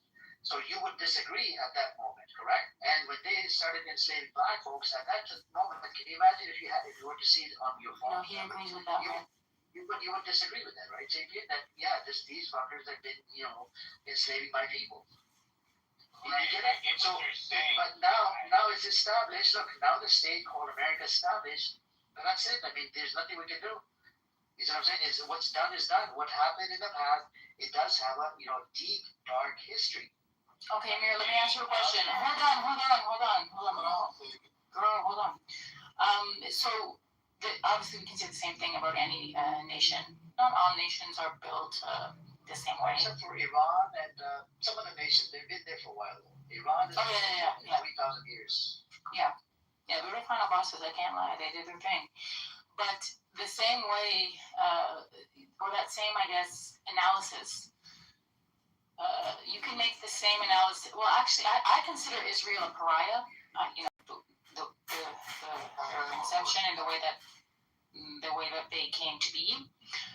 Pariah, as much as it is, the Israeli citizens that were there before it became a pariah, right? Who do not support the fucking terrorism and the terrorists that apparatus. Because all of these nations, some are more pariah than others, but all of these nations were created in similar ways. In order for America and Canada, in order for them to maintain their nation and their power, it didn't end at genocide with Native Indians. They had residential schools. It was aggressive assimilation. It was cultural destruction. And it persists. So, I mean, I think it's more complicated. But I think Sapien, with respect to Sapien, no, he's a Zionist. He's a cocksucking Zionist. He supports evil. He just does. Yeah, it's just what it is. With the emphasis on cocksucker. And evil. And evil, pariah, parasite. I just don't think that nobody cares what you think. Nobody cares how you feel. You're nothing but a Zionist puppet. You won't even face the truth about your Epstein administration. Because you applaud those people. You applaud your Epstein administration. You applaud your Epstein administration. It's gonna be okay, Sam. No, dude, no. You can sit there and you can cry all you want. Just breathe. No, actually, the thing is, the problem with this country is people like you. It's exactly people. Okay. Are you gonna It's true, Sapien, it's true. You don't think your ideology is the problem? No, I voted for Kamala. I'm not a Trump supporter. I'm not a Republican. I'm a Democrat. I'm not. That doesn't mean and that doesn't undermine anything. anything. Don't blame me for Trump. Don't blame me. I talked about your ideology. That doesn't who you vote. That doesn't undermine anything. You're an American, right? You made it very clear that this is America, right?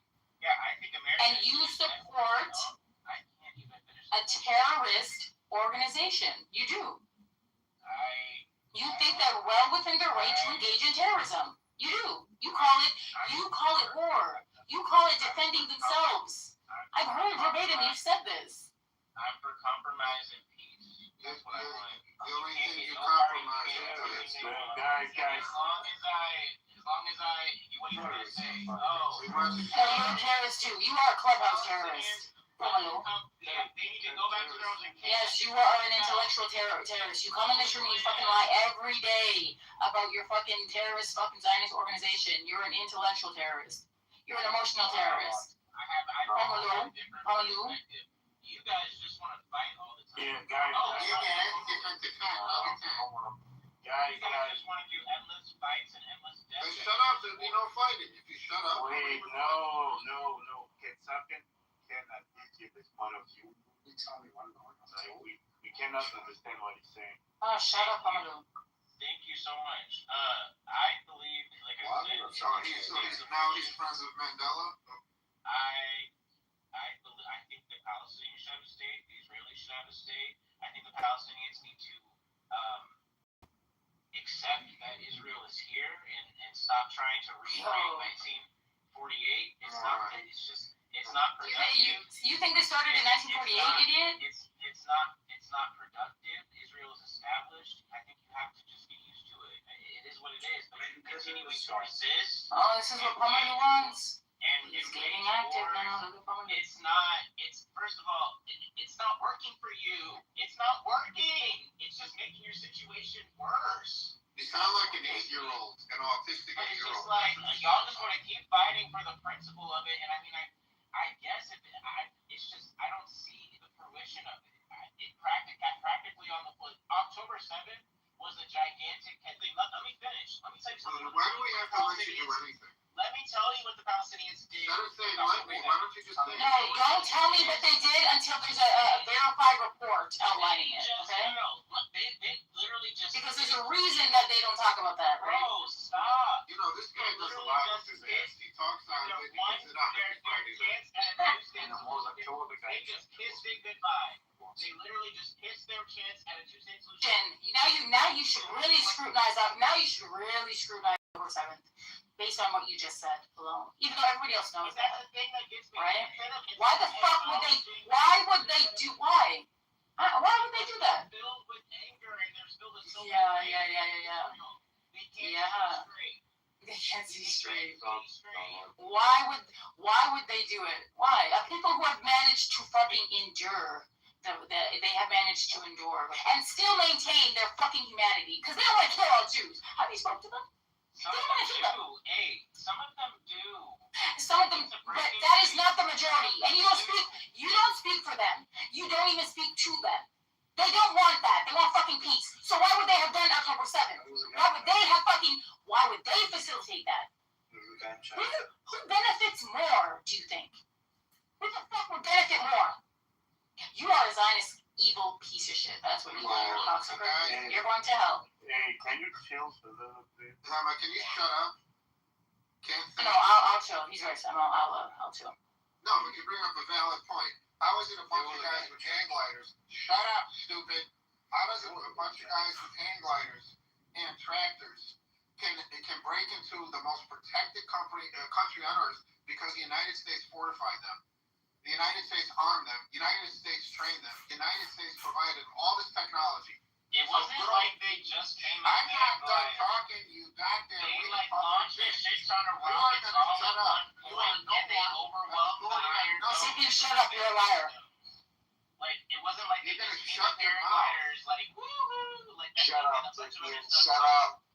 Yeah, shut up, baby. Whatever happened to freedom of speech? Did the fucking Zionists just say that? Guys, apparently this guy doesn't know shit about the Palestinian struggles. Why don't you ask him a little bit about the struggles of the African Americans in this country? Let's see if he knows anything. What the fuck does that have to do with anything that we're talking about? Like, why do y'all do this? Why do y'all do this?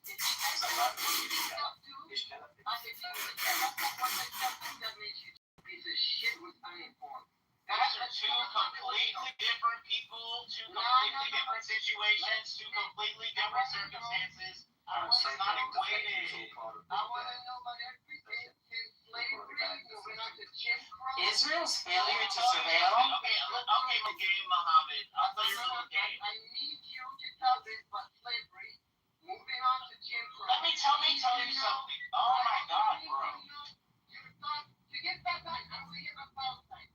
Okay, I need to know what you think about the banning of Let me just stick to the topic of the would still be in chains. See, That's the answer to my. yeah. Gays and lesbians that you love and black. Yeah, but you like gays. Which monkey is winning? The gay part or the black part? Yeah, which one? You like gays. Which one has benefited you more in this country? The gay part or the black part? Wait. What? I'm going to say this so anybody else can shut the fuck up. What? Tell us. Somebody's angry. Wait, what? Why are you guys so angry? They can't handle the truth. I think deep down they know. I think deep down they know, and they We're angry because people like you and obviously the Zionist cocksucker, what's his name, Bamalu, you are the problem. You are the cancer that fucking permeates our society. You create a fucking middle ground or gray when it comes to what's right and what is wrong. You support the wrong fucking side of history and you call it, it is what it is. What else can you do? You believe in brute fucking force. You don't believe in humanity. You don't believe in diplomacy. You don't believe in the things that humanity should fucking stand for. That is my issue with you. No, you actually don't. You don't. You don't believe in diplomacy. We believe in humanity. I do believe in fucking. Who said that? Me, so. Hey, you believe in humanity? I'll agree with you, but you believe in humanity to the extent that you could decide who's human and who's not, right? Palestinians are not human. They're dogs, right? They said different species, right? The Germans did the same thing. They even use fucking science to back them up, right? They do it in Africa. They do all over the world. So yeah, maybe you do. Only under the guise of being able to decide scientifically, even for fucking chronology and other fucking evil measures. Then you agree in humans, right? You're a piece of shit, and your days are numbered.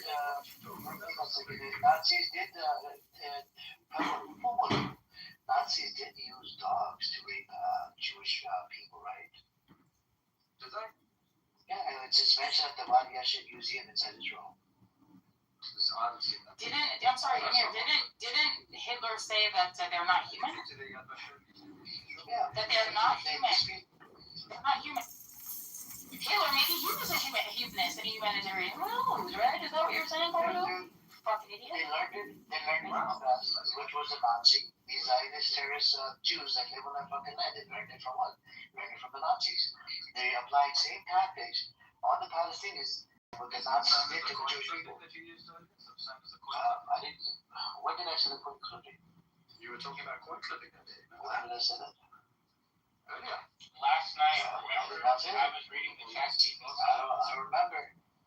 You don't remember now? I remember. You don't remember what you said? I remember. I remember very clearly. That's questionable what you remember. I mean, you recognize? I shouldn't use any cooking words because that would make me anti-Semitic. I'll move that. I won't even use the term anti-Semitic because the term Semitic has been stolen from the Arabs. I wouldn't want to eat that food if they were cooking meat because seriously it was. I wouldn't want to eat that food if they were cooking meat because seriously it was. Okay, but do you acknowledge the Armenian genocide? The genocide of Gaza. He said he's waiting for the ruling from ICJ, and then he claimed ICJ and ICC judges are corrupted. What a retard. Why have they been sanctioned? Bro, I don't care about the sanctions. You can take those sanctions and shove it up your asshole. I'm just interested in finding out. What the solution is. What's the solution? Have we got one? They don't have any solution. They don't have one. Their solution is Israel leave. The solution is for you to leave. That's what Mamalu, the solution is for the Palestinian people, not the solution. Yeah, America recognize your country. You should just move to America. We got plenty of space here. We got Vegas. We got New York. You want Zionists? That's right, because America is the first country to recognize this disgusting state called Israel. I'm sorry, you're right. America is a Zionist. That's true. So, we have Trump. He'll welcome you with open arms, Yeah, so you can come in and occupy New Mexico. They've got plenty of desert. Shalom, everyone. Hey, shalom. Shalom. You're a sincere person. You're an intelligent person.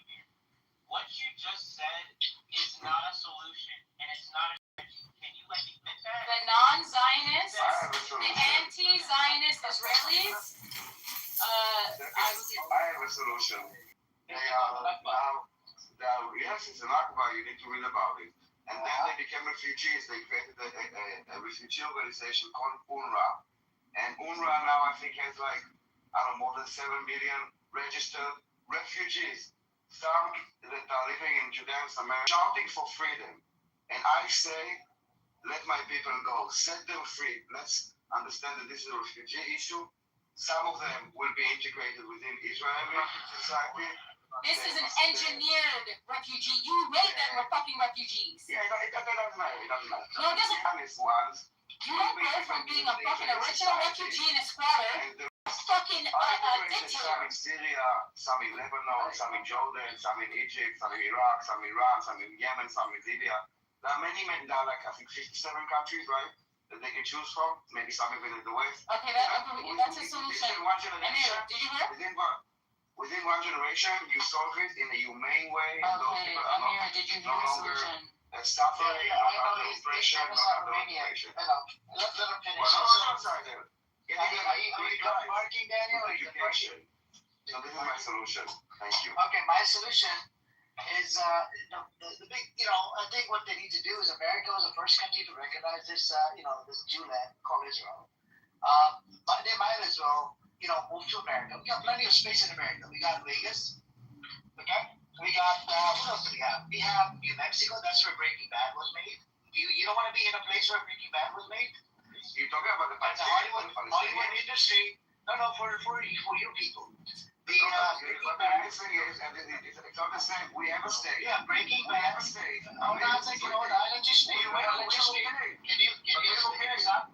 Okay, can you stop me off the mic? We don't need another one. Can you stop me off the mic, please? I'm speaking now, okay?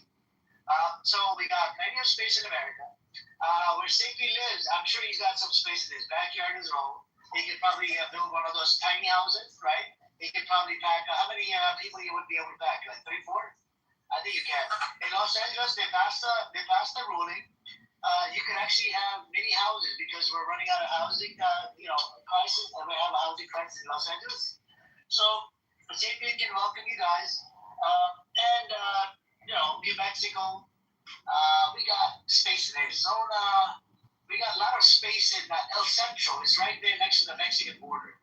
You're gonna be an American side, and you would still get the American green card or whatever the fuck you want, and you can move here, And the Jews are more protected in America versus inside Israel because everybody over there is a terrorist.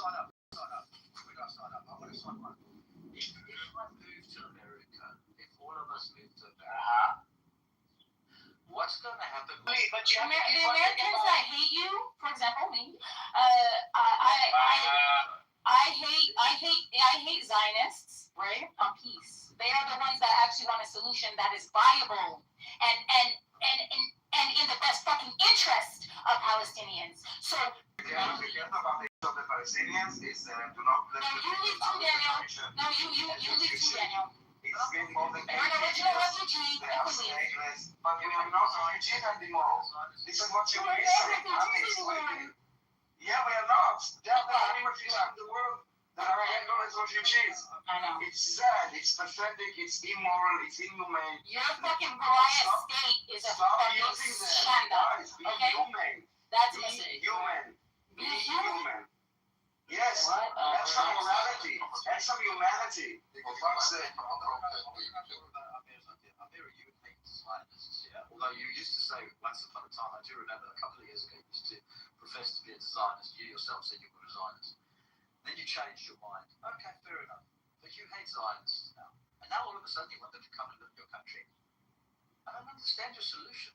Can you make it make sense?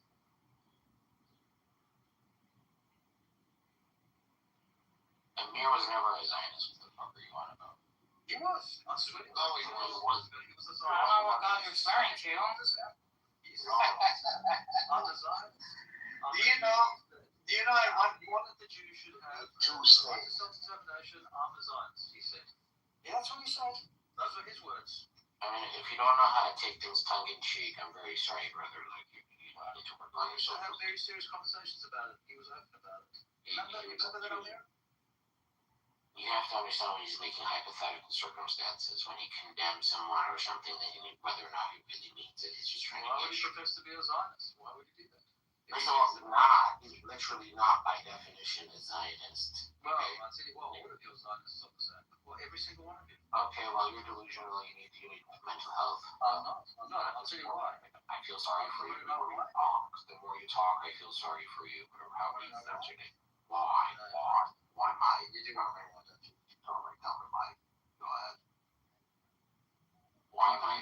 Do you believe that your people are having the right to self-determination? No. You don't? No. So you don't want your people to have a... You don't even know who my people are. Whoever that might be. No, I believe I believe that humans made borders, not God, okay? And God didn't promise anybody their land because God does not speak and your scripture is full of lies. So shut up about that. Nobody heard Yahweh tell Moses that these Israelites belong to Israel, right? Nobody heard that.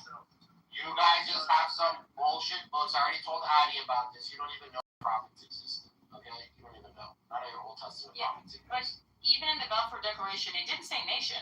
It said homeland. That's it. So the fact that homeland, a home. You think that what does a homeland mean? Do you know do you know how it's fucking defined? Tell me how it's defined. No, you are the superior of us. I want you to tell me what a homeland is, and I want you to tell me what Palestine is right now. There is no superior amongst us human beings. There's no superior here. I want you to tell me what a homeland is, and then I want you to tell me what is Palestine today, and whether or not they're congruent. Look, you can look at a homeland as anything you want to. No, you can't. What is happening? Oh, God. You see, it's only Zionism. It's only Zionists who think that they can make a word that already has an existing clear definition. They think that they can use anything. It can mean anything. It'll mean anything that they want it to mean, right? Then tell me how it's fucking defined. It simply means that you want your people to live in a place in peace and prosperity amongst No, it doesn't. No, okay. So English is not your first language. I'm not angry at you about that. But there is something called a dictionary. I want you to get a dictionary. I want you to look up or Google it. Okay, Google the word and then spin the block and get back to me. Okay? Thanks. You're a fucking idiot. Now you have a problem. When you want to manipulate and twist and shapeshift the way that words are defined, I already know you're unserious, and I already know you're not operating in good faith, right? Because if we can't agree on a baseline, right, on a premise, we can't create a framework. We can't really have a conversation because you're fucking dishonest. No, okay. Let's start from the beginning. You tell me in your mind what is a homeland. Oh, you're still going? Oh, that's interesting. You answer the question. We'll go from your. No, dummy. You don't question me. You also don't answer a question with a question. So you're not operating in good faith. We cannot create a framework. So why don't you slap yourself and just move around? I'm not conversing with you. I know, because you don't want to have a good faith conversation. Yeah, the person that denies reality and what the definition of a word actually is, and tries to create their own definition. That's me. Well, can you tell me what the right definition is? Sapien, do you want to talk to your Zionist brethren, or? You don't want to have a conversation? Okay, fine. All right. No, I don't speak to pathological liars. What I was saying, that everybody here wants... Hadi, do you want to speak to him? I feel like he's trying to go for this gotcha moment, and he's never going to get there because the whole there's no gotcha moment, yeah. There's no gotcha. It's just what are you trying to do right now by calling the whole stage a Zionist? Like, what on earth is happening right now? I don't know. It's up to you to make it. You don't know? You just called the whole stage a Zionist and you don't know? Well, no, Rose is right. It's not a religious issue. The fuck? It is not. Well, the thing is, honestly, you don't understand what a Zionist is. Clearly, I don't understand what a Zionist is. No, you don't. Okay. Why don't you give us a word definition? Come on, bro. Hey, Daniela, me and you don't know what Zionism is, but for some reason we need to, Yeah, why don't you give us a working definition? We'll tell you what that means. Well, probably not taking it as a month, so 2,000 something. We're gonna do it again. Oh, then that means that you've been getting dumped on chronically by Benny The Amir's Rome's punching bag award definitely goes to you. Like whatever, how you pronounce your name. Snagla. I think it's Yitzhak. You get the punching bag of the month award for Amir. Amir always has his punching bags. You get it. Right. I'm still hostile line. Why are you even dancing? No, I mean, we know you don't justifying, genocide in your own, fucked up way about things. Go ahead.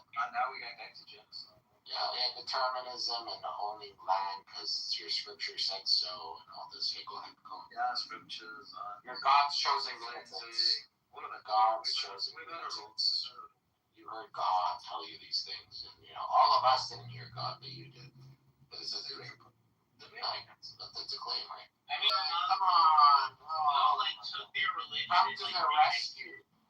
Wear a Superman outfit. Wear a Superman outfit with a Z on it. Super Saiyan Zionist.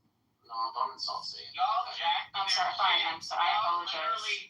Y'all literally jacked their shit. Your vocabulary is founded. Everything you say, Hamas. Now you said jack their shit. So all you're into is licking Hamas? Lick Hamas? What? Remember when he was talking the other day and he was trying to lay down facts? Saying they wanted to come back and get that lick. They're lick back. Wait, you lost me when you said laying down facts. You lost me there. No, he's an idiot. He's really flush pumping. He's consistent. At least he's consistent. Wait, you're consistent too. Alongside it, he's a consistent guy. He's a fair. Shh, I know. I'm sure you two will make beautiful kids. Left time to that one. Benny Adam, what is Zionism? Yeah, they want to put Judaism. You guys want to? Teach me. Just like I hate it. So there's a few definitions. Okay. The Zionism. If you look at it from political Zionism perspective, you have the Kitover, Chaim Weizmann, Eliezer Ben Yehuda, Jabotinsky, Ben Gurion, and you had others, right? Golda Meir. When you look at their definition of Zionism, it's basically colonization. Okay. Now, the thing is, there's religious Zionism as well. So the religious Zionism works, when the Mashiach gets there, then they're going to be, brought back to their land, or they're going to come back to their land, and that's called religious Zionism. But if you ask Adi, Metlak, Omolu, or any other Zionist, Daniel, they will all tell you majority of Jews are actually Zionists. Now, I would love to ask this question. How many Jews out there believe in political Zionism versus religious Zionism?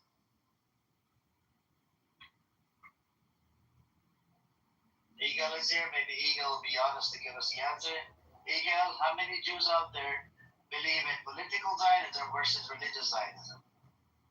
You did not give the exact the description of the definition of the Zionism. The Zionism definition is very simple. Movement for a Jewish state in the historic homeland. That's all. That's the definition of Zionism. That's your definition. According to the founding fathers, it's different. The only definition which... Did you not see what Theodore Herzl said, Eagle? That's exactly what Theodore Herzl said. Theodore Herzl mentions multiple times in his diary and book colonization. Okay? Ben Gurion believed in colonization as well. Alright? Jabotinsky, did you read his book? The Iron Wall? You should read his book. We went over it. We had Mikhail in here.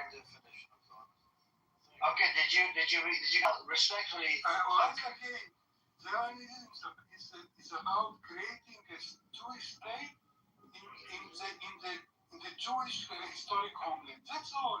Okay, do you know? Nothing, guys, nothing. Okay, Jabotinsky said we're going to use iron fist if they resist in his book. Okay? Do you know what that means? Or iron wall. He said we're going to use iron wall or something if they resist. You know what that means? If they resist, we're going to force them out of the land. All right? This was in Jabotinsky's book. He's a founding father of Israel. No, Jabotinsky was Universal. He was one of the founding fathers. Iron wall means. You just made it up. This is not what iron wall. Okay, what does the iron wall mean? Please tell us. In his book, he wrote either iron fist or iron wall. One of these First of all, it's an iron wall, okay? It's a wall. So you can use a bit your imagination. But you said you read the book yesterday. I mean, no, not yesterday. Not yesterday. Me, Mikhail, and you had your brother Nathan that used to come on. He's active on TikTok right now. So you don't remember, why do you make shit up? Like, it's so weird. Because you bring a topic that you sound like you know about, but you don't. So like, move on. Like, it's so weird. It's in his book. It's in Jabotinsky's book. But the meaning that you're giving it to it, the meaning that you're giving, what is the meaning? In some way, in your head, a wall is a tool to ethnically cleanse people. Oh my God, he said potato. He probably means to genocide of the Arabs. Okay. Looks like this is the problem I have. I'm actually going to pull up the book right now. Okay? He literally talked about the iron wall. Let me see. I'll pull it up.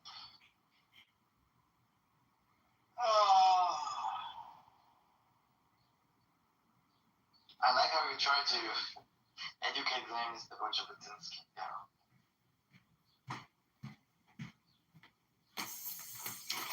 Always amusing. It's just a constant lies. I don't understand this. It's constant lies. Why, Amir? Why is it the constant lies, the constant reframing, the manipulation? I just don't get it. Oh my God.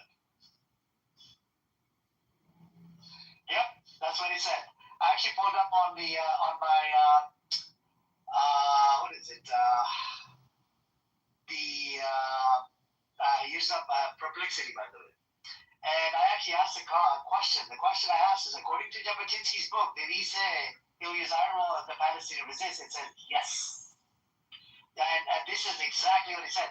Yes, Jabotinsky's iron wall says Zionist settlement should proceed behind an iron wall, meaning under a power the native population cannot breach, because he believed there would be no voluntary agreement with the Palestinian Arabs at the stage. I'll provide you the fucking book. This is the problem with your Zionist terrorist Jews. You guys come up here and fucking lie. Lie you to read it yourself. Read it yourself. I'm kind of walking right now. Okay, I'm walking as well. I am walking as well. So, and anybody that wants to read it, this guy was a genocidal psychopath, one of the founding fathers of Israel. Okay? Him, Theodore Herzl, Charles Weizmann, who was it? Ben-Gurion, so much of them. Giving names, and all the names are correct, but your accusations are all made up. Yes, they existed. Okay. Oh my God.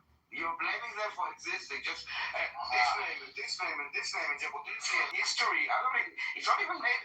Even the Palestinians are not saying this history. At some point, guys, you need to understand history is not like plastilina that you can just, like, whatever fits your narrative, this was the history. Like, it feels sometimes in the show that you're like, it's like, let's just, whatever we make sense to us, and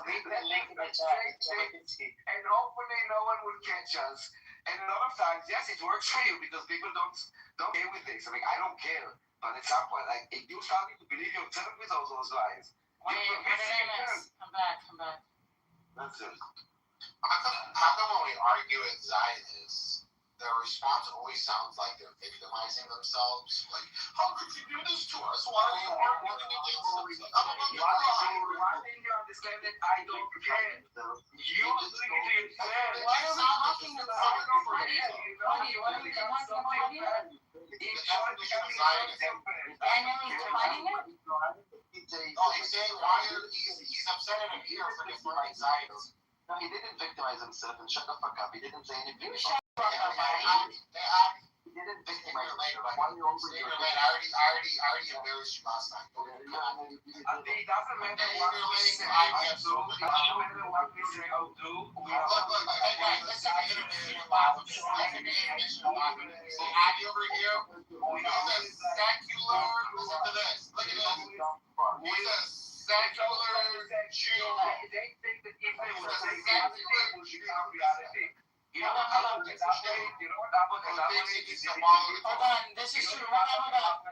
The first important point is this: we must not confuse Jews and Judaism with Zionism. Okay? You don't know what we agree? Zionism is, Shut the fuck up! I'm asking if we can agree.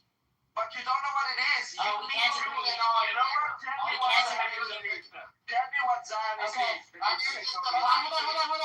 If we cannot, is Zionism and Judaism, are they the same thing? What is Zionism? Okay. Run away. Tell me the definition. You know, maybe English is not the first language. No, I know.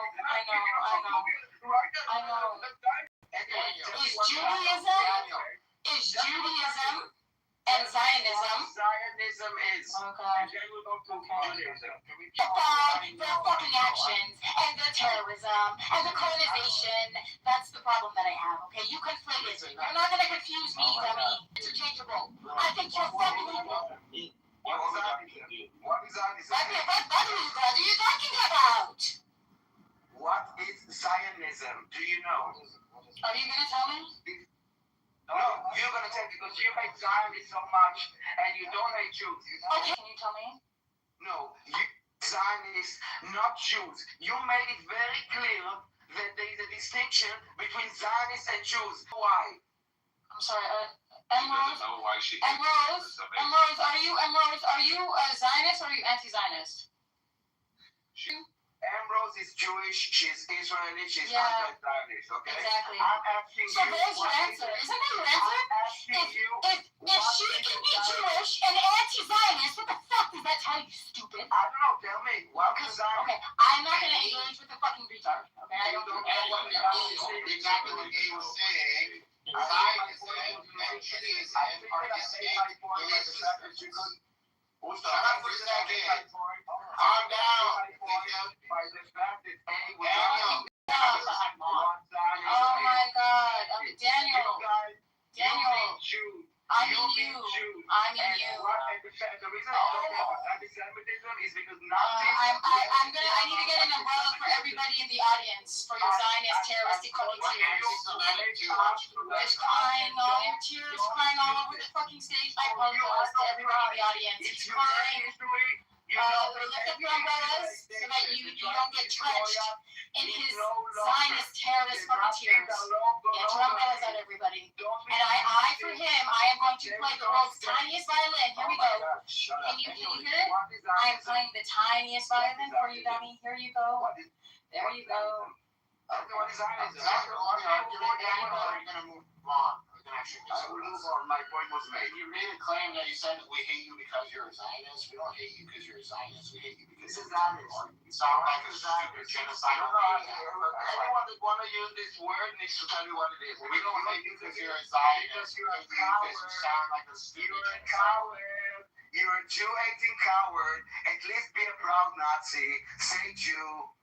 And if you want to say Zionist, tell me what it is. You don't know what it is, so be honest. Hey, Jew, my baby. She said fuck off Jew or something like that. Jew. She doesn't even hide in it. Who cares if someone hates Jews? Who cares? You guys hate Muslims. Listen, you guys hate Muslims. What's your point? Who cares? You guys hate Muslims. What's your point? You guys hate Christians. Your scripture in academia, I can tell you your beliefs are founded on fabrications and charlatans. Who cares if we hate Jews, Christians, or Muslims? And that's the point. Are you genocidal maniacs or not? Who cares? I'm a Muslim. You can insult me. Go ahead. I'm a stupid Muslim. I'm saying if you hate Jews, just say I hate Jews. Who cares if we hate Jews? But that's okay. Who cares? Who are you? No one cares. You're not How do you know? You see, this is what he wants. This is what he wants. I'm not saying I hate Jews. I'm saying this is what he wants. Ignore him. This is what the fuck he is what he wants. He doesn't want us to make a differentiation between these fucking Zionist extremists. He wants them all to be the same. This is how do you doing it?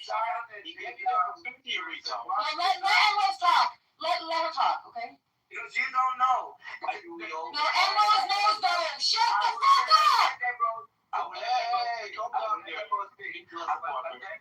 You need to listen and wake up.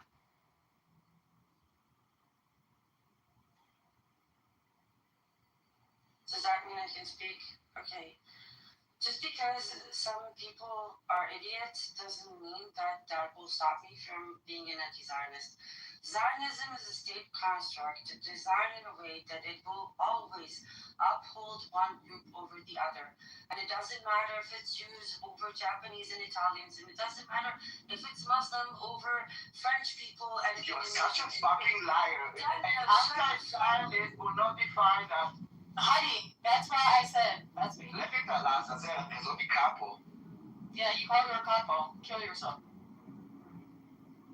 Don't kill yourself. I don't want anybody to die. Actually, everyone is no less of a Zionist than Zionists. No. Can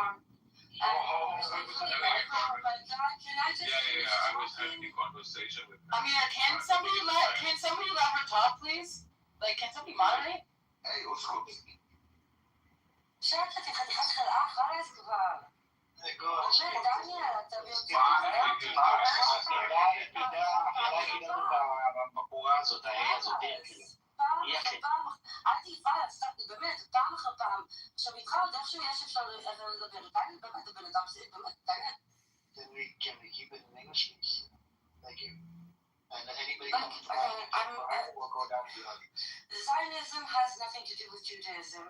If any of you had the capacity to have this more nuanced conversation, maybe one day. But generally speaking, no, it has absolutely nothing to do with it. There was just an article published that half of the American Jews under 35 believe in a one-state solution that doesn't involve Zionism. So no, it has nothing to do with Judaism. And how do you respectfully do not talk about Zionism? And be honest, just the ones that it's just for them to learn something. But be honest. Daniel, don't lie. Daniel, Why shut up, you Daniel. fucking lie? For one in the reason of a life, don't lie. Just the ones that With respect, Daniel, I gave you an opportunity for like an hour to define what violence is. You? No, listen to me. You were not part of the conversation. Listen, I was me and A. No, shut up, Daniel. I asked you why. Oh my God. Amir, you have to get him out. Genuine conversation. See that the Zionism is. I know what it is. What are you talking about? Daniel. Talk to Daniel. What does that mean? Israel has the right to exist. What does that actually mean? In order for Israel to exist, the way it defines itself, Israel defines itself as a demographic threat. So, in order to maintain a demographic majority for eternity, this country or kicks out everybody else. That is Zionism. Zionism is maintaining a demographic majority. That's it. It's just an evil, ethnocentric, supremacist system. Anything else? There are many. If this is a definition, then we are not Zionists. There are many ethnocentric states on the continent of the world. Nothing wrong with it. Zionism is the right of Jews to have their own state in the historical Palestine. It doesn't mean anything. Okay, she already explained it, dummy. Okay. Thank you. No, listen, don't interrupt me. I actually want to have a genuine conversation. One sentence, and then you cry and I don't answer. Why is she acting like she's running? The question was answered, Maniera. The fuck are you? But that was not the correct answer. According to you, dummy. Such a retard woman. Fucking mother. Yes, she's a new Wednesday. She's a Tuesday, but it's a retarded Wednesday. I believe that both Jews and both Palestinians. No, the question about definition. Hold on 1 second. We're talking about Zionism. 1 second. Hold on, I want to answer. I am very much Zionist. I understand the question. Because we make the question was like Aslan. יגאל, השאלה היא מה זה ציוני. יגאל, אתה שומע אותי? יגאל, אני הייתי באמצע להסביר מה זה ציונות, ואתה מדבר על משהו לא קשור. English, sorry. Is what Igor said at the beginning, is the right of self-determination of Jews in the ancestral homeland. Nothing more than this. Not how it's done. Now, regarding what she said about demographic threat, there is no demographic threat.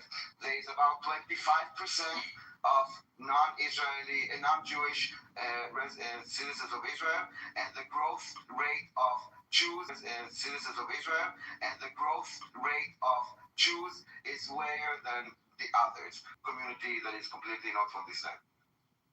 I think there is demographic threat because we control 3 million Palestinians in the West Bank, also about 2 million in Gaza. So there is a demographic threat. If there will be no two-state solution, we are going to become one state in the future. There is a threat that we will become one state which will be constant civil war, and which will not be a Jewish state, and also will not be a Palestinian state. It will be a binational state, which is the worst solution in my opinion, because both sides deserve to have the right for national determination and the right for a state of their own. No Israeli will agree to a one-state solution, so that is our The demography is actually there is the same number of Jews and Palestinians in but it's not my point is that if you bring now you will put like 7 million or 70% of the population of any country with like new Muslim immigrants, you will have what you call a demographic problem. Listen, here's the Daniel. So Daniel is just dishonest. Hold on. He's not. They're natives. They are natives. They're not immigrants. They are natives. Yeah. So listen. The thing is, like, the whole problem is, like, if you read the Zionists and like how they talked about doing this, I understand that, like, in the early years there was like practical Zionists versus political Zionists, and you had like coexistent Zionists versus like religious Zionists. But over time, leaders still leadership, like even with Germans, is like 1920 writings aren't like 1939 writings, right? Or opinions or like stuff like that. So there was a clear trend, especially after the Arab Revolt, 36-39. There was a clear trend towards the Jews or Zionists recognizing that, yeah, we have to kind of expel some people, transfer some people. Even David Ben-Gurion said, like, I'm not opposed to, like, I think it's a moral thing, like, population. And by the context of the time, it was a common thing, like, Greece and Turkey. It wasn't the intention. Yeah. Well, it wasn't the intention, though, was it?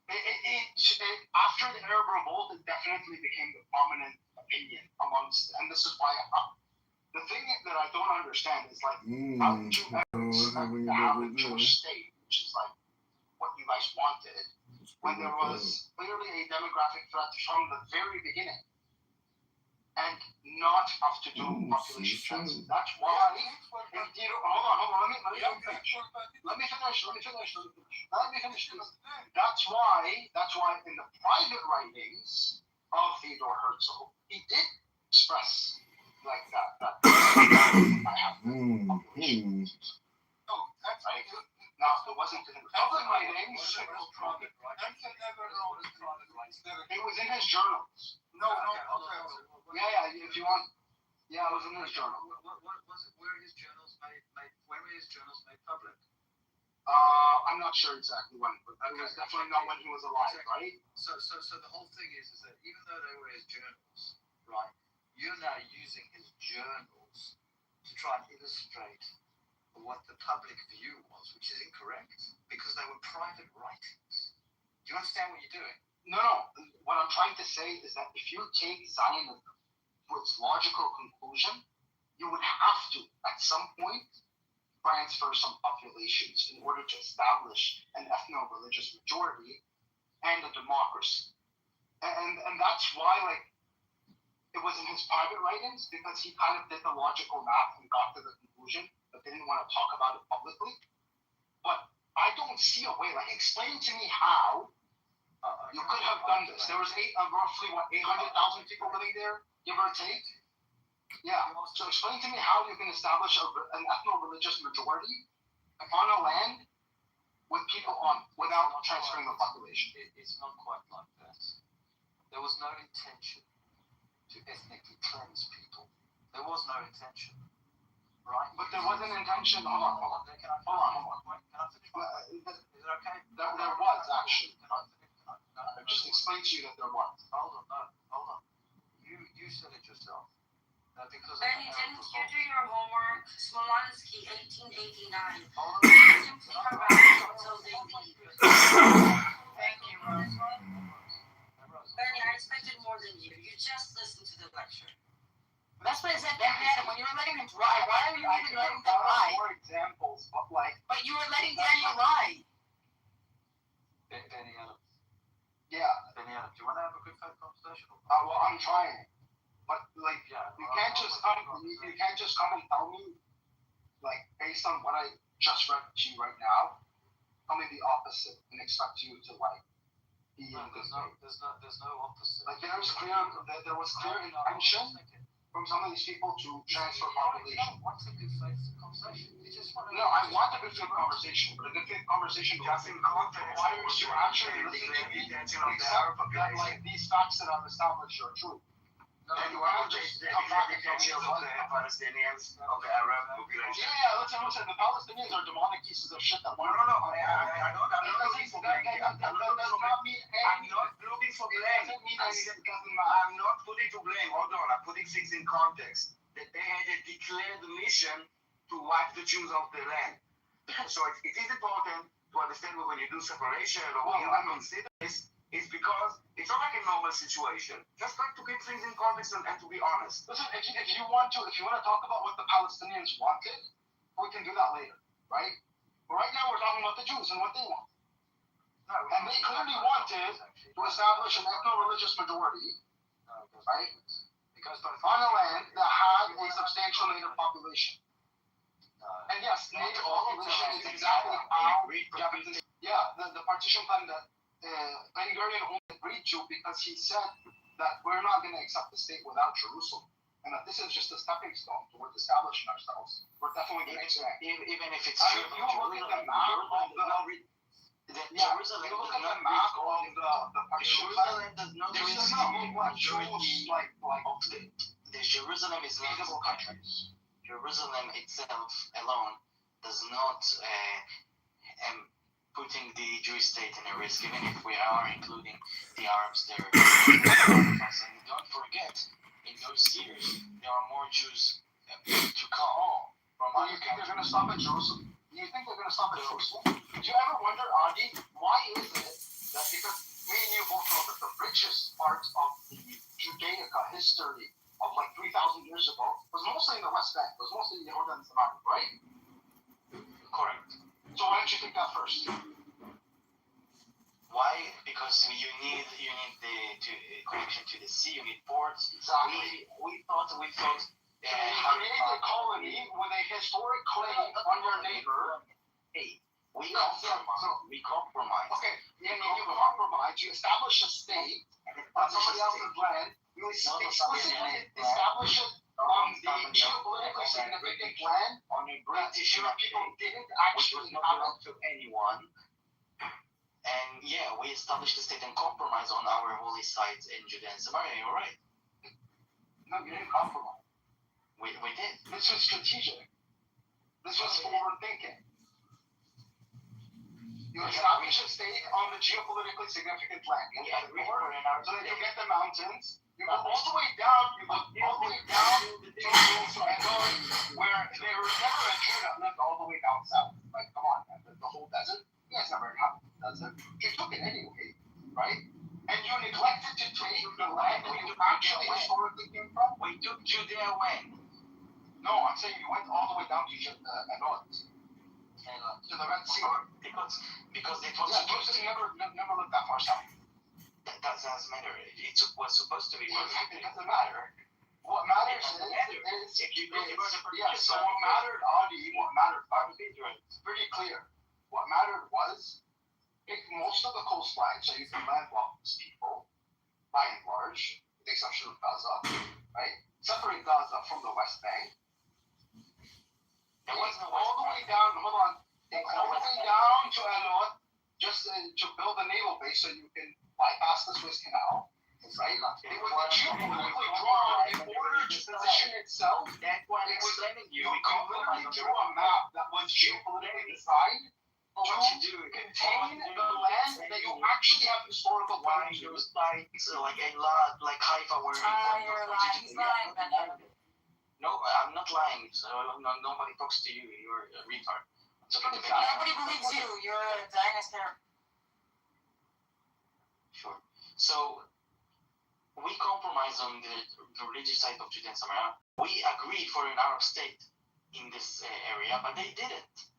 So, therefore, the partition plan, we see it as invalid, but in the days of the partition, we saw it as something we agreed on. And that's how you can preserve Jewish.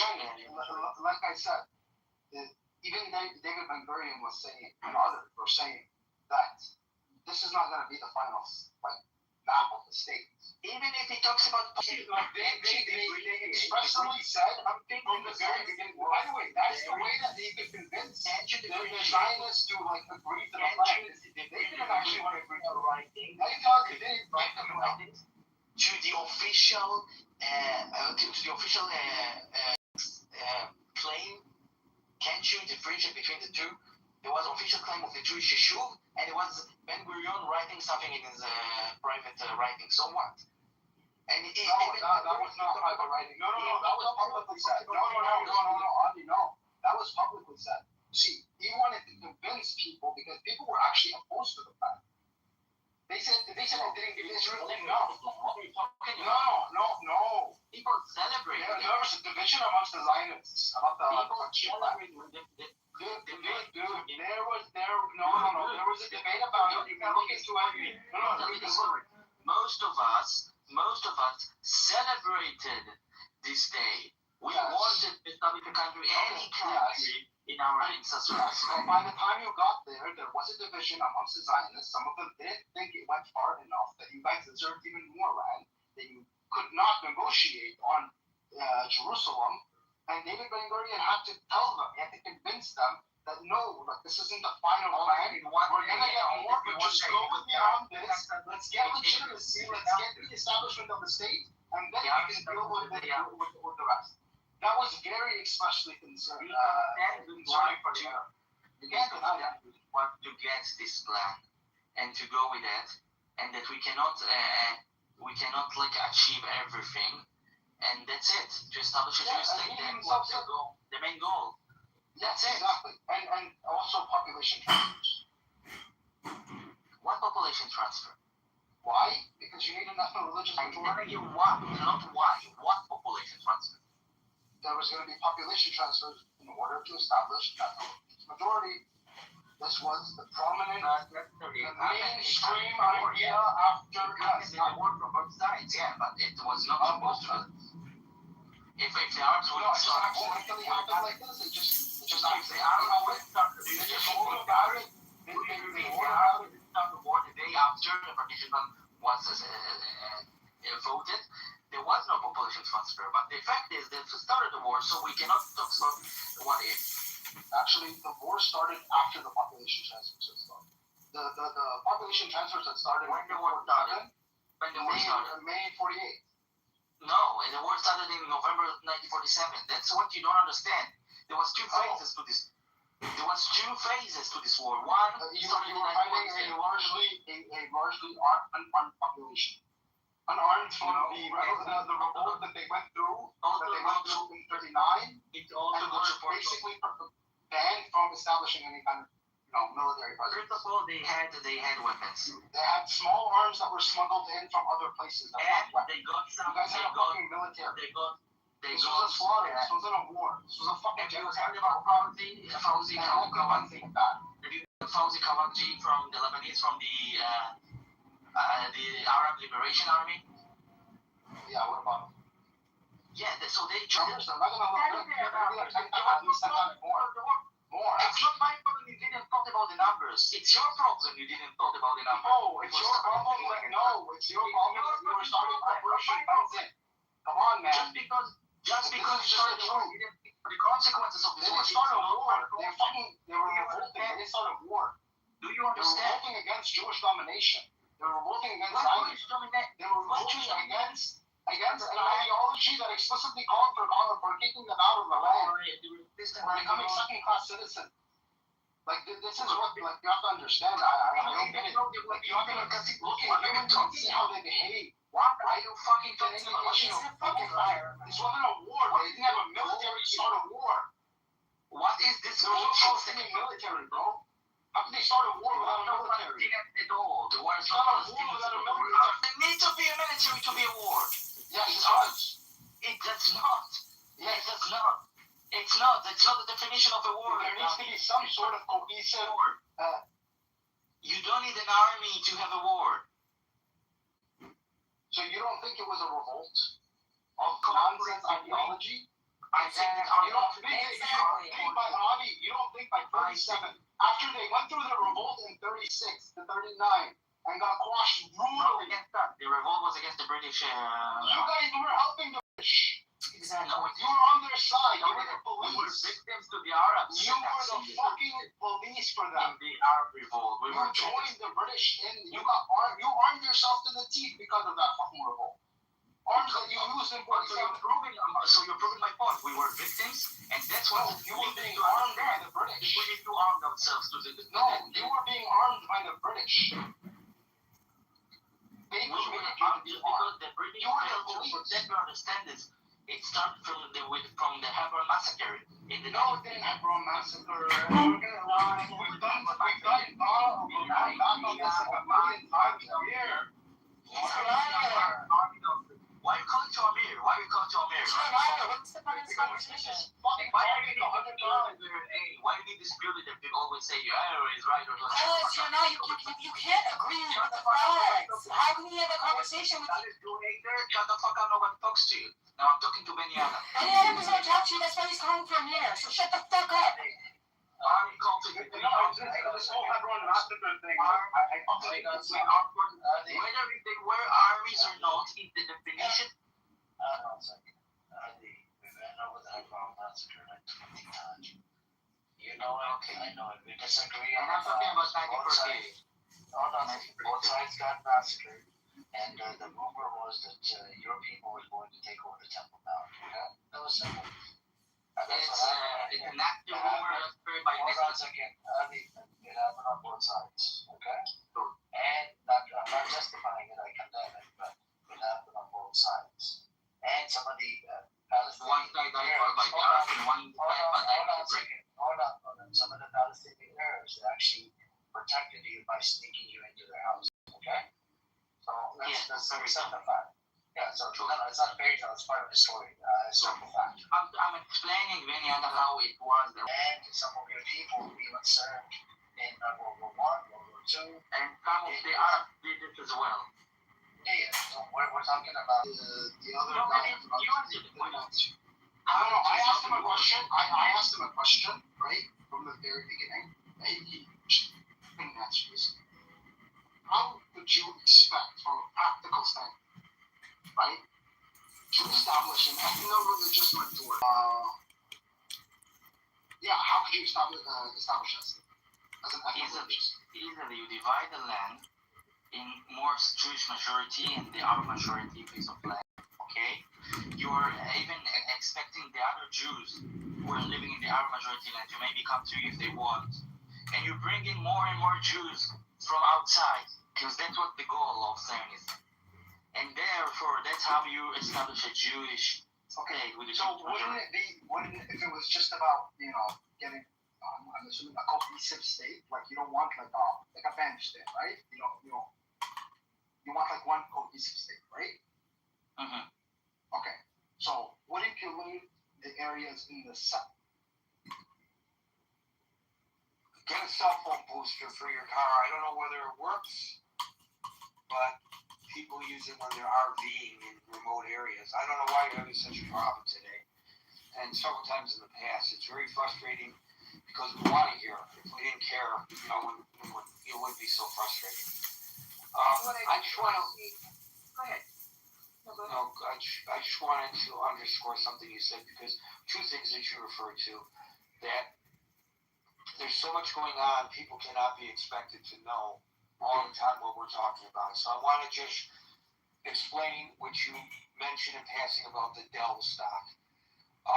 The president's investment portfolio, according to the Huffington Post, stood to make a massive profit after he purchased up to $5 million of Dell stock, repeatedly hyped the company, and the Pentagon subsequently awarded Dell a $9.7 billion contract. Now, when you become president of the United States, you're supposed to divest yourself of your portfolio, and furthermore, or at least put it in trust, and furthermore, you're not allowed to manipulate the market to the benefit of your portfolio. And Gary, what you mean by trust, a blind trust? A blind trust, yes. You're correct. The other thing that Mayoral mentioned, it was the Gaza Board of Peace to which you referred. You threw me off when you said you didn't think I was right about that. But that's okay. The Jerusalem Post and the Financial Times are both reporting how much is in the Board of Peace contributions to separate private JP Morgan accounts that lack public reporting or transparency. I mean, come on. Are you kidding me? It's mind-boggling. Every single day, we learn something else that's mind-boggling. Transparency. I mean, come on. Are you kidding me? It's mind-boggling. Every single day, we learn something else that's mind-boggling. And it happened. It's thank goodness for the reporters. Thank goodness for the enemies of the state. Enemies of the state. Yes, I love them. The enemies of the state, I love them. And I'm so grateful for them at a time when people are being manipulated towards a different way. I'm so pleased about every single reporter who really wants to do a good job. And we would not have known that. There's so many things we wouldn't know if it weren't for them. And they'll be punished. Unfortunately, I think that's pretty sad. They might be punished. But yeah, that is. And the only loss, the true losses to him will be vanity projects, because that's what matters most to him. But please, everybody, let me know if they ever stop, if the veterans win that lawsuit against him building that horrible arch. That's horrible to do that to Arlington. That's just a horrible thing to do. To ruin that beautiful view from Arlington. It's just sacred, the most sacred thing that you could have.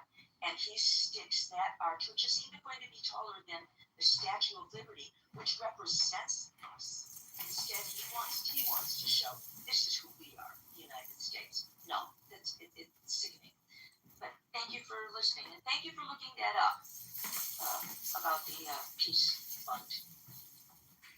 And that's another thing, Mayoral. So you're 3 for 3.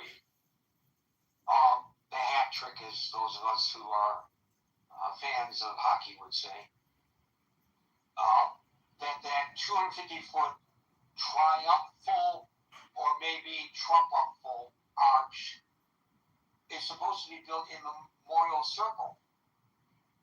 So that's a roundabout that's directly between Arlington Cemetery, and the Lincoln Memorial. So the Vietnam War veterans in particular are arguing that it would dominate the skyline and disrupt the historic and uninterrupted view between the cemetery and the National Mall. And I think that, and that's to which you refer, yes. Yes, it will make the White House. It's just, I think it is sinful. If anybody who's ever been there and anybody who's ever looked at the beauty of it, and you dwarf the memorials, what makes him more important than all the monuments? It's mind-boggling to me, and it hurts. I get very emotional thinking about that one. Thank you. Thank you, Meryl. Maybe I'll make it golden, and at least it'll be a testament to the fast food industry that provides us with such healthy fare. Because all the poor people buy their dollar meals, and they eat so healthy in the fast food industry. So that's their contribution to our society. Thank you, Meryl. I'm really on a roll today, and Howard's going to pull in my reins if I keep this up. Monsef followed by Cool. You are on a roll today, Gary. Hey, the countries that have, you say, a lot of weight in the world geopolitics, but most of them have regional conflicts and such that they basically just wanted, the support of the United States via the support of Trump. That's kind of scary. The chairmanship for the board is Trump for life also, until he nominates his successor.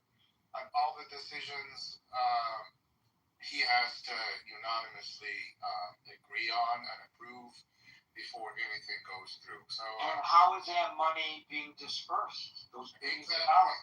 Yeah, exactly. And a lot of these countries also have deep pockets, and we saw how when countries like Qatar and all that wanted to, I don't know what kind of favors they wanted from the president, but you don't give someone $400 million as a replacement for Air Force One without expecting something back.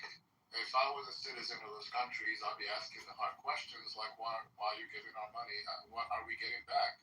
More than 25 nations, by the way, are the founding members of the Board of Peace, including the United States, Argentina, El Salvador, Bahrain, Egypt, Israel, Jordan, Kuwait, Morocco, Qatar, Saudi Arabia, Turkey, and the UAE. And then I think in Europe, according to this list, Albania, Armenia, Azerbaijan, Belarus, Bulgaria, Hungary, Kosovo, Uzbekistan, and in the Asia Pacific region, Cambodia, Indonesia, Mongolia, Pakistan, and Vietnam. This list was compiled by The Independent. So if it's wrong, write to their editors. Don't blink.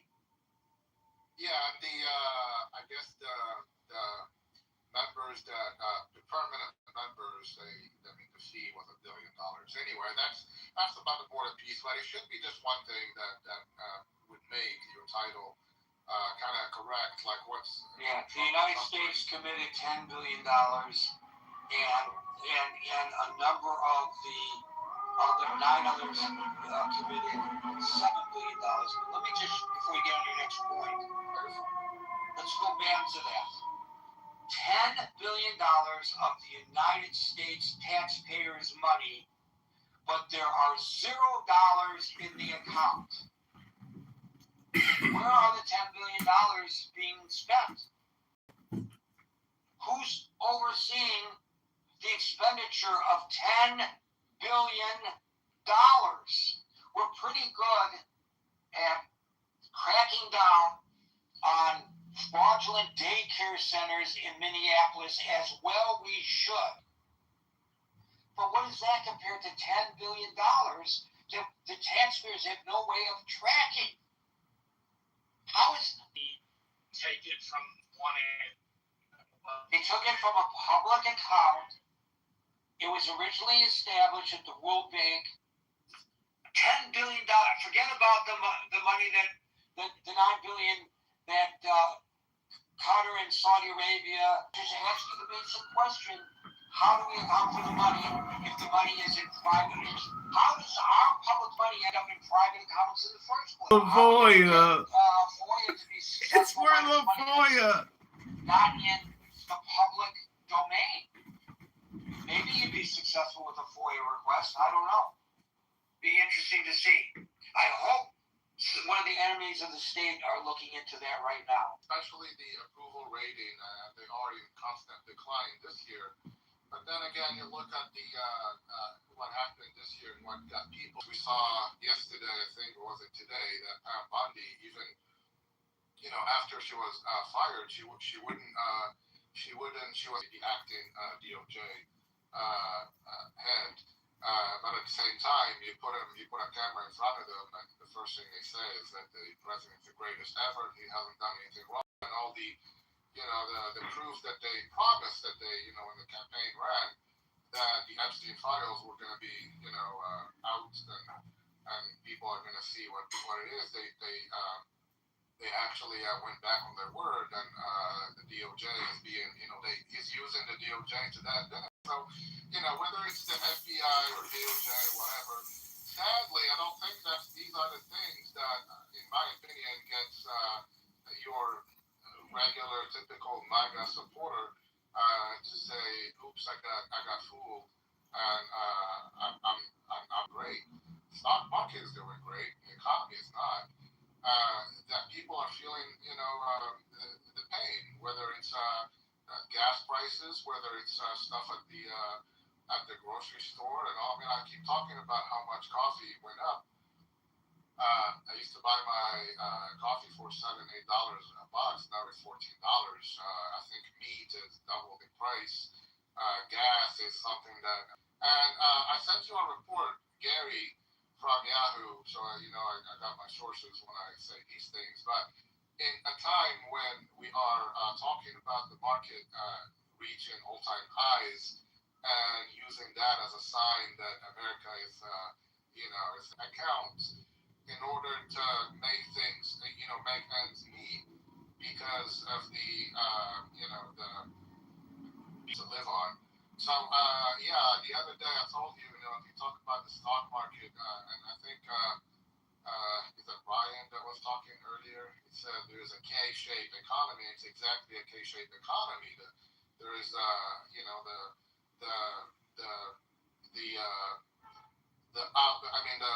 the higher, the better placed folks that have the means and the capital are enjoying massive, growth in wealth because, the market keeps expanding. But the bottom, thing of the K, people are actually losing their, net worth in middle class and lower middle class because of how expensive things are. So nobody's actually thinking about investing in the stock market in those classes because there is no money left. Like I said, people are tapping into their retirement savings in order to finance their lives, knowing that they're not even going to have enough in Social Security, the Social Security Trust Fund. I mean, I don't know why this is not a priority for a president that says that he's there to work for the American people. It's expected to go. I know it's a thing that we've been talking about in this country forever, but it's close. Like in the 1990s when we talked about 2034, it seems like so far away that, well, for sure by that time, the politicians will find a way to fix it. Well, now we're less than, I think we're 7 years away from the fund being completely empty, and it doesn't mean that no one is going to get their Social Security. It means that, retirees are going to get a big cut in their Social Security benefits, and that's, knowing that Social Security is not even enough as is right now for anyone to survive on. I'm talking about anyone like normal people with the average Social Security check of $1,000 think it's $1,400 or something like that. Think about when you wait until you can't even work and then you ask for Social Security, and it's like we have to do a 40% cut because the trust is empty, and I mean the money coming in can only we can. Like, it's dire straits for sure. Right, and to add more things to whatever, we don't collect enough money to. A lot of those people were actually contributing to the Social Security, and now those wages have not been replaced. AI taking jobs away, who's going to contribute to Social Security from the money generated by AI? If you have a cashier, at the grocery store, that person is contributing to the Social Security fund. But if that cashier is replaced by a self-checkout, then the work of that robot, which is really what it is, does not contribute to Social Security. That's right. My point is, these are real threats that are, threatening this country's, future. Imagine when you don't have any Uber drivers. Well, imagine when you have no more cab drivers. Imagine when you have no more truck drivers. And I just saw a story this week of a self-propelling airplane. Imagine when you don't have any pilots. Once your bricks are cooked, you're going to coat them with a bang. You place Holy them cow. in baking paper, you send them to a freezer for 10 minutes. I don't know whether I get on that plane, by the way, but still. That's a lot of people that they That's less than the unemployment then. Exactly right. I want to go back to the War and Peace and correct something. And this is maybe, the correction may be almost as bad as the air. So first of all, You won't believe it, but you according to I-24 News, I was going to say to you, I can multitask myself. That's all right. According to I-24 News, board officials have, this is the Board of Peace, board officials have explicitly stated that they will not offer a scrutinized public accounting or grand tally of donors and fees. They have stated that finances will only be disclosed to the board's own executive leadership when they see fit. Now, here's the part that's going to blow you away. I asked the question, and now I'm going to answer my question. What about the $10 billion pledged by the United States? Who's overseeing that?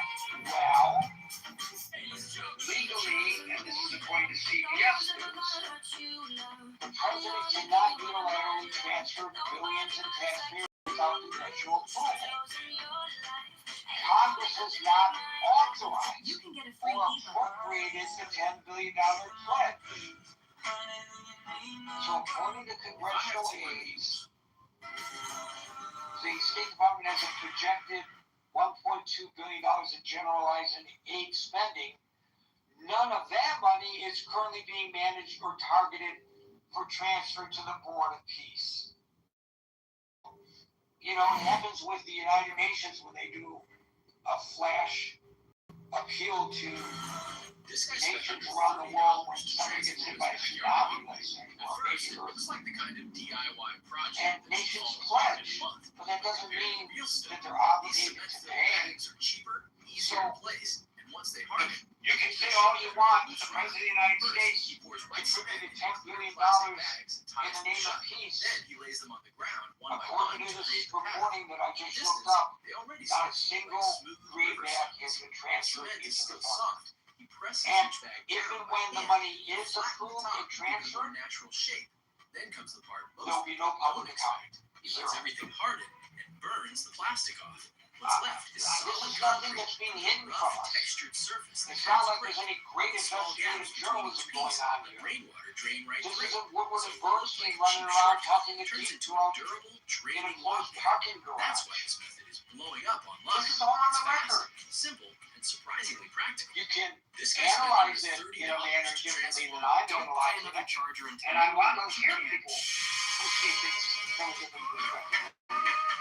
As Howard says, we learn here from one another, and our positions evolve as a result of new information coming in every day. Cool C. I have one last thing to add. Sure. The pledges that you talk about and that's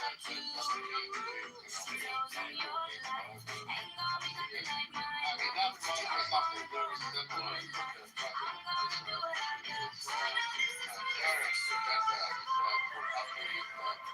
want to have the terrorists reduced and all that, he was talking about $17 trillion in foreign direct investment into other countries, coming in the United States and building factories and all that.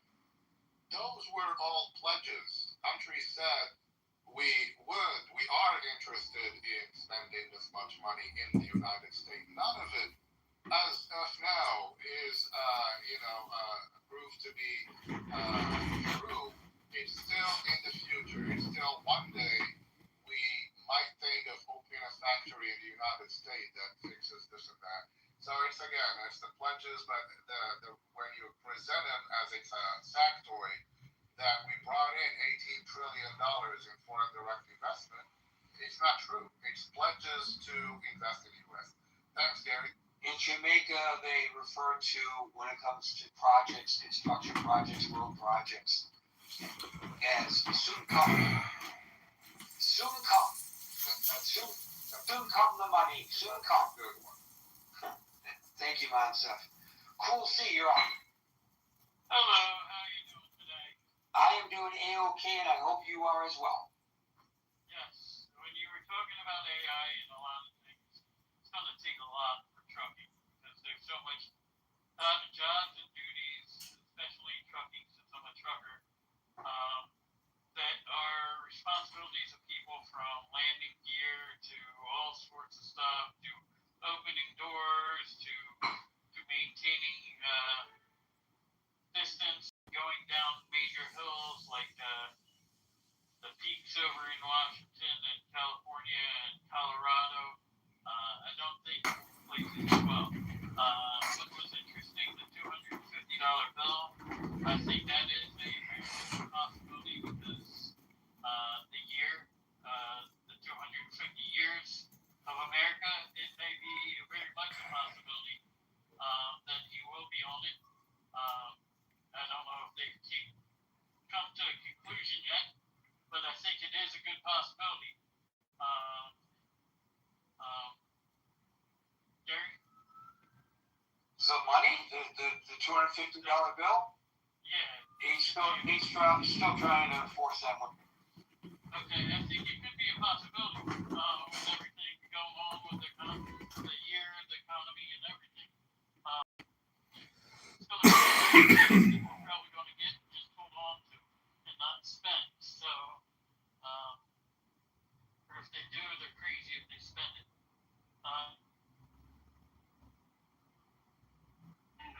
He does not see him as illiterate. You're denouncing his, demoting his skill. No.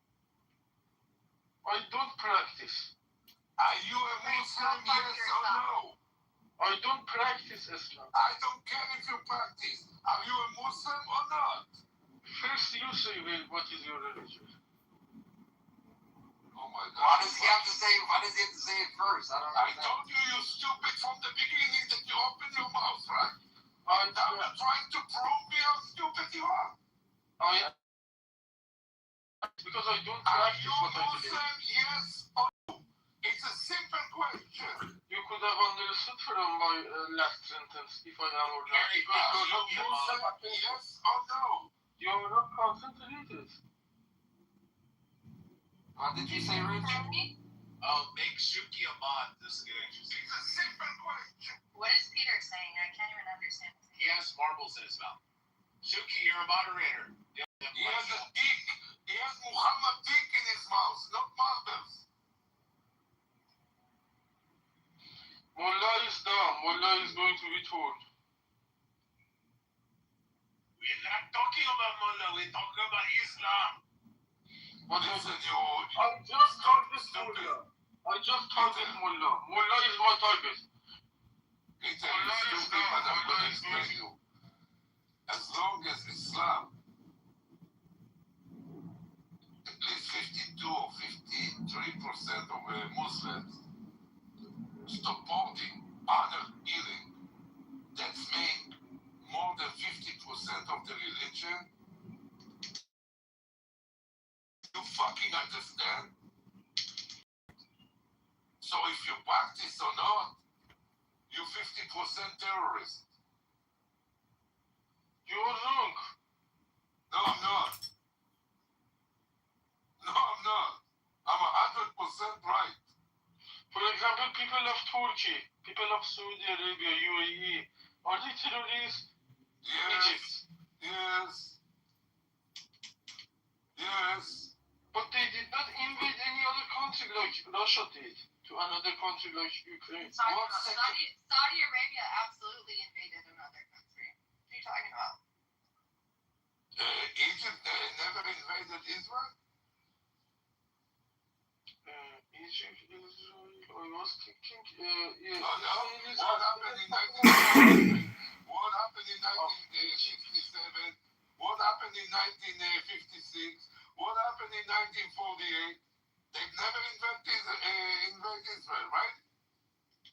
Israel is as big as couple of Egypt's islands. Egypt's importance is not comparable with Israel on the geography, not in the area of technology or global influence. Because all Muslims are stupid. Egypt is extremely more important than Israel on the map. No, that's not actually necessarily true. If you have a big dick, it doesn't mean that you know how to fuck.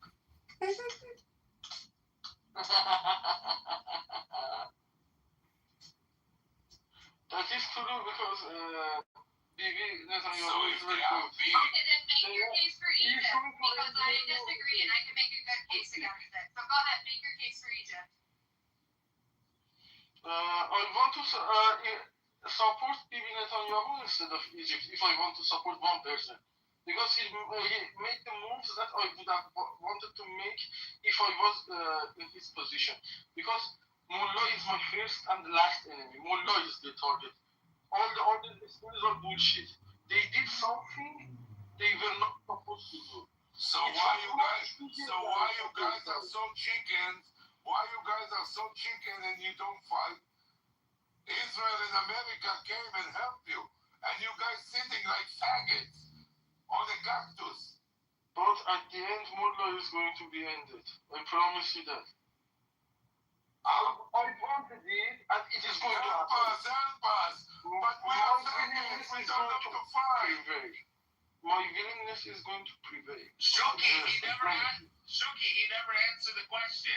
Are you Muslim? Of course he's not going to answer. I know the answer the question. Are you Muslim?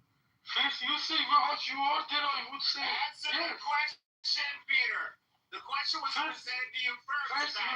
First, you need to introduce yourself, then I would Why the fuck does he have to answer when he asks you the question first? You fucking sharmota. You fucking kuss. Respectfully with me. If you talk respectfully, I would talk honestly.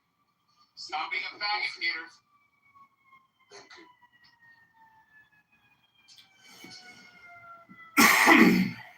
All Iranians are faggots.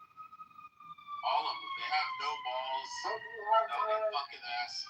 You have never found a place permanently south of Caspian Sea. That is not your territory, and you are burning because you could never go to the place there. They have their name embroidered on the fucking headrest of the fucking rocking chair on the recliner. And they go sit in their fucking designated cup chair while they watch me and 5 other men plow the shit out of their wife and don't let them fucking jerk off. You would keep watching the whole fire.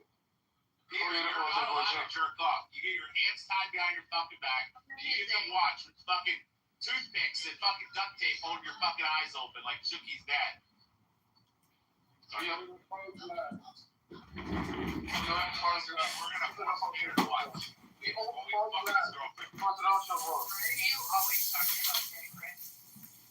About sex? I'm a horny motherfucker. You always talk about dick. No, I said I'm gonna fuck his girl. How was I talking about? He does always talk about dick, doesn't he? Yeah, my dick. I have the most beautiful dick in the world. It's 9 3/4 inches long. It's beautiful. I don't appreciate you misrepresenting me either. I can't hear you. You're really Oh, muffled. can you hear me now? Not really. How about now? Now it's all muffled even more. It wasn't really muffled. Yeah, go fuck yourself, man. Go fuck yourself. Yeah, whatever. $5 ATM. That's where you live at. That history is Cherokee history. And I'm not Cherokee, honey. Yeah, So, Cherokee are the best. You're misrepresenting me. We're Now, the those are the $5 Indians that you were talking about. That's Cherokee. Cuckoo. These are different tribes. I don't come from those nations. Cuckoo, are you from Michigan? Yeah, I'm from Michigan. You're with 3 kids or something like that? She's the pro Yeah, I got 2 kids. I don't got 3. 2. And you're not I married, don't right? call myself like pro Pally or like pro. She's a single Israel. mom. I just want peace. So, and you're a single mom, right? Yeah. Yeah, I'm a Detriment single of mom, society. And you're 20s, yeah. right? I wouldn't consider myself a single mom because The next thing that needs to come out of your mouth that doesn't make you a horrible person is that your baby daddy's dead. That's the only way you get out of this. no. Oh, It's yeah, not you're a that. horrible person. That's Yeah. disgusting. It's terrible. You're disgusting. No. Now, the only excuse you can have is that he No, died. okay, we're not gonna talk He was unless you want me to He sit died in here. Iraq. He died in Iraq or Okay, Afghanistan on the yeah, battlefield. Like, Your that's respectful. Filipino Anything baby outside of mother that, is dead. you're just Yeah, a your horny, Filipino just a baby horny mother who is can't take care dead. of a man. Your mother's a whore. Good Shabbos, Shuki, good Shabbos, Harry, Rabbono, Shalom. We made it to another Shabbos, Rabbono, Shalom. Rabbono, Shalom. It's all ad hominem projection, Coco. You're just projecting. It's ad hominem projection. He is projecting on me. I'm trying to have a You said you're projecting. with Shuki, and here comes this guy in the corner. Coco, would you date a Jewish man? He's trying to make you an honest woman. If he was to pay for all your bills and for your kids' school and all his clothing, your car, your mortgage, your I don't insurance. date people on the basis of their people group, but I have dated a Jewish man before, yes. Was he good and bad? John, she only fucks black That's too guys. much information. No, and She only fucks black guys. She likes the chocolate. Was he a black? Was he black Hebrew Israelite? Was he BHI? You were dating a BHI? You weren't dating an Ashkenazi. You weren't dating an Ashkenazi, I can tell you. You were dating a BHI. No, he was the party. Mud shark. Mud shark. No. You guys are disgusting. Peter, Be subjected to this bullshit. Peter, if we could fly you to Tehran tonight and provide you with an arsenal of weapons, are you prepared to go to Iran tonight to fight the mullahs to the death? Peter? What kind of arsenal do you want to give me? Are you prepared, yes or no? We need an answer now. That depends on the arsenal. All right, we're not flying you out there. Shuki was right. Shuki was right. Unfortunately, you guys have an LGBTQ structural LGBTQ problem within Iran itself. It's not out in the open, obviously. But if you are gay and you want to suck a dick legally in Iran, do you know that you can actually have your scrotum removed by the government to comply with strict Islamic sexual law? Peter, would you be willing to have a scrotal removal procedure to get in close to the mullah so we could possibly do a targeted assassination. Peter, would you go all the way? Would you sacrifice it all to save the nation? Because Peter's only in fucking Germany right now because he's a cub to a fucking bear. That's why he fled his country, because he can't live out his sexual proclivity. American citizens like other European citizens, I came with the citizenship, like a gentleman from here. And I got asylum. You fucking liar. You got asylum. And I had the admission from the second university of Germany, Technical University of Berlin. Well, Peter, never forget, it was a Jewish woman by the name of Esther that fucked your country over and saved the Jewish people. She was the real spy. It wasn't Mordecai. It was Esther. She saved the Jewish people. Rabboni Shalom, just like Bibi Netanyahu and just like Donald Trump. And if you're Islamic and you're a Muslim, Peter, we'll never forget that Donald Trump is the last and greatest Islamic prophet of all time. Better than Muhammad ever was. Donald John Trump, the true Islamic messenger of Allah. Very soon the gentleman will fuck all of you Muslims. My complexity is as equal as a student of Technical University of Berlin. You need to and very soon all the Germans are going to come and fuck all of you up. I am going to be one of them. Always. Shuki, you have a woman who come on stage. You have to greet her. Be a proper Israeli man. Peter. Who's the woman? Lacey. Peter. Lacey. Rabboni Shalom. Good Shabbos. Lacey Underpants. Are you in Israel right now, Lacey? No. Oh, you're not. Well, Peter is single. Do you have any advice for Peter on a Friday night on how to find a beautiful girlfriend? Remember, Lacey, Peter is a fake love. That's good projection. Don't marry a whore. If you want to understand projection, I think we all just would. Oh, Coco left. I thought all gay men were whores. Coco so left. We can't marry anybody. Ooh. Lacey, would you go fight with Peter in Iran to unseat the mullah? No? Lacey, are you a Jew? Excuse me? Are you a Jew? No, I'm a Greek.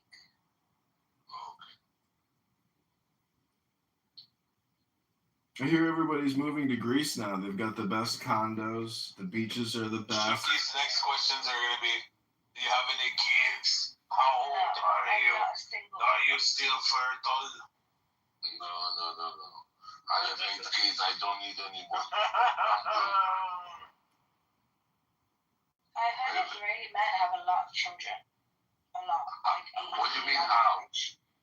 You don't know how I make my kids? I didn't say that. I said. She said she heard. I heard that Israeli men like to be fruitful and multiply. Yeah, we like to fuck. That's more formal. I have 5 boys and 3 girls. Nice. It's a blessing. And 3 grandchildren. Peter, you didn't answer the question. Are you a Muslim? Are you a dirty muzzy, Peter? There we go. I've asked you very nicely. Okay. Can't back out of it now. I do practice Islam, but I think that the main point is respected, like other religions. Not when she asked you, fucking cuck faggot, she said, "Are you a Muslim?" Say yes or no. I am Muslim and most of our Christian are Jews.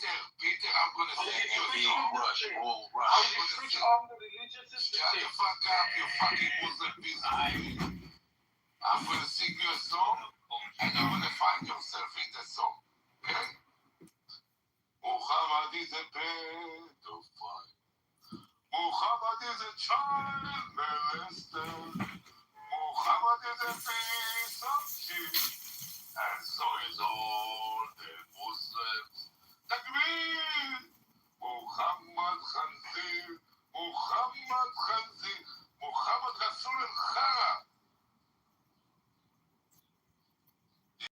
himself? I think you were biased.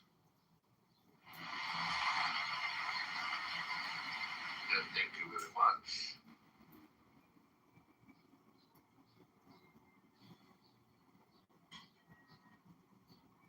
So good to hear this song that has been sung by the original creators very long. Very good to hear it.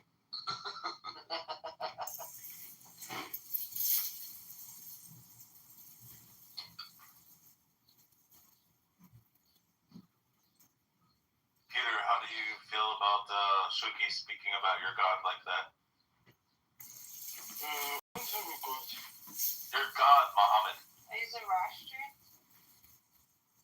No, he's an atheist. Since Coco and Pepe left, I don't see this a good accessory. I want to see what. Jesus Christ, you're ego. He kicked him. Oh, sketch. No, I did not kick him. No, I thought you did. He said because Coco and Pepe left, he's leaving. That's what he said. Something like that. Yeah, he don't have who to lick his butt.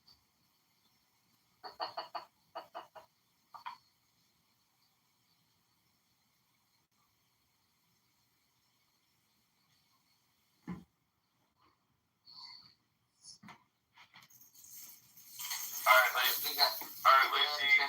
Lacey, what's your ethnicity? Are you Greek or not? She said she's from Greece. That doesn't mean she's Greek. Because she's from Greece. 99% of the time, that's what it means. Have you not seen all the fucking mussies that have fucking came across their own fucking rats? Yeah, but it's like going to Miami and be like, well, this is America. They must be Americans. No, these are a bunch of fucking foreigners. You don't know.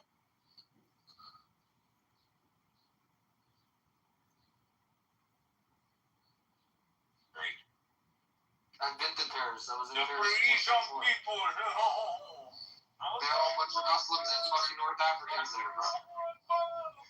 It's crazy because, like, French people, a lot of people from Europe will say, oh, the UK's finished. The UK is Islamified to the max, but so is, like, 99% of the, like, major European cities. So, Madrid, Barcelona, all of them. There is any more French people in France? Or they're all Muslim already? No, all the Muslims are Belgium, France, Spain. Not Spain. Actually, it's not. Like, they don't want that shit. Poland's the greatest country right now. I want to go to Poland. Hungary also. Poland's built a fucking wall, Shuki, and they're shooting the Muslims as they come across the fence. Very smart. Yeah, he literally said on national television on CNN or something, and he's like, you know, if the fucking Muslims come across the fence, we've instructed them to shoot them. I like her. Very smart. Oh, yeah.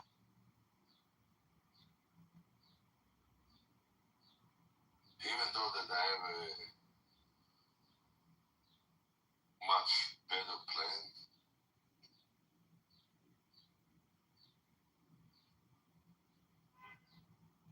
Oh, yeah.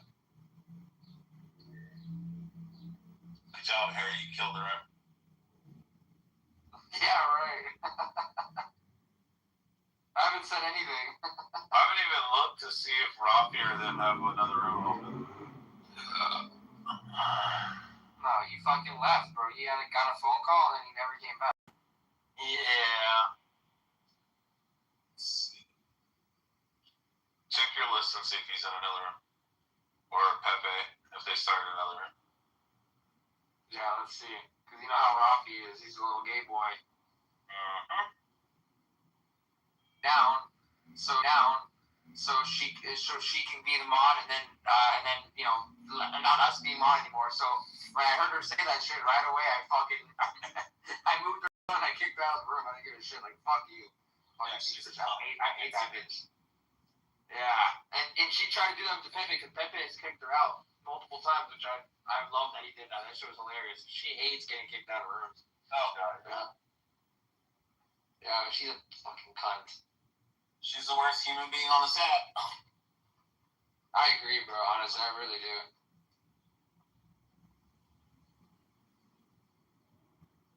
Except for that guy Shuki. Like, that guy I can't fucking stand shit. That's so terrible. Beer Mohammed and beer. هلا شوكي كيف حبيبي؟ أنا شوكي أصلا شوكي. You remember this guy Shuki? شوكي boy. don't declare شوكي. لا ياخذ شرموطة. لازم ياخذ شرموطة. أنت ابن شرموطة يا خنزير. ابن كعبة يا خنزير يا مانياك. شوكي كريزي. يلا كس اختك مانياك من مخون زنا. انت ابن كخبة. يا سنسو. Let's be friend يا شوكي. Let's be friend. يا سنسو. Let's be friend. Let's be friend. You motherfucker. Racist يا جواد يا اخي الشغوطة يا مانياك. Let's be friend يا شوكي. الله معاك كل شيء. كل شيء ماليش يا اخي الشغوطة. يا جاسوس يا مانياك. انت جاسوس ابن جاسوس. انت جاسوس ورخيص. شرف سيس. لا خلاص يا شوكي. Why you keep talking? Why you keep talking shit يا brother? We are brother.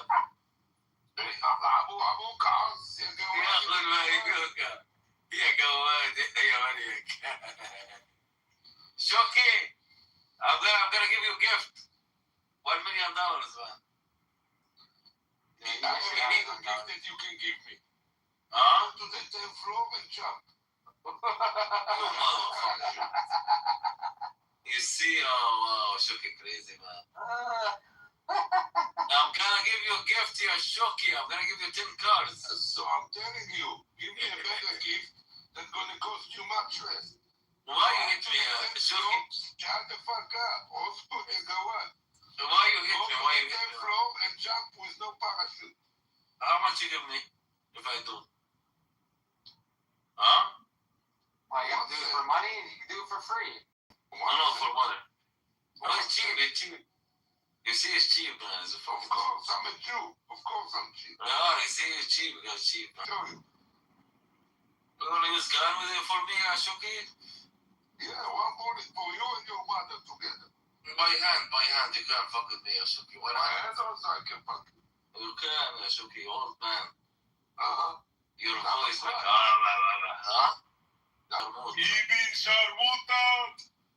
No, start, yeah, brother. Let's fix it with Shoki. Nobody wants you as a brother. Huh? Your mother is a hole in the intersection. Nobody wants you as a You brother. are a motherfucker. You see how you motherfucker, you piece of shit. I tried to give you Akhu Sharmuta to be my favorite piece of shit, guys. No, nobody wants to be friends with you. Piece of shit. Why, you like, I don't know. You want to be friends with a Jew? Your imam's not gonna like this, bro. I know, hell no. It's Mossad before. You and your whole Sharmuta family. Shoki, you can't do shit, man. Shoki old guy. He can't even talk. Yeah, it doesn't take a lot to pull a trigger. If you need man, try. Shoki says, let me keep my glasses. Hold on. Pow! I don't need. I just need to go to my son. I'm going to call him. He's only 11. Ask him what he wants to do. To go to Israel to blow all the Arabs. With the Shoki, Akhu Sharmuta, Shoki, garbage guy. But are you mad about Shoki, You're mad about what he said? I don't care what he said, man. I think I don't give a fuck, man. Of course you care. I don't give a fuck for no. Yeah, it sounds like you do. Exactly. Arabi, let me sing something for you. Muhammad is a bad Muhammad is... Oops. He left. You want to hear it? He's going to come back. He'll come back, yeah, for sure. But you know what? Yeah, there he is. Why'd you run, Arabi?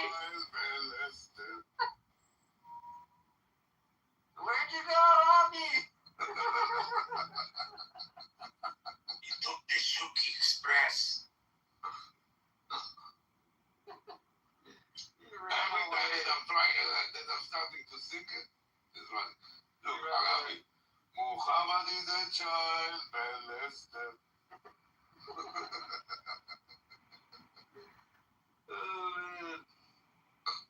He's gonna wait and then he'll come back in 20 minutes. No, never mind, let's wait 20 seconds, Arabi. You don't want to listen to this, huh? It's gonna burn your ears. Arabi, sing with me. Muhammad is a child molested.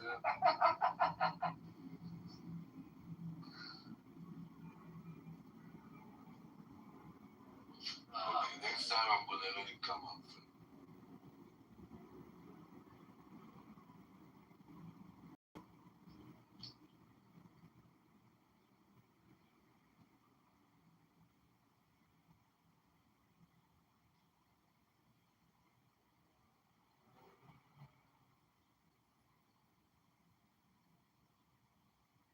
Too funny.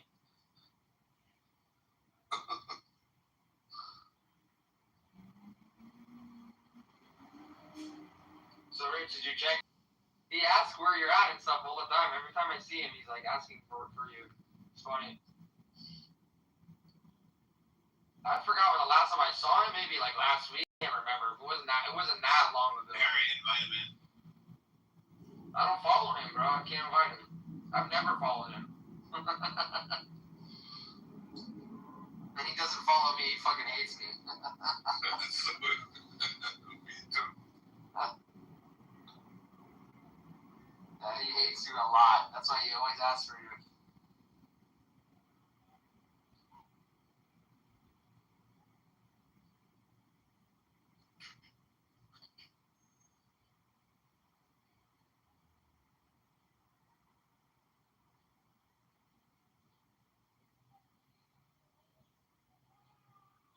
Yeah, I don't have him on my thing. And you can't like just follow him and then. Arabi, Ibn Sharmuta. يلا يا ابن الحرزير. Come up يا حرزير. What are you saying, Shuki? That's why Hitler say I kill have and I don't have to let the whole world why I kill those the big bugs, the piece of shit people. Piece of shit people. That's why Hitler. That's why Hitler said.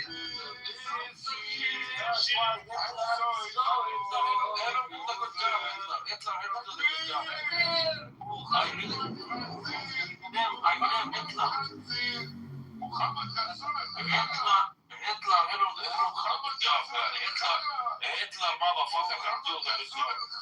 And I saw the prophet kneeling over Al-Hussein. But inshallah the Palestinians will do the worst. And I saw the prophet kneeling over Al-Hussein and lifting his gown and spreading his legs and kissing his we're gonna do worse than Hitler does. And I saw the prophet kneeling over Al-Hussein. Hitler will do the And I job. saw the prophet kneeling over Al-Hussein and lifting his gown and spreading his legs and sucking his baby tears. Prophet Muhammad sucked his grandson's tears. They have donkeys in Gaza. Because Hitler will do the Muhammad is burning in hell. Muhammad is getting fucked by donkeys right now. Yeah, motherfucker. That's why you guys do them. That's why with their guns, they're shooting their semen inside of Muhammad's asshole. I know. Muhammad Sharmuta. Muhammad Sharmuta. 2000 years ago. Prophet Muhammad Shaitan. That's Muhammad Sharmuta. Prophet Muhammad pedophile. Prophet Muhammad. That's why 2000 years we used to watch this shit because we know This Muhammad's ass before he shoves his dick in his ass. Very soon. Remember this. Remember this. Inside of Prophet Muhammad's asshole. Muhammad Khanzir.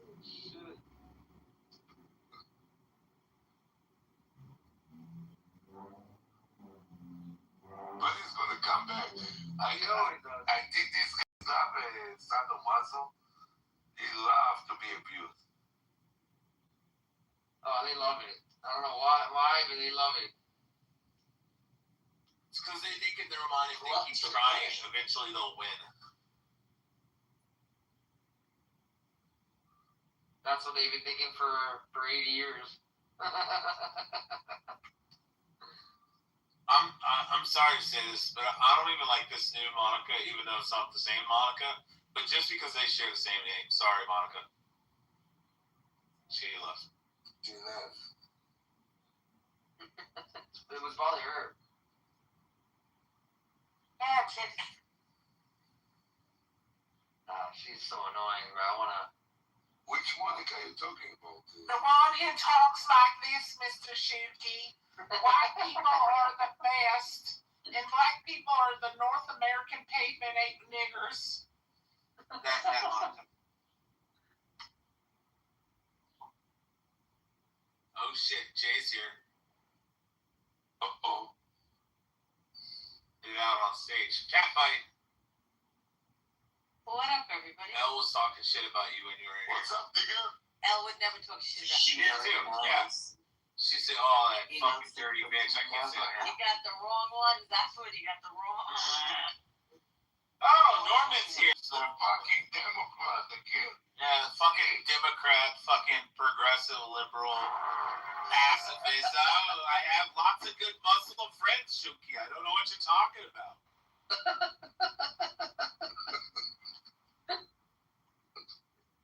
I have every day. This is the BB Sucks Dick account. I just changed the name. Oh, okay. Yeah. Norman, tell Shuki about how you have lots of good Muslim friends that are very nice people. I know Shuki better than I know you. That is probably true. You did to your city. Look You what's don't have happening in a your Donnie. city. Oh, wait a second. I know that you vote for him. I know. Get out of here. I know that you vote for him. How can I vote for Donnie? Tarek, I have a question. How much do you hate Prophet Muhammad? Are you gonna go, Taylor? Tarek would like to suck your toes. So I want to ask if Tarek hates Prophet Muhammad as well. Tarek, do you want Zafid's toes or what?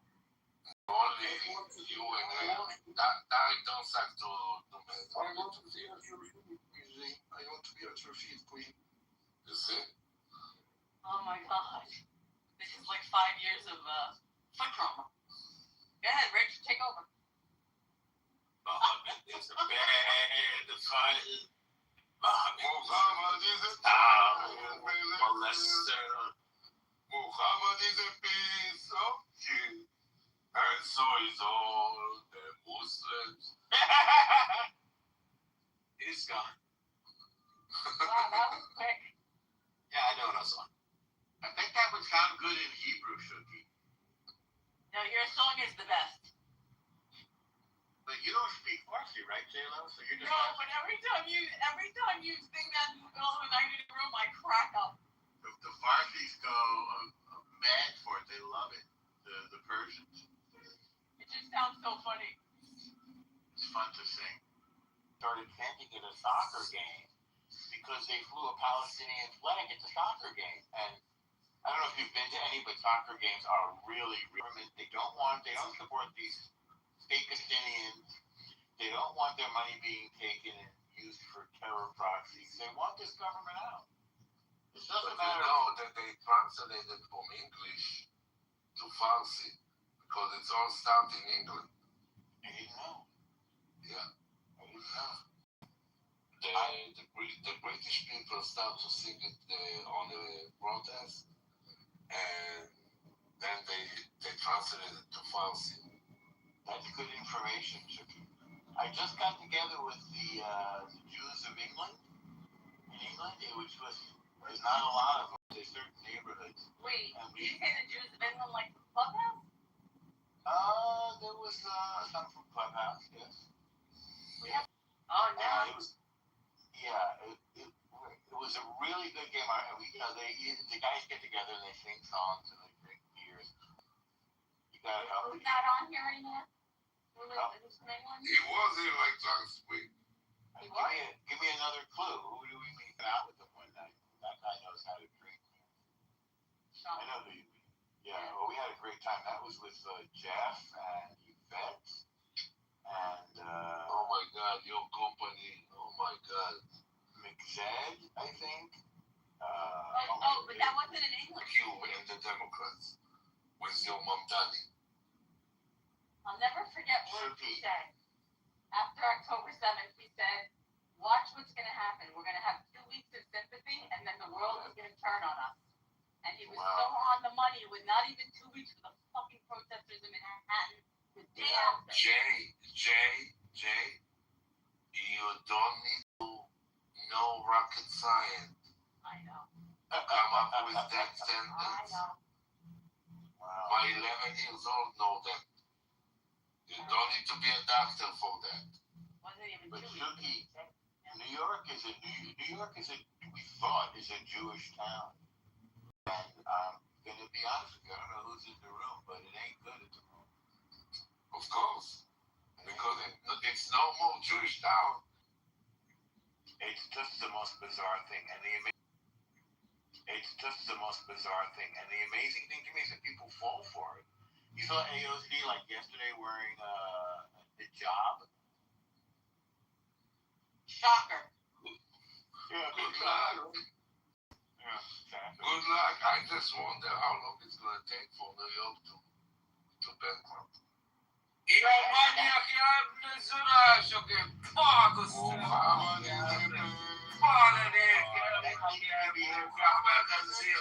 יא חנזיר, יא אבו שרמוטה, יא מניאק,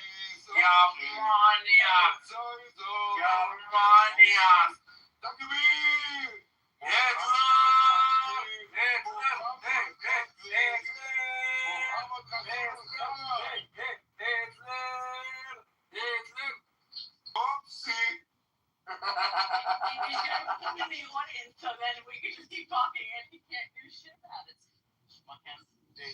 So something that I heard 2 days ago is that they want to do the same thing they did to London, which is like tank the economy, right? Because New York at a much cheaper price at a super discount rate. So then New York is going to be owned by our good friends from. It starts with London. That London got the Muslim mayor. Yeah. And then a lot of other cities. And New York was to the cat mouse. Shuki, last time we got a Republican mayor, I think it was 1990, 89 or 90 with Giuliani after Dinkins. Dinkins ran the city into the ground, and then we got Giuliani. So we had 8 years of Giuliani. Actually, we had 9. He got an extra year after 9/11. And then we had 12 years of Bloomberg. And I'm telling you, the city is a new place. It's like unrecognizable.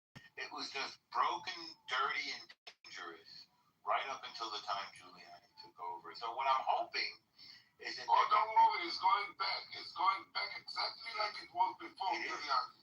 It is. It very much is, Shuki. And believe me, only this time it's much worse because the Jews are targets. There's no question about it. You know, I was involved. I mean, it was so upsetting. I can't even tell you. So, you know, sometimes I think, what? You said you lost. What was the?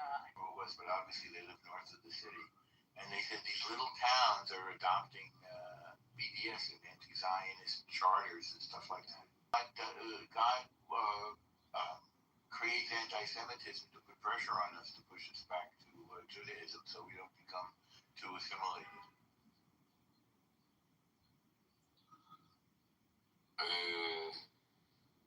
If you like to make excuses for your failure, good luck on that. But you're in the wrong because we don't buy your bullshit.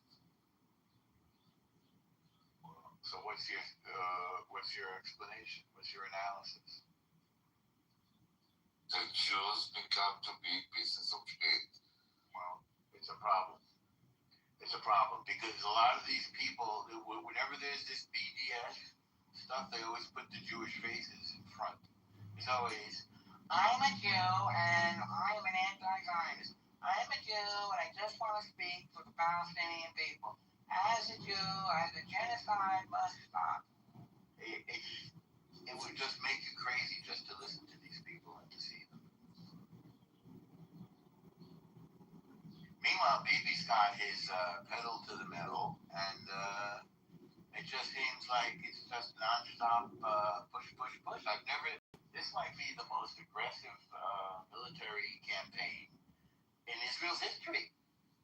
I mean, we're going all the way. We're hitting I don't think we've ever hit, what's that called? Tyre, Tyre, which I learned last night is like this valley protected by mountains. I mean, we've never gone this far in Lebanon before. We're even hitting Beirut. But we was in Beirut in 1982 when you're talking about. Yeah. Okay, did we go north of the Litani? Yeah, of course. I didn't know that. And we held it for like 10 years, right? 18. Unbelievable. 18 years. You know, the most serious challenge to the Israeli military, as we all know, is this capacity of Hezbollah having these drones that are very difficult to destroy. So I was reading somewhere in the social press that Israelis are trying hard and working as hard as they can to come with a technical solution that is going to be time and cost effective to deal with these drones and Hezbollah. So that is a weakness in military, at least in this area.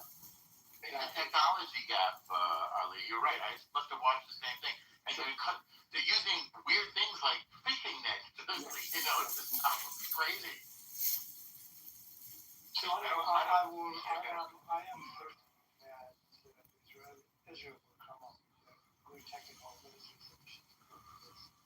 Baruch Hashem. They have overcome, this is not an exception, for sure. They're figuring out before so many soldiers are around. It's definitely a technology gap. It's like, say, swords going to guns. It's not as severe as that, or, horses going to tanks. But it is a technology gap, and we absolutely have to address it. It's zero question.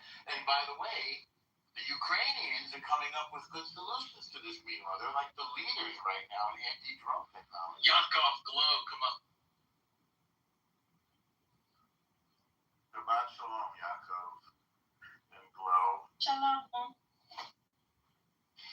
Going back to this political situation and Mandami, I call it Mad Dummy, being the, how come and why he became the mayor of New York.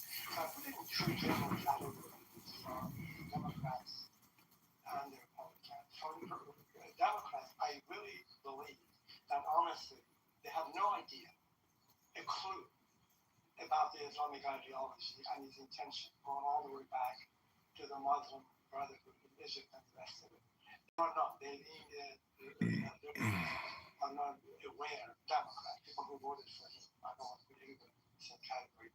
They just do not. Yeah, so that is really, I would say, the lack of understanding about this horribly bad radical, barbaric ideology. What I have done, I've done my best at this clubhouse to provide some level of education, talking about the nuts and bolts of Islam and what is based on and what is planning to do. In the Republican Party, I think the support of Israel is based on, of course, the Christian and evangelical kind of movement supporting Israel for the reason that you know, and also having their strategic partner, effective partner, right, in the Middle East, without really having much of an idea of Islamic ideology, which in the Republican case is not really necessary. They have better reasons to support Israel in general and oppose specifically the US. So this broad perspective in terms of the dynamics of what's going on.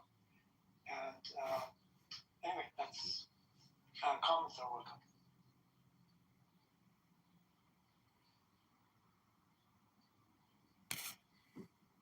So Norman, why wouldn't you vote for a Republican mayor then? Who says I wouldn't? I voted for Giuliani. I voted for Bloomberg. Huh? Sounds like you're not too bad, I guess. I voted for the best man for the job. I've always done that. Yeah, Yet you voted for Mamdani. No, I never voted for Mamdani. I'm not stupid. I mean, you might want to debate me about that, but No, you guys are taking credit away from Norm. He's not like what you guys think he really is. I think Norm is definitely a Zionist, so he would never vote for somebody like Mandami just because of the party that he's affiliated with. Harry, before October 7th, Norman was a liberal cuck when it came to the Muzzies, and now he's like, we need to carpet bomb Gaza. no, I've never said either one of them. Both of those are incorrect. Even before October 7th, Norm was a Zionist. Ever since I've known Norm, He was a Zionist, but he was, that's so rude. I can't believe somebody would say that about the Muslims. I don't like to insult people based on their identity. Yeah. Muslims are all disgusting. Are all Muslims disgusting? A good Muslim is a dead Muslim. Thank you. You talk the same way I do about Muslims as I do about Muslims and pit bulls. I mean, I will take a pit bull way before I'm going to take a Muslim. Yeah, that's true. Nice to meet you, Shoki. The pit bull's less likely to kill you.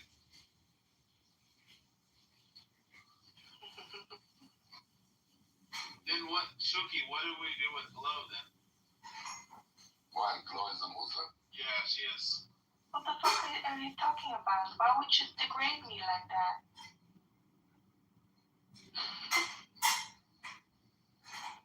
I know lefty Jews that are like, this sounds funny as fuck when they say this. They're like, I love Israel, but I'm not a Zionist. Like, I laugh when I hear this shit, right? Like, how can you love Israel but not be a Zionist? Like, you know, so they don't understand what a Zionist means, you know? Well, Shuki and I have been around a minute, and we went through stuff like this before, like in the 70s, right? In fact, I'm just putting together now what I lived through. Number one, there was a UN resolution, I think it was in 72, that said Zionism equals racism. Now, this was when we were fighting the Soviet Union as well. Well, they don't have a superpower on their side anymore like they did in the 70s. That's number one. Number two, then we had when we had the 1973, the Yom Kippur War, the Arabs did what do you call it? An oil boycott of us. The cartel stopped giving us oil. We had an oil shock, and the prices went through the roof. We had a shortage. You had to wait online for hours to fill your car up with gas. You couldn't go on if your license plate ended in an even number. You went on Mondays, Wednesdays, and Fridays. Your license plate ended before you said he was going to resign. Poland is the smartest country in all of Europe. Say again, Poland? Yeah, Poland is the smartest country in all of Europe. Poland is crushing it right now. That's what I said. And they're heavily armed. They have a great economy. They're willing to work. And listen, Norman, you heard what the president said, right? He said, we built the fucking fence, and I instructed all my soldiers that if any of the Muslims try to come across the fence, to shoot them. Yeah. Plain and simple. I mean, I don't know what the hell happened to Western Europe. Weird, because it happened recently. It's in the past 10, 20 years. The Muslims started showing up and raping everybody's daughters and implementing Sharia in their fucking towns. But why? England used to be such a noble country. They used to be. What happened to their Cairo? I don't. It's not Cairo, but it's right on the verge. It's lost its mojo, that's for sure. They used to be great warriors, even in the 90s. I was in I'm going to tell you exactly what happened. When the dictator took away the gun from the police officer, that's what happened. Well, that was a long time ago. I thought they never carried guns. Of course they used to carry guns. I don't think so. Just going to this Europe business, I truly think there's this clash of civilization here between the Islamists and the rest of Europe. And Poland, of course, is taking the kind of in the right direction in terms of his policies towards, against immigration, particularly the Arabs in general and Muslims specifically. So the thing is, what happened, in Europe, and it really saddened me to see a culture, particularly in England, a culture which is being nourished by people like Isaac Newton, by Bertrand Russell, by Adam Smith, by Darwin. And that is the type of society and culture and richness and its contribution to the entire world that we're talking about is being eroded. And gradually, but certainly continually, by this, Islamic, barbaric ideologies of, Al-Qaeda. It is horrible. It's horrible. It's really, really bad. So I am hoping there is a way to return to these countries. I'm talking about specifically England and by extension Germany, other countries, France to some extent, to find a way back to preserving, their cultures and their secular, regimes. But right now, it's too late. Yeah, it might be, but let's hope that people are. World War III. That's the only way. Otherwise, you're not going to be able to get rid of them. Two types of movements, they're going to be happening almost simultaneously. One, what I call the bottom-up, which is a native British individual says, I'm not going to take it. We have seen recently lots of demonstrations by young people, by British natives actually protesting and having fights or by doing certain things. So that movement is becoming more robust and more serious. Then on the top, we need some leaders with big balls who are going to say, no, we are not going to take this and introduce certain laws with laws that is going to, at the minimum, prevent the propagation or increase in the so if you have an injured animal in a corner, she's gonna commit suicide on you. The left, everywhere in the world, is an injured animal, and they will collide with.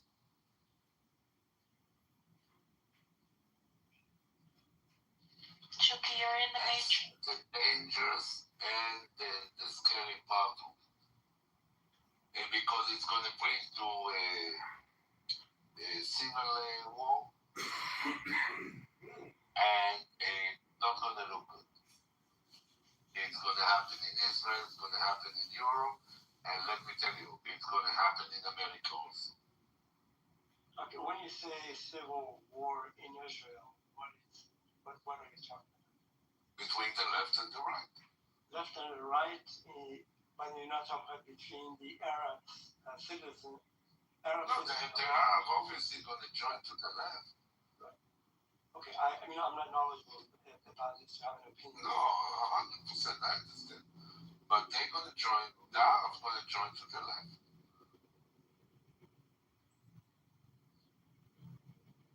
And you're going to see that very soon.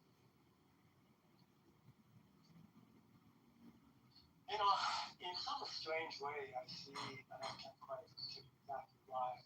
Remember, I talked about this cultural clash, and specifically, we're talking about democratic, secular, culturally advanced countries against the Islamic ideology, Islamic politics, and Islamic, religious, rituals, and the rest of it. For some ways, I see Israel being actually in forefront of this battle. And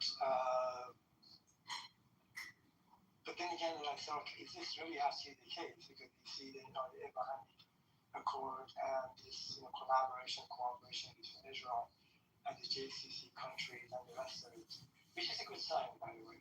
On the specific Muslims, so the impetus, what is germane to Muslims acting the way they do is their own ideology, which is look at the list of terrorist activities you must know.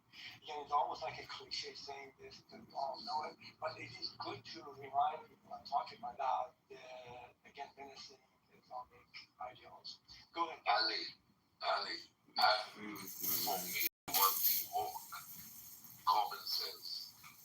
Now explain me one thing, and I'm not against the Abrahamic Accord, don't get me wrong, but I think that it's very limited, because if you're going to try to bring the advance of Israel, the way that women are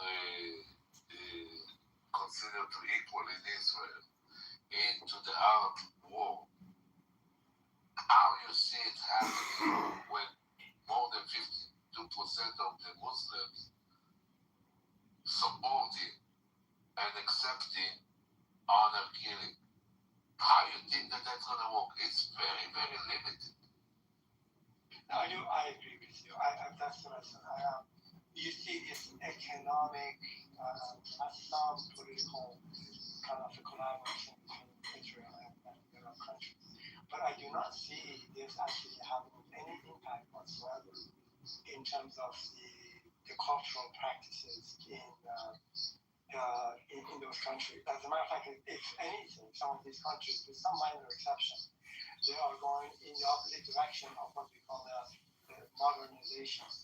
The examples of course, Turkey, Indonesia, and I don't have to tell you anything about Yemen and Afghanistan and Israel and the rest of it. So I think it's got a point. I do not see a correlation between advancement of the culture of the human rights in the country in the Abrahamic Accord in a way that you're talking about. I think I agree with you. But economically, politically, that's different. And I don't even think Israel. But it's only because they cannot advance nothing. Supply them with nothing. Which I think that Israel is not so smart that she allowed them to have so much in the beginning, which I do understand. From the other hand, okay, we want to show off, but it's going to bite us in the ass at the end of the day. I think you were suggesting that the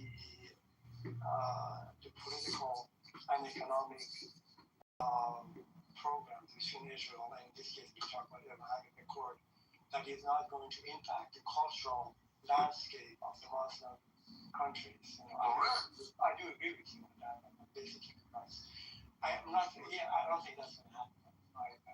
As a matter of fact, you kind of, looks like you're talking from the bottom of the well. So yeah, I do agree with you. As a matter of fact, running circles inside my mind, dreaming of a free time. You can shut the fuck up. Oh my God. Shut the fuck up. Put the dick out of your mouth if you want to talk, and if not, don't talk. Yeah, Julo, you can talk after you put the snake eye fucking photos so you need to.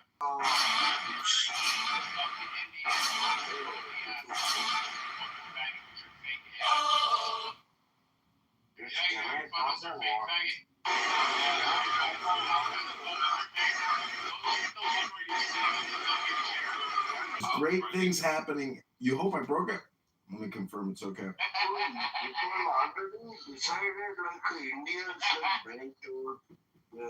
Something else, hold on, Kute. Kute, quiet. Kute, Tarimani, boss panchot. Something else, hold Kute. Mother chot. Something else, hold ya, Kute. Tarimani, boss panchot. Something else, hold ya, Kute. Tarimani, boss panchot. Écoutez.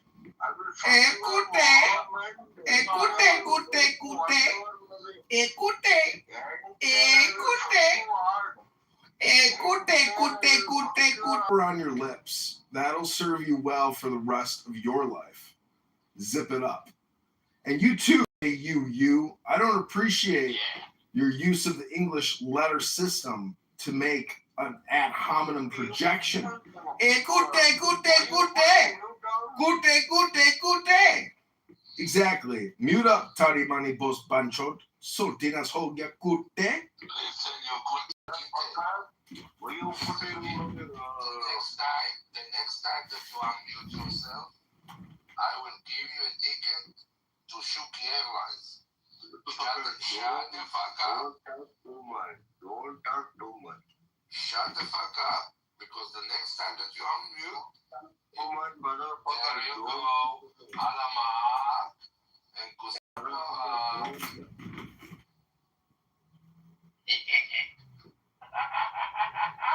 There you go, Rich. He doesn't even move the audience, he kicks out. Of course he does. That's what he does. That's the point. I gave 2 warnings. I muted 3 times. That's it. You want to do Ichikdana? In a different place, it can be Ichikdana. You know, there's technically no difference between America. You know, the Indians deal with these issues in India, and Prime Minister Modi has been cracking down on their aggressive Islamization of India. Ali, I'm sure you can attest to the fact that India has cracked down on the Islamic political and, structural, development in India. Like, they've cracked down on that. And America faces the same challenge, but because of our religious freedom, they can build mega mosques in Texas cities and in Illinois, wherever. They're building them all over the place. And there are a lot. I went to the park 10 minutes ago, and there's five women in burqas.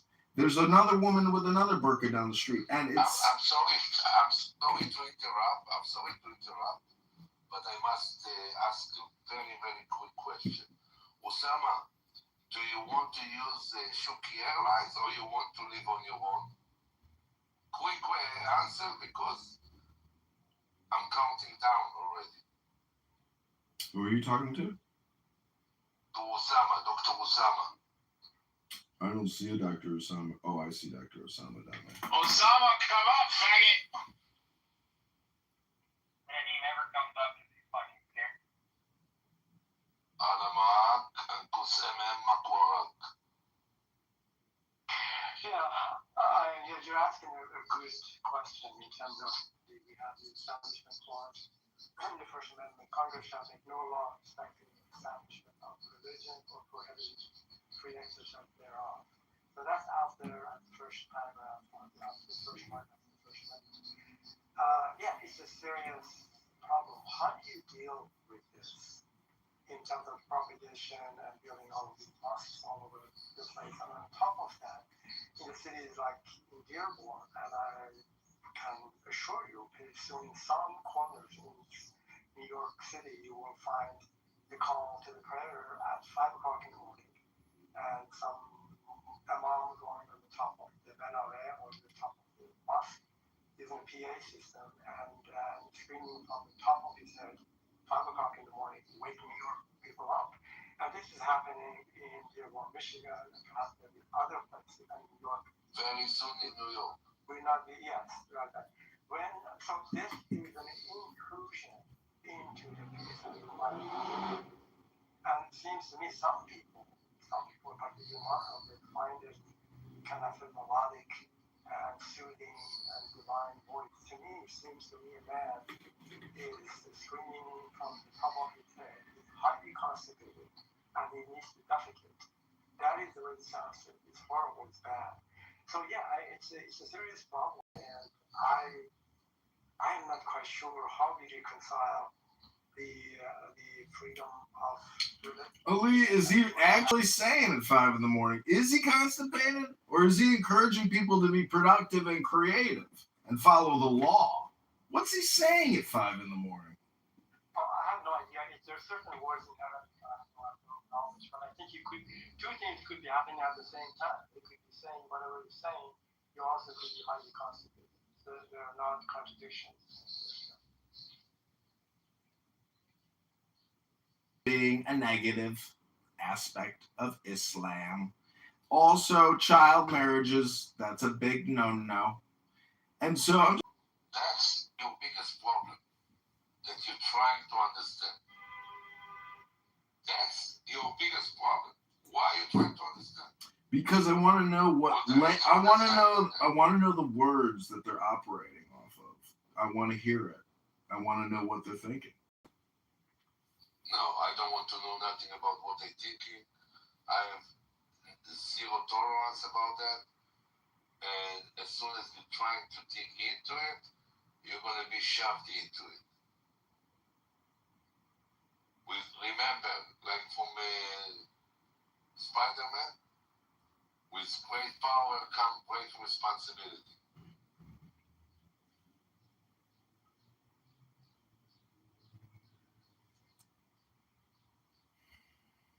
Well, I keep encouraging an Islamic constitution convention, because if you study the Charter of Medina in 666, when Muhammad issued the proclamation against the Jews and said, fight with us and pay us or we'll kill you, that's all you need to know about Islam and Muhammad's constitution from the Charter of Medina. It's right there on Wikipedia. Just read it. If you're Jewish and you've never read the Charter of Medina, well, wake up, because these fuckers are not your friends. They will compel you into war. They will compel you into debt. They will rob you. They will kill you. It's right there in the Charter of Medina. Join us or die. That's their law. And it all comes down to Muhammad. He is the special and sole arbitrator of law. There's no Western Magna Carta. There's no judicial representation through juries. There's no legal code whatsoever. Muhammad is the adjudicator of your conflict, and the Quran and Allah. That's it. There's no legal system per se. Again, Mohammedanism is a scam. It is a fraud, and Muhammad is a charlatan. It's a multi-level marketing scam that over 1 billion people to this day enjoy, because they view themselves as being social justice virtue warriors. And the truth is, all their bullshit projection is their true feelings on the inside. Just listen to what they say. It's not pleasant. Of course. Because if you have a society that 32% of them are illiterate, they don't have where to gather information except from the imam in the mosque. So when they're going to the mosque, they're getting brainwashed, and you have nothing that you can do about it. The Christian kings of Europe. It is a revolution against Western Christian kings, and it's not America. And it turns out they're even worse than a conservative Muslim. So in many ways, Islam is engineered to defeat not only the liberal, but also the conservative. Islam is a theocracy, the unity of state and religion, and thus it's superior legally and philosophically because it's an all or nothing position. And they're compelled to do what Muhammad instructs them to do. So Coco can give me the thumbs down, but until you can confirm that you've actually read the Charter of Medina, which I have from top to bottom, it's not that long, look it up. It's on Wikipedia. You have to read the Charter of Medina. This is the Constitution of Islam. If you haven't read it, you're not in the know, and you don't know shit.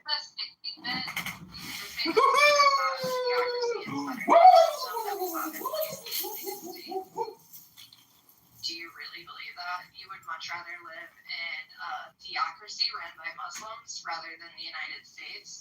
That's why I'm giving you thumbs down. Like, what are you saying? Think about the words that are coming out of your mouth. You want to call me stupid? That's fucking crazy. You need to articulate yourself better. Well, I'm sorry I'm not articulating. Maybe I can help ejaculate in your face and tell you the truth about Islam. Because if the Muslims and the Mohammedans take control, kiss your abortions goodbye, doctor.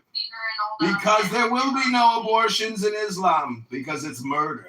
Say goodbye to abortions. Bye-bye. Roe versus Wade. Ha, ha, ha. Say hello to Muhammad and Wade. Ladies, Islam will put an end to your murder industry. Bye-bye, mommy.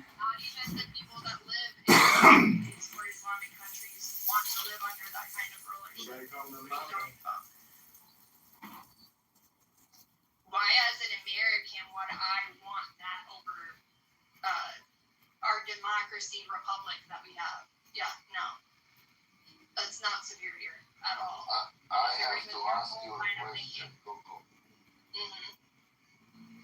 The problem with old men.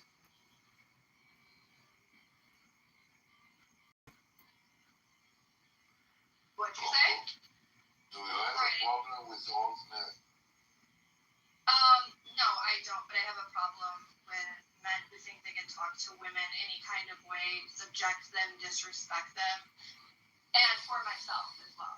So, maybe Coco asked a question in terms of talking any kind of more. Oh, we have spoke before though, Shuki, but I wasn't able to have that conversation with you earlier. Did I ever disrespect you?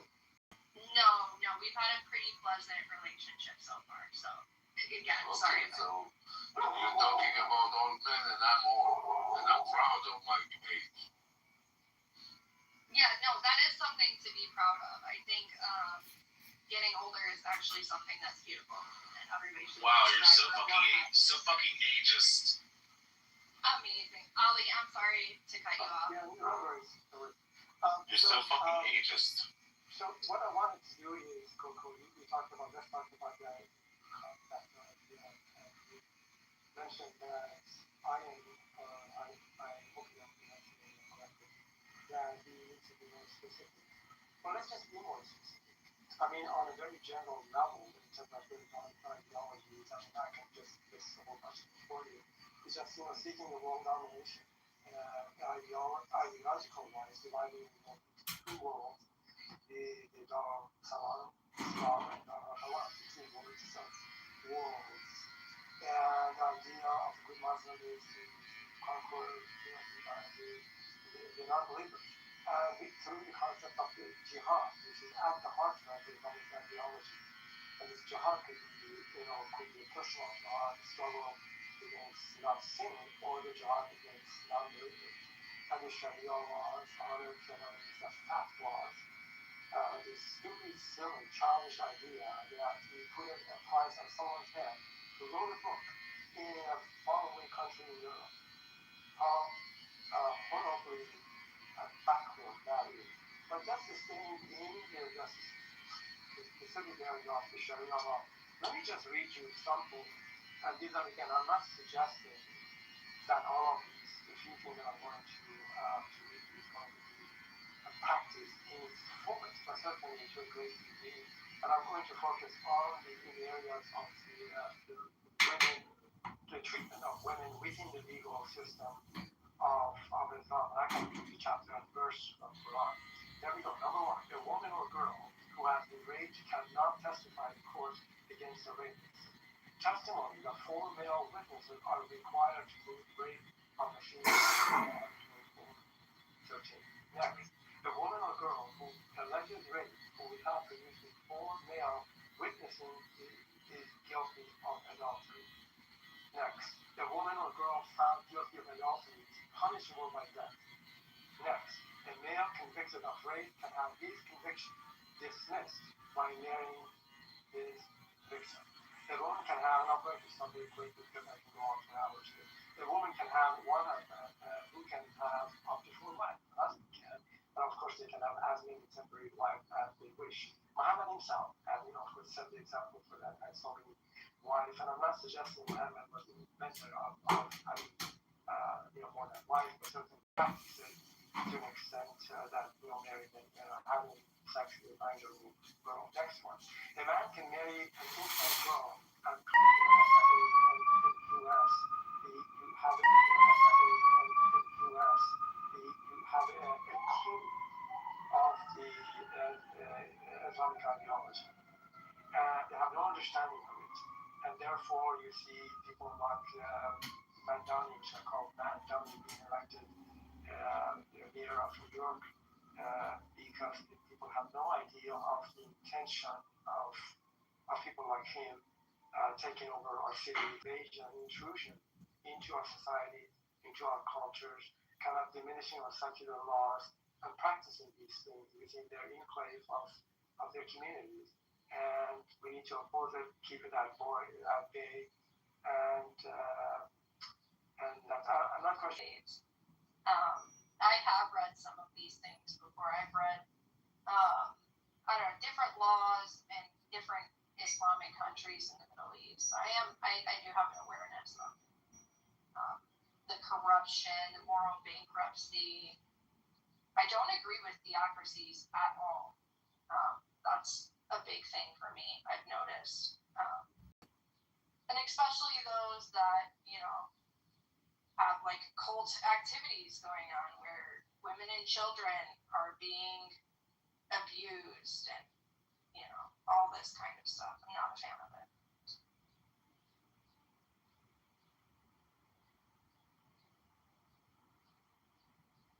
When you live under an Islamic system, especially as a woman or a child, your freedoms are restricted incredibly, especially if we compare that to the system we have in the West.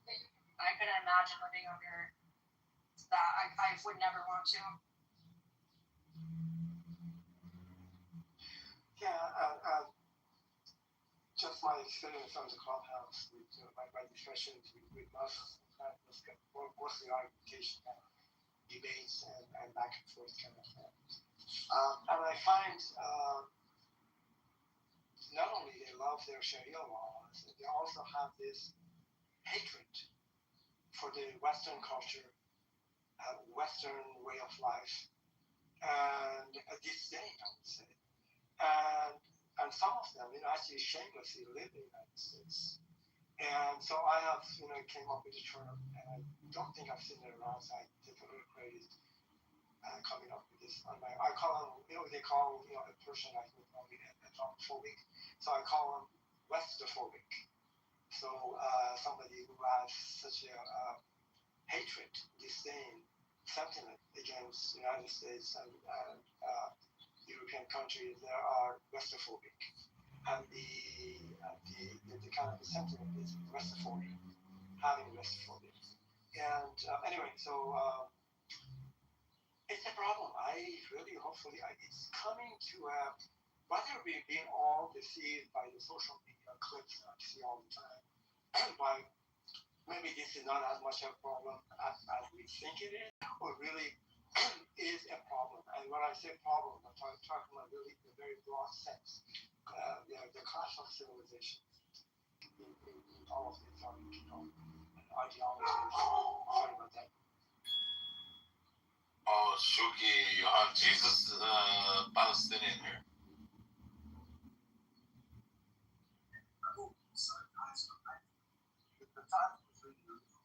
Palestinian. Okay, Mr. Kaiki. Wait, Isa wasn't a kike. Okay. Which I thought that America is number one. Which part of the aircraft you like? You like the business side? I do believe that. You like the business department, or you like the economy? I like, of course, to have my private jet. Your private jet? Okay. We have also that service. We have a private jet also. And Shuki Airlines. So على ما كيبوش شنو مش الخواغات. Abracadabra, he disappeared.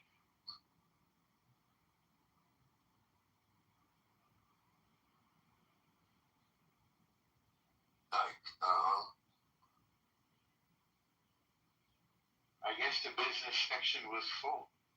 Yeah. We just threw him out the window without a parachute. Well, this way we're going to find out if he can fly. Yeah. It's possible. If he can go on water, if he can change water to wine, then wine cannot fly. Yeah. He's the Son of God.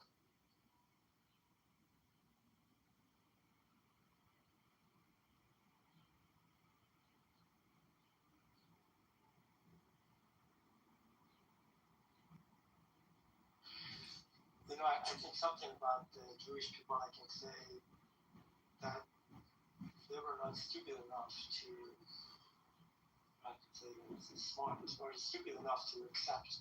I'll say it this way: they were smart enough not to reject both the first Messiah, Jesus, and then to some extent, or by extension, Muhammad, reject them both. And it seems to me, if there is such a thing as a divine or a religious kind of way of thinking, the Jewish people are probably the best qualified to decide who is the Messiah once it's come. Certainly they have rejected the first one, Jesus, and the second one, Muhammad, which is a good thing.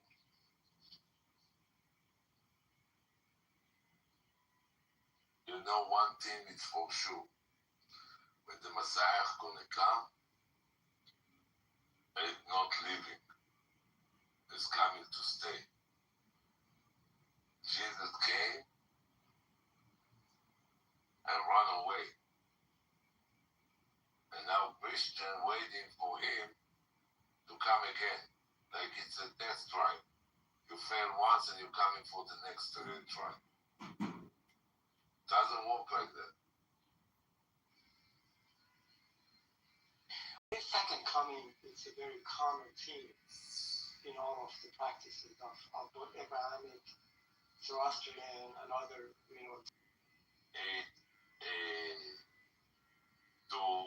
build the Holy Temple.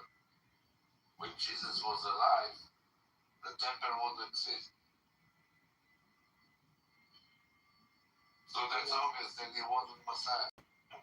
Yeah, that's fine. Anyway, I'm an atheist. I'm in a category if you like believe in any kind of supernatural existence whatsoever. You know that atheist is also a religion, right? So let me just say this. All I'm just trying to do to give credit, if I just put a Jewish hat on for a moment, that they were smart enough to reject both of those that's a good thing. That's all I can say. And apart from that, all this stuff is man-made, and it doesn't make any sense to me. Just the way it is. So either way, there's no Messiah coming from anywhere. Either from do you Jewish believe people, in archaeology? Christians, for the Muslims, none of that stuff. Do you believe in archaeology? Do I believe? It's not believing in archaeology. There is enough evidence that archaeology is a thing. And its goal is to look at the relic and information about the past. When he says, do you believe archaeology, he means do you trust archaeology? Oh, okay, that's a good point. Yeah, that's what he meant. Yeah, sure. And I put aside some of the kind of false lies or misunderstanding, misinterpretation. In general, it's the thing that it has worked. It has told us a lot about our past. Yeah, I do trust it. Okay, so archaeology telling us that what is written in the Torah is actually stuff that happened. Now, part of the archaeology, they found the Torah scroll that's 3,300 years old. It doesn't matter how many books, writings, things you find. That does not necessarily extend to, say, the supernatural agency of God exists. I mean, these types of documents are all over the place. You can go to other cultures, Zoroastrian. You've got, their books, they've got their prophets, they've got their the end of time, they got the Messiah. So just finding something does not necessarily says that a Messiah for Jewish people is coming or God exists. I mean, there's no correlation does not imply causation. So how do you explain the split of the sea in our Exodus? Because they found wagons and carriages in the middle of the Red Sea. How do you explain that? Sunken ships. It's not cheap. Sunken whatever. How it's got to the middle of I cannot speak unless I read see it for myself. I have no reason to believe that you're not telling the truth. But for the claim like no, it's me, it's archaeology that's telling you. Yeah, great. I just have to look it up and see what it is. And I certainly the four frauds, actually I had five of them, in religion are prophecies, miracles, mystery. Encourage ideas and discussions against their own way of thinking. That's really. When you believe in scientists, science discovered that the Hebrew calendar, which came from the Torah, any kind of a supernatural agency does not take me to Messiah, does not take me to hell, heaven, and God. I mean, so okay, if you read, if you're trying to argue a report of something, if you're trying to argue with me, I'm not. I'm not. Shuki, you said the report of what? If they a Jewish tradition of culture and the spiritual has existed for over 3,000 years, just of course, and an incredible existence. And look where they come from, and the opposition, the rest of it. I mean, I don't disagree with you on that.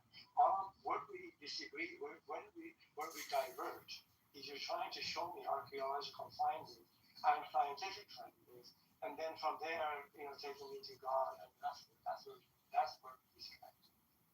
So the thing that I'm trying to show you, that's why I'm jumping from one thing to another. So it's going to make sense to you what I'm trying to say. If archaeology proving what it's reading in the Torah, and science proving what it's reading in the Torah, it's like when you read the report, you're having a lot of numbers or whatever that you read in the report that lead you to a conclusion. What I'm saying that if everything showing me what's reading in the Torah, so the part that's reading about Messiah in the Torah, it's also implying. You understand what I'm trying to get it? To take it?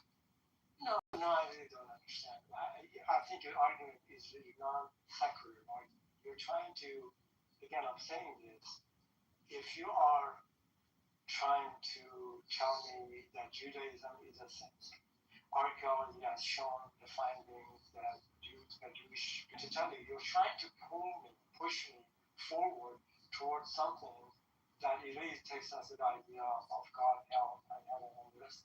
And that's where I'm not willing to go. From that perspective, your argument, you did not say that, but I have this information you'd like to go there. From that perspective, I think your argument is non-effective.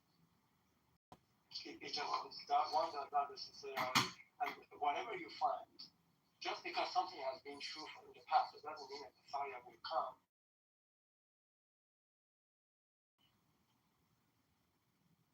And there's no evidence for that. I mean, just there's something there. But there's evidence for other things that you mentioned. I accept this. Well, I respect you for what you did, but I think completely different from you. Yeah, that's perfectly fine. Yeah, that's that's the nature of that's fine. That's not a problem. What another thing I like about Judaism, as much as I could like any religion, it's just they do not process science.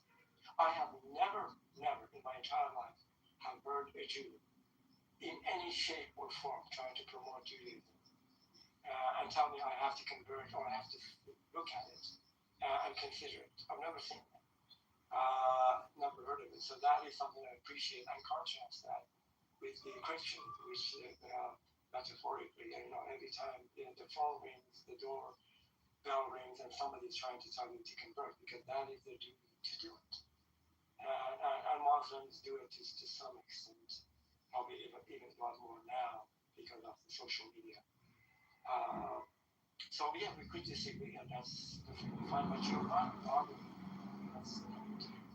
And the Christians and the Muslims, they bother me in the sense of trying to impose on me their culture, their kind of spiritual way of life and teachings, and I just don't accept it. Okay.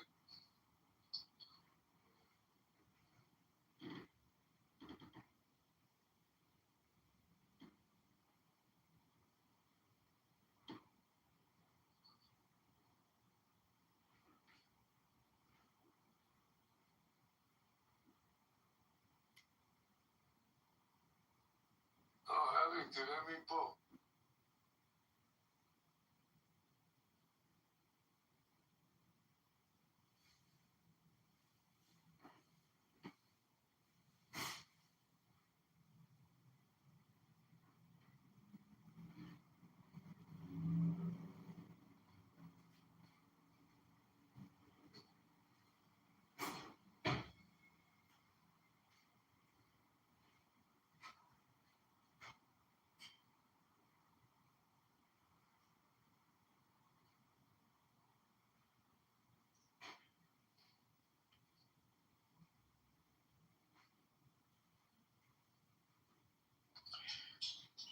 So thinking before I go, I wanted to make one comment, and it is stunning, and I think any Jewish people should be pounding on their chest about this. We've got 17 million people, Jewish people, and contrast that with 8.4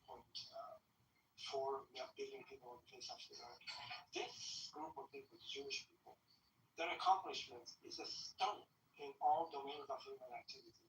Science, philosophy, mathematics, commerce, money, banking, and the rest of it. And 25%, roughly, 25% of the Jewish people contribution to the. So what is the common sense? I forgot even to say the medicine. Nice talking with you. I've got to run and do some other things. Appreciate it. Okay, enjoy your day. Thank you.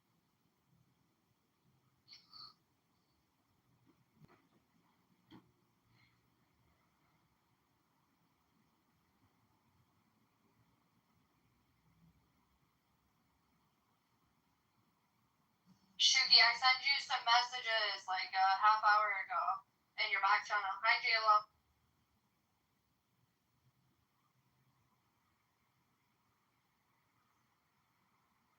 Why I don't see that? I don't know. Let me see. Hold on. That's it. There. Yeah. Okay. There's like 4 I sent you because I was just thinking and writing and sending, whatever. Gotta find his messages. Did you find them? What, say again? Did you find your messages? Hold on a second. Give me a second because I'm reading it. I'm not good on multitasking. 1 second. Especially when I'm reading in English.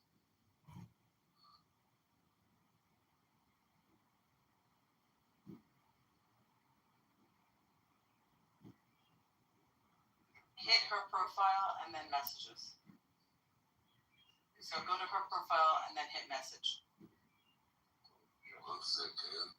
I got the message request.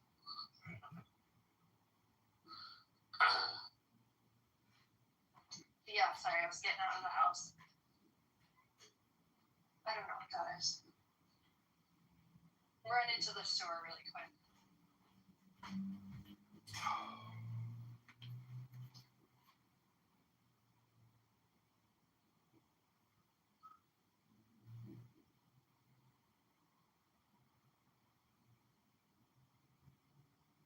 Okay.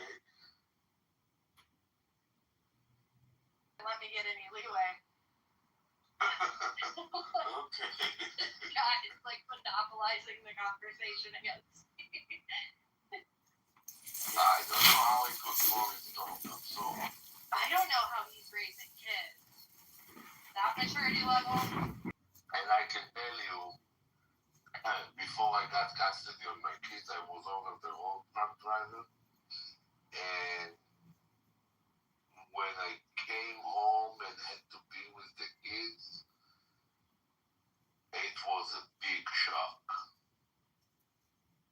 It was a very big shock, and I didn't know how to do it, and it was a tough spot for me. And he was also a truck driver, so kind of understanding. I don't know how he can run his tongue so fast, like he's talking like a machine gun. I think he might get hyped up on 100 seasons or something. I don't know. I didn't know he was a truck driver.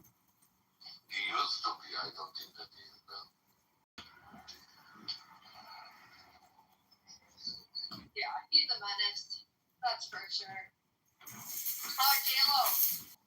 No, not in a few days. I haven't seen her on here. A few people were asking. She was calling me 5 times a day. She said she was going to like Madonna's dead parents' house or something. She said she was going to like Madonna's dead parents' house or something. Weird. I was like, what the fuck are you doing? How many days ago was that? A few weeks ago? So it was a few weeks ago, yeah. Yeah, it's like someone else. Yeah. Hit the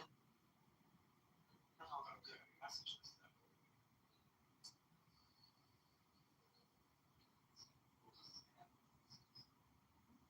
It's the room chat.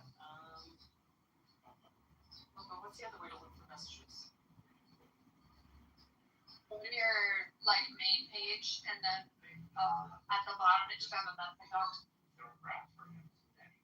Go to like hit my profile? Like where you can see the hallways. Oh, if you look at the bottom, it should give you options to go to your message. Let's see what you're saying. No, that's what you're saying. Oh, I see. Go to the hallways and then go to the bottom. Oh, okay. So I have to actually go out. Alright, see if you got something for me. 1 second. You don't have to leave the room. Just like your check your screen. messages and On WhatsApp. Oh, okay, hold on, I'm right back.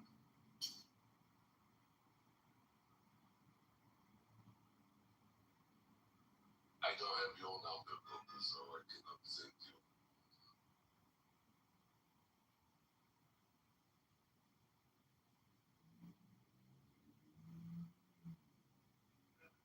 Gotcha. Alright, so that's from just this afternoon. Do you don't usually answer, or you answer sometimes? Well, I was at work, so I can answer when I can answer. Would not if I have another phone call. The first time that she called me today was at 4:52 in the morning, something like that.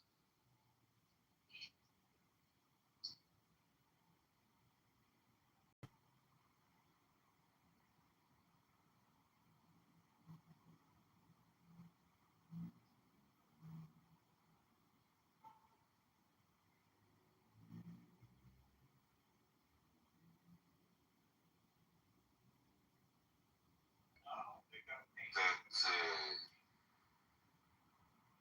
you don't even understand. Like, there is wrong. I mean, I just wish for him never to meet me.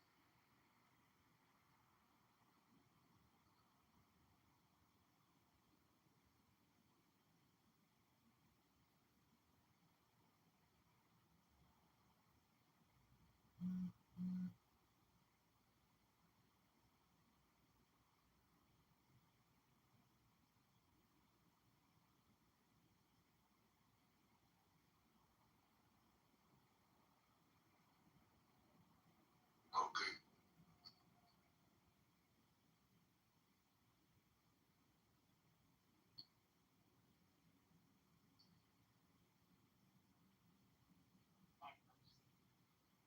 what's up, Coco?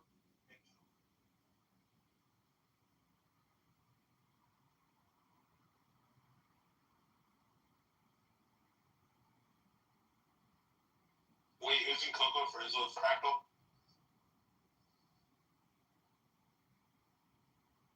Even if she is, so what? You're not gonna defend your friend, Coco?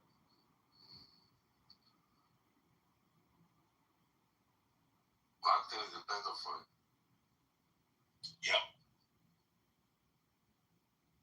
And I have the proof for that. I'm not just saying. I have the proof for that.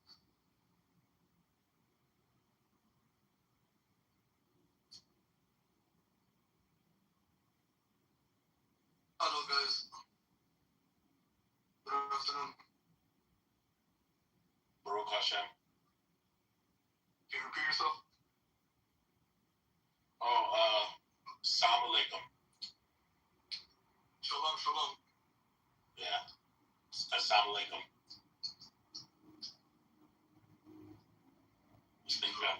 In Jahannam.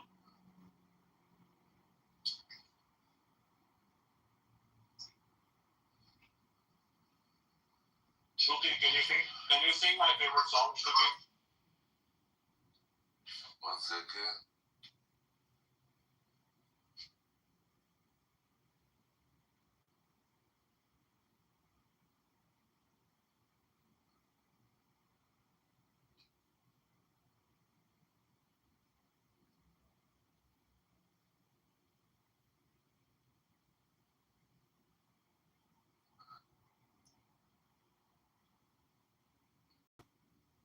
Were you getting ready to music or something?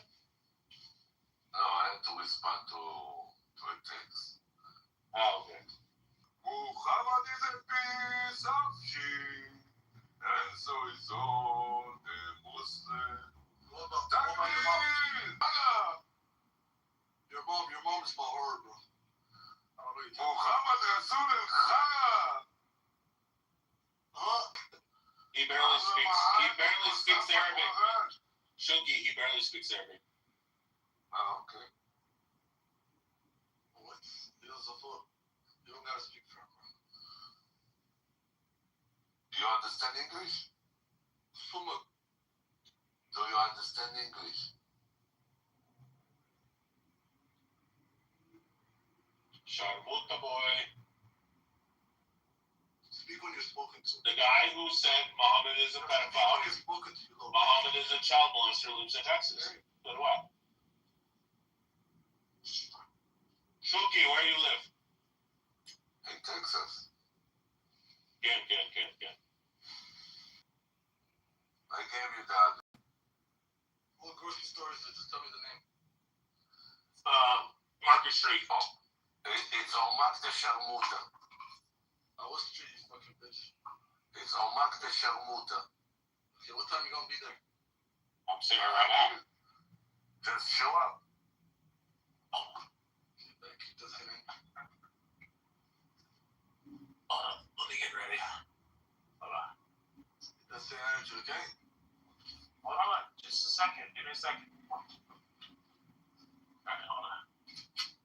Alright, we're ready. Are you ready to die though? What's that? Are you ready to die though? Yeah, ready. Shalom. I've been ready when I killed your people in the fucking desert too. No, are you ready though? Like, are you actually ready to die right now? No, I'm dead ass. Are you actually there? Hey, what are you now? What you say? You're people visit? Israeli bastard. Zionist bitch. When I pull up, I'm gonna listen. When I pull up, I'm gonna put the. Hey, I just want to remind you that I only use Israeli weapons industry rifles. Listen, I only use IWI rifles. It's 95 Tor, and my rounds are just in 4.4. I'm gonna send you shit. Muhammad is a band of fire. Muhammad is a piece of shit, and so is all the Muslims. Muhammad Khazir, Muhammad talking about? Muhammad Nasrul Khala. You fucking your Sorry, I'm racking all my Wallahi, Abu Khazir Abu Khazir Makaba Witaim Jamuda. Abu Khazir Makaba Witaim Jamuda. Abu Khazir Muhammad is a child. Fucking Somalis. Oh, you dumb nigger Somali brains. Hey, shut the fuck up. Shut your Somali nigger mouth. Your mama. Shut the fuck up. Look at your mama's long dick. Shut your nigger mouth. Shut the fuck up. Where are you at? Get this nigger bitch off the plane. Remember, the Muslims don't like you either. The Arabs don't. Hey, get Right behind your back. Guess what, bro? Guess what? These sick men in the UK talk about you going to come to Texas. You're in fucking UK. You're in the UK, Manchester, some fucking faggy place. Run down shitty fucking little town like that. You fucking little faggot. Where you from? What? Where you from? I already told you Texas. Where in Texas? Oh, you're another one of the black niggers. So sorry, I thought you were in the same. Hey, I'll fight you, my nigga. I didn't realize. I thought it was the same black nigger. Hey, I want First one. one thing. Just let me know. Come on. Just remember, the Arabs call you slaves. Freedom of speech. All right, fuck the These Arabs. niggers. Get the fuck with the Arabs. The Arabs Niggers everywhere. The Arabs hate you. Rich. Hey, it's not good. Let me know. Walk in the nigger fight now. Let me know. Of course it's rich, Marcus. Let me just land, bro. Can I You want to learn Shuki Airlines? You want to land on Shuki Express? No. Shuki Airlines gonna give you the ticket. Show the slave, boy. Rich, we'll put the topic. Let's speak about it. We'll put the topic title. Oh, I wrote the topic. Wonderful. Can we speak about it? No, right now, but Shuki can. Yeah. Israel is number one. Prove me wrong. Well, I don't believe Israel is number one, but Israel is the only one. That would be a better statement. When it comes to Judaism, the protection of these people, whatever you may call it, Israel is the only one. Not the number one. That is debatable, but at least there's no doubt about the whether it's the only one.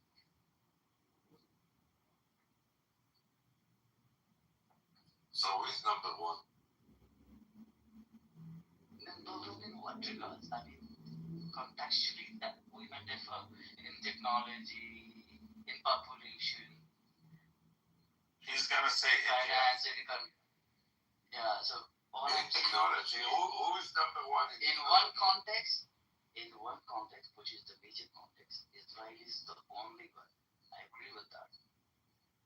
Number one, America can claim itself to be number one. China, Japan. Are you in China? Multiple. Are you in China? What is China? Where are you from? Rich knows me. What? He's a dirty Indian. A curry Indian. Oh. Yeah. Fuck, I smelled something and I didn't know what. Smells curry. Fuck you, Rich. You forgot. Dirty curry Indian.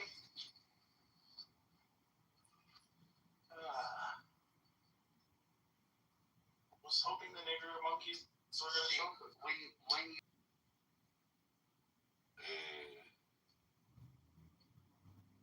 Open this freezer. Shuki. Outside. There is mangoes.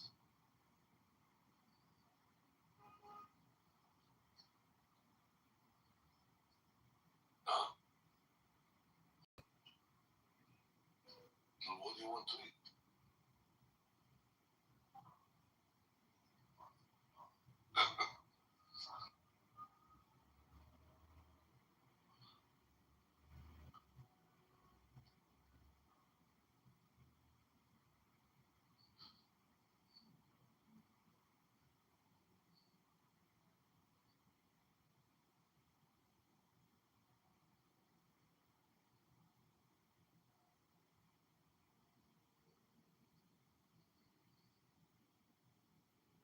Yeah.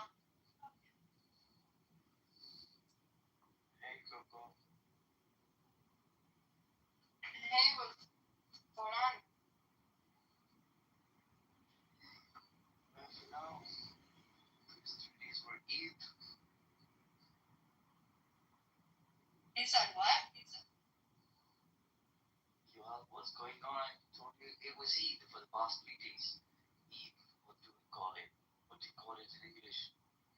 That festival. That's not festival. You worship a pedophile, you motherfucking piece of shit. Yeah, I thought you weren't a Muslim.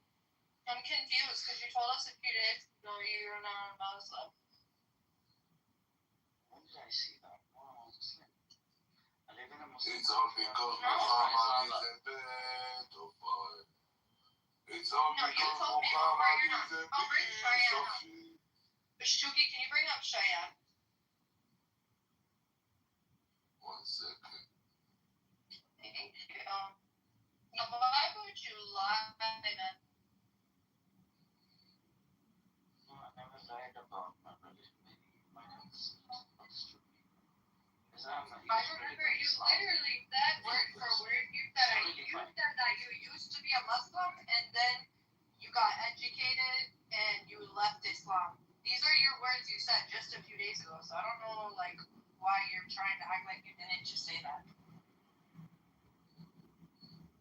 I tried to invite him, it didn't. He don't want to come, I guess. Oh, okay. That's alright.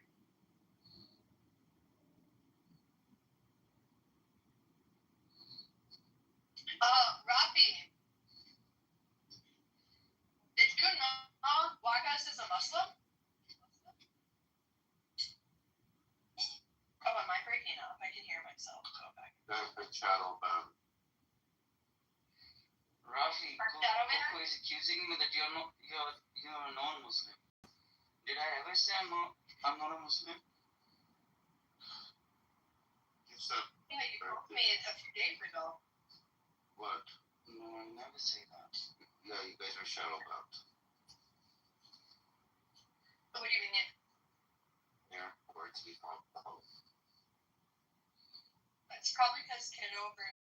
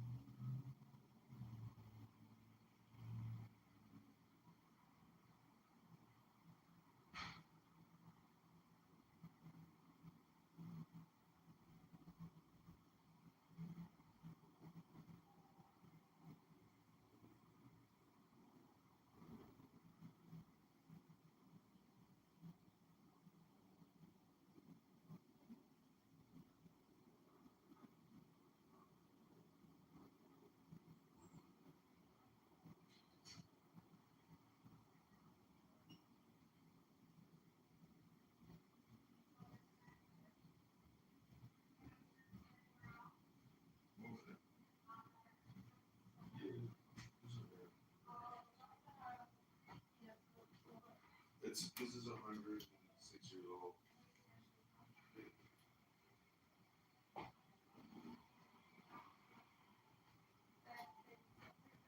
Yeah, yoga, stretching. Oh, you're a little busy, huh? I'm super busy. Oh, yeah, you are.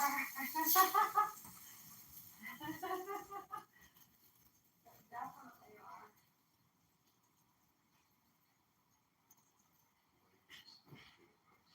Oh, thank you. I'm positive. I'm not a big ice person. No.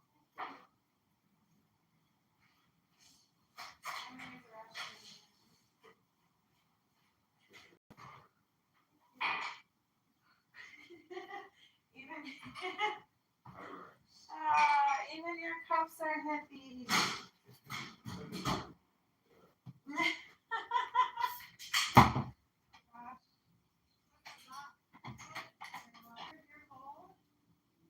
Yeah, it's 100 years old.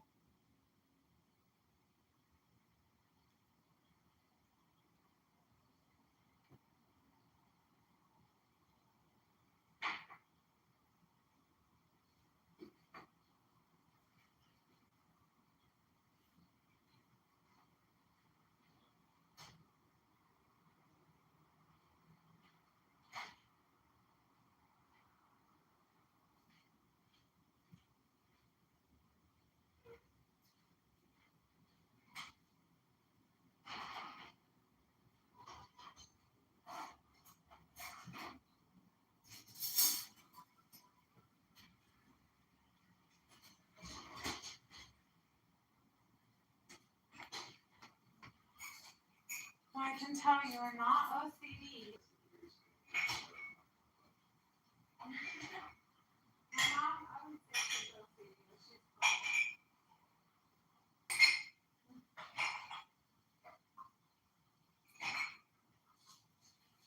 Is this all stuff you've done? Yeah, these are painted. And that this I bought. Both those. My shirt makes a lot more sense. The shirt makes sense. Matches your face.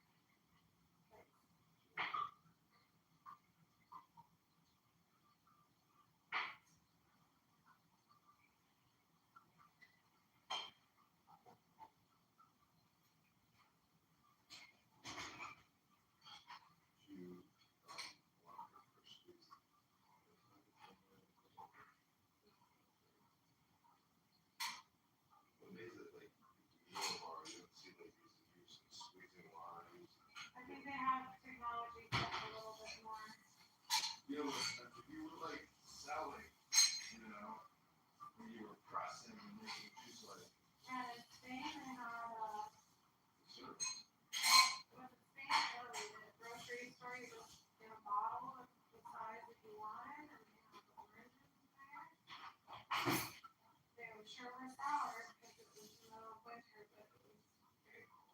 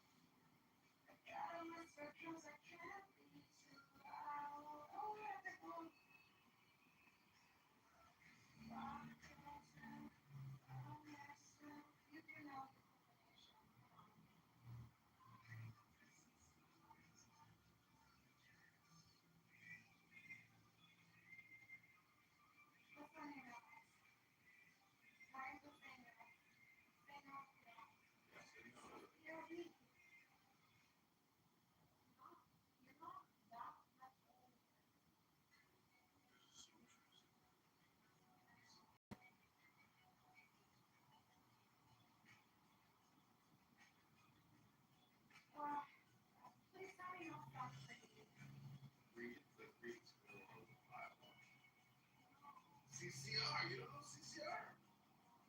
What? Greatest band, like America's ever created. CCR, what the fuck?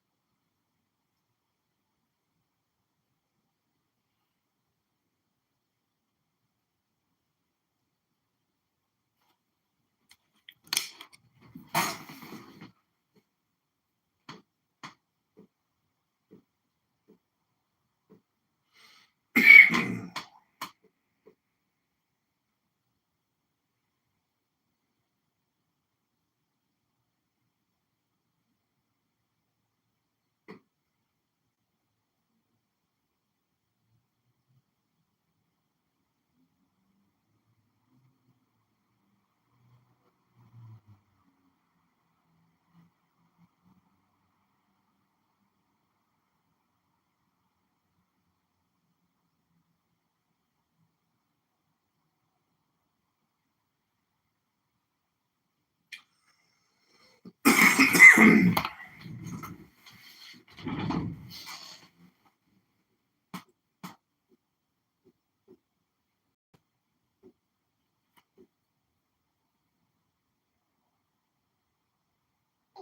you know, not all these Republicans are as cool.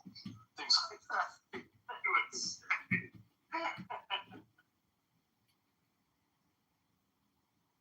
I do remember very, very popular band. They won the best local band twice, named Rebirth Brass Band, the Grammy, and they've been around since the early '80s. Of course, generationally they changed over the years, but I can remember I used to hang out with them and smoke with them after their set, and they were always cool with me. But then, like, I can remember the lead trumpet player, and he was a hothead. He eventually ended up getting kicked out of the group, and they went on with a different guy later on. But I can remember him getting like super pissed off at me, and I didn't say anything like in the moment, but he saw me as like enemy number one because you know, in a city like New Orleans, they don't really know Republicans. That's the thing.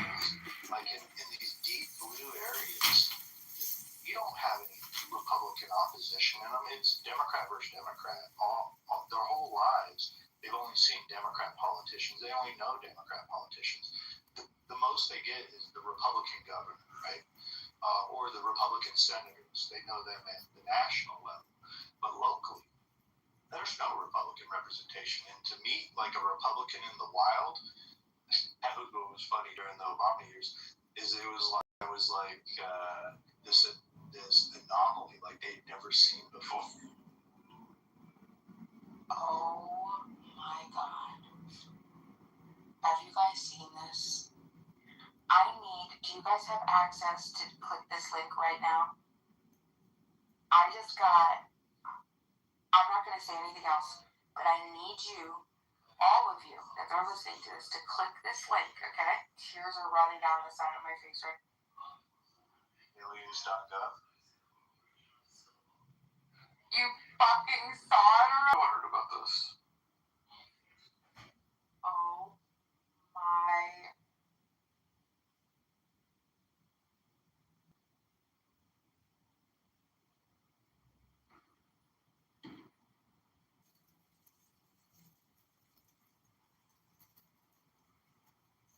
You have to give your hats off to Donald Trump. I'm crying, Joe. I'm crying. I am crying. Like my body doesn't even know how to react. My eyes are just watering. They're just. This is like an epic G move. This is like Andrew Tate G, top G shit. I can't. I'm dying. Dude, he had me. Joe, he had me. He had me. And I'm like, oh my gosh. He once said the presidency is the greatest reality show on earth.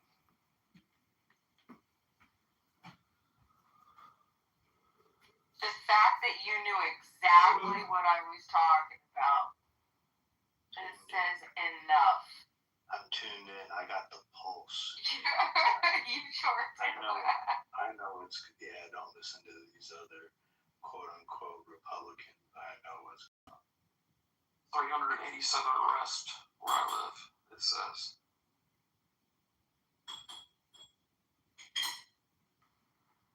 Sent it to my mom. Said, Mom, you got a serious thing released today.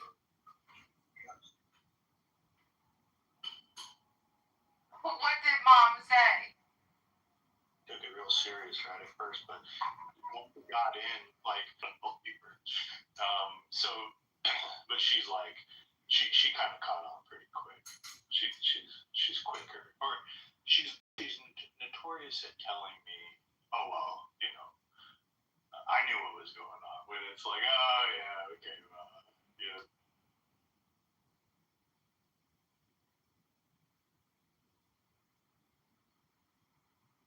Damn, even some illegals made it up to Alaska.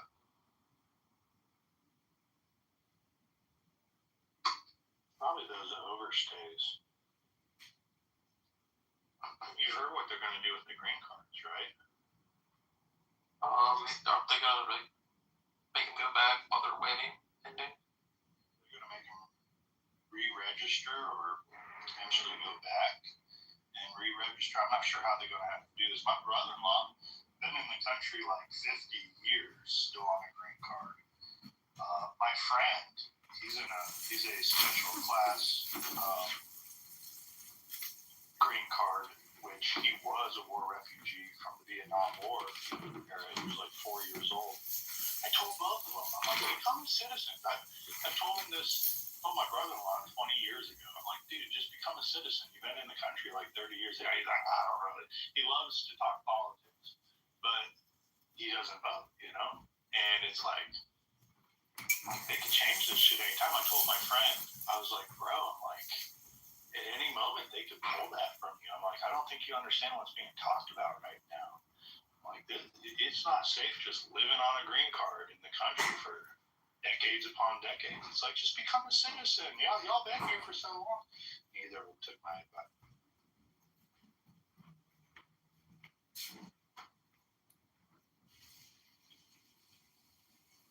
Do you think, Bima, should we have a compassionate heart for the people that have been on green cards here for 3, 4, 5 decades? Or should we make them, they don't live up to the rules and they got to re-register, make them go back and re-register? Yeah, you know what I think about that.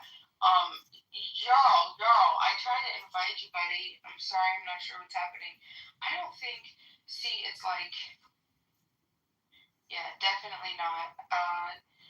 I don't think that any of the, more freedom on this area, but I understand the dynamic that the country needs to first get the business model right in check because of how we are losing money to illegal immigration for whatever reason, right? Whether it's jail, whether it's hospitals, whether it's whatever the bullshit excuses, right? I understand that, but that's poor business model, poor business planning. But ultimately, people are here, they're contributing positively. I say leave them the hell alone. They can't become a citizen, but let them stay. Let them do whatever they're going to do. If they're not receiving benefit, but what you're saying is like, the problem is like, what is the punishment? The punishment is wanting to have a good life and a better life and not wanting to wait. And, like, we only have so much time. Everybody knows that. We know that there's scarce resources. People are on, if you don't have any type of, if you're not valuable enough, you're going to be on that waiting list for sometimes decades. So we just let everyone in and we wait until they commit a crime and kill somebody? Yeah, I think the people that are here now. Let me add some context. The green card is, these people have legal status that fled Vietnam during the Vietnam War were issued permanent green card status. There's about 10,000 of them, is what I remember them talking about this in the first Trump administration. I think what the issue is, and I don't know all the details, but I've read just a little bit, is there's so many people on different types of benefits, welfare, the systems. If you were to see the books of the feds, you'd be like, oh my God, how did this bad over so many years? And then we don't necessarily know if some of these green cards are actually issued to real people, that where a green card plus the benefits of that person getting afforded benefits, they're drawing from the system, and we don't even know if these people exist. So what you do is like a clean reset. It's like, everyone that's here on permanent green card status, we're going to ask you to re-register. Some of them may have to, and I don't know the details of if they're going to have to go back to their home country to re-register, or they're going to be able to do it just through the embassy, wherever their closest embassy is. Maybe someone knows the details. Alan, do you know the closer details on this green card reset? I know everything about it, but I'm not going to say anything about it because I'm just that mean. No, I don't know anything about it. I was going to say something, but continue. I was going to say. I think I set the stage as best I can. Well, Yeah. Because Joe, you brought up a very good example. The refugees from Vietnam, we let them in, which was a kind thing to do. The problem is when you, first of all, in case you didn't know, people on this planet, humans, are known to lie. And as soon as people find out, there's refugees, they're giving permanent green cards to refugees. Gosh darn, I'm a refugee too. And then you get lawyers involved who will say, I'll represent that you're a refugee and I'll get you in. And then you start getting corruption into the system, to the point where you start getting what we see today. 20 million people come in and they're all claiming to seek asylum. So I think, asking people to verify that the reasons why they're claiming to be refugees is such a bad thing. Having said that, what I did want to say is someone who's had, let's say even for those refugees, someone who's had a green card for 30 years, but doesn't want to become a U.S. citizen. That's like a woman who's got a boyfriend that she's living with. She's paying half the rent with him. They're living together. He wants all the benefits that she provides to him, but doesn't want to commit to actually saying, yes, I am your husband, you are my wife. If you've been here 30 years and you still can't figure out whether or not you want to be a citizen of this country or a citizen of the country you came from, get the fuck out, go back home, and I'll tell we'll do it this way. You have to go home for a year, and after a year, if you want to come back in, we'll let you back in. We'll put you at the front of the line. And then, at which point, you have to become a citizen. Otherwise, you stay in whatever country you came from. Please, you want the benefits of this country? I know as a citizen, having been born here, if the military called me up and said, you might be too old, but we need you to fight in a war, I have no choice. The person with the green card can say, I'm going back to my country. Now that this shit has gotten real, I'm leaving because, I'll take the money and I'll take all the benefits, but I'm not willing to do anything to defend this country. All right, fine. So, well, let me ask you, do you think Americans that are born and raised in America, and let's say they love their country, if they don't want to go to war, let's say that they don't think that it's a reasonable thing, like, do you think that they should, like, that should be allowed? Well, in the example I gave, I'm talking about a draft. That's the first thing. So we're not talking about our current military situation, which is volunteer. I'm talking about the fact that if you are a male over the age of 18, if the government says we have a draft and we're drafting these people, you don't have a choice. Now, right. That's what I'm asking now. Okay, I understand. Okay. I just wanted to clarify that.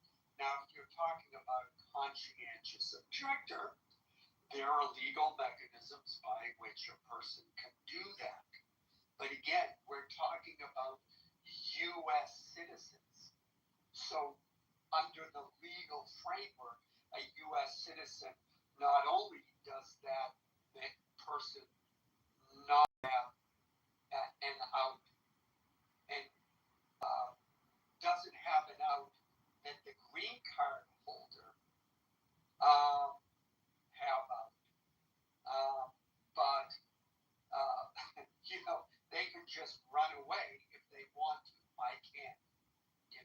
So again, we're back to they're enjoying the privileges without ever having to pay the cost. I just put in the chat, I'm really interested in how the Supreme Court is going to rule on the executive order blocking birthright citizenship. Hey, Crow, let me ask you, you're a pro-immigration person. Don't you think pro-immigration?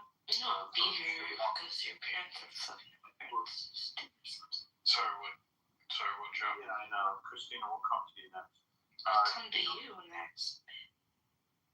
Don't you think we should have a clean immigration system where we know the people that are on green cards actually exist, that they're here, for legitimate reasons, and they're not just been gifted or there's false paperwork that has been submitted for these green cards, and that benefits are just going out the door to people that don't exist, and people are just funneling into people's accounts that aren't really on green cards. It could be going to citizens, it could be multiple people could have multiple statuses. Don't you think we should have clean books if we want to have safe immigration into the country? Of course. The whole books are messed up. They've been jumbled after years and years and years of the federal government and just corruption that's been going on. How do we reset it? Well, that's a great question, and I'm not an expert on what it is, but yeah, I am pro-immigration in that I think that immigration is something that overall has been a positive good for the country. So platitude, though. Bro, all the intelligent people in America are not from America. Look at the leaders of every goddamn company that you have in America that's worth anything. They're not white. They're not Americans. Because Americans are not intelligent. You're so stupid, Jerome. Yeah. Am I wrong? Which company is which major American company that's worth a lot of money is run by white Americans? Yeah, girl, I wouldn't say that. Okay, name the company. I'm waiting. There you go. That's what I thought. Nadella, Nvidia, Dario. I mean, you got Sam Altman, but he's gay, so that doesn't count for you guys. You guys don't get that. There's no. It doesn't exist. They're all legal. They're all immigrants.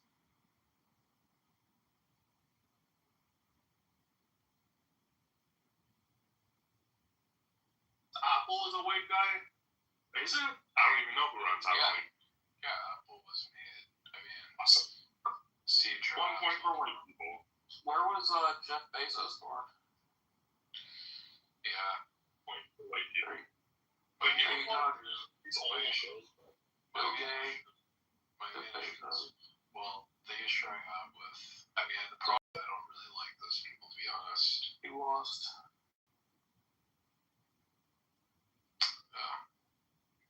I don't know if we should be proud of these kinds of people. Like, Close claim that we're friends with Jeffrey Epstein, so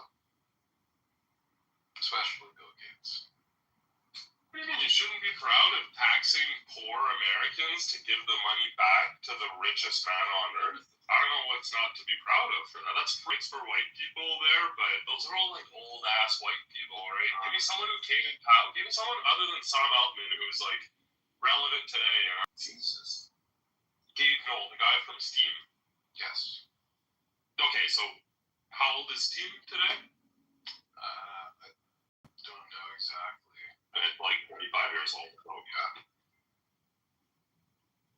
So many big companies that are run by like white America. It's a good thing in a way, right? But it's also it's white America kind of dumb. Yeah, they were born here. So now you're countering your own point. Yeah. I'm just. Have you not noticed the trend? That's crazy because I'm not against it. I feel like as you guys like love, well not you Necro, but like these guys love to cry when like white people are victims. But like white CEOs are being replaced in Fortune 100 companies imagining this? Microsoft. I think you are. are. I don't think I am. It was here. Let me pull up a little.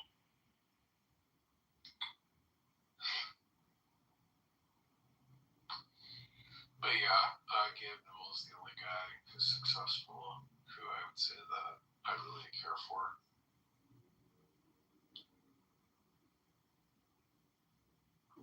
I think you have worse TDS than Victoria. Jarl? I mean, yeah, Jarl. Oh, okay. It appears that I'm expecting this. It's all Americans. It's not just Trump, right? We hate America and what it stands for. Yeah. No.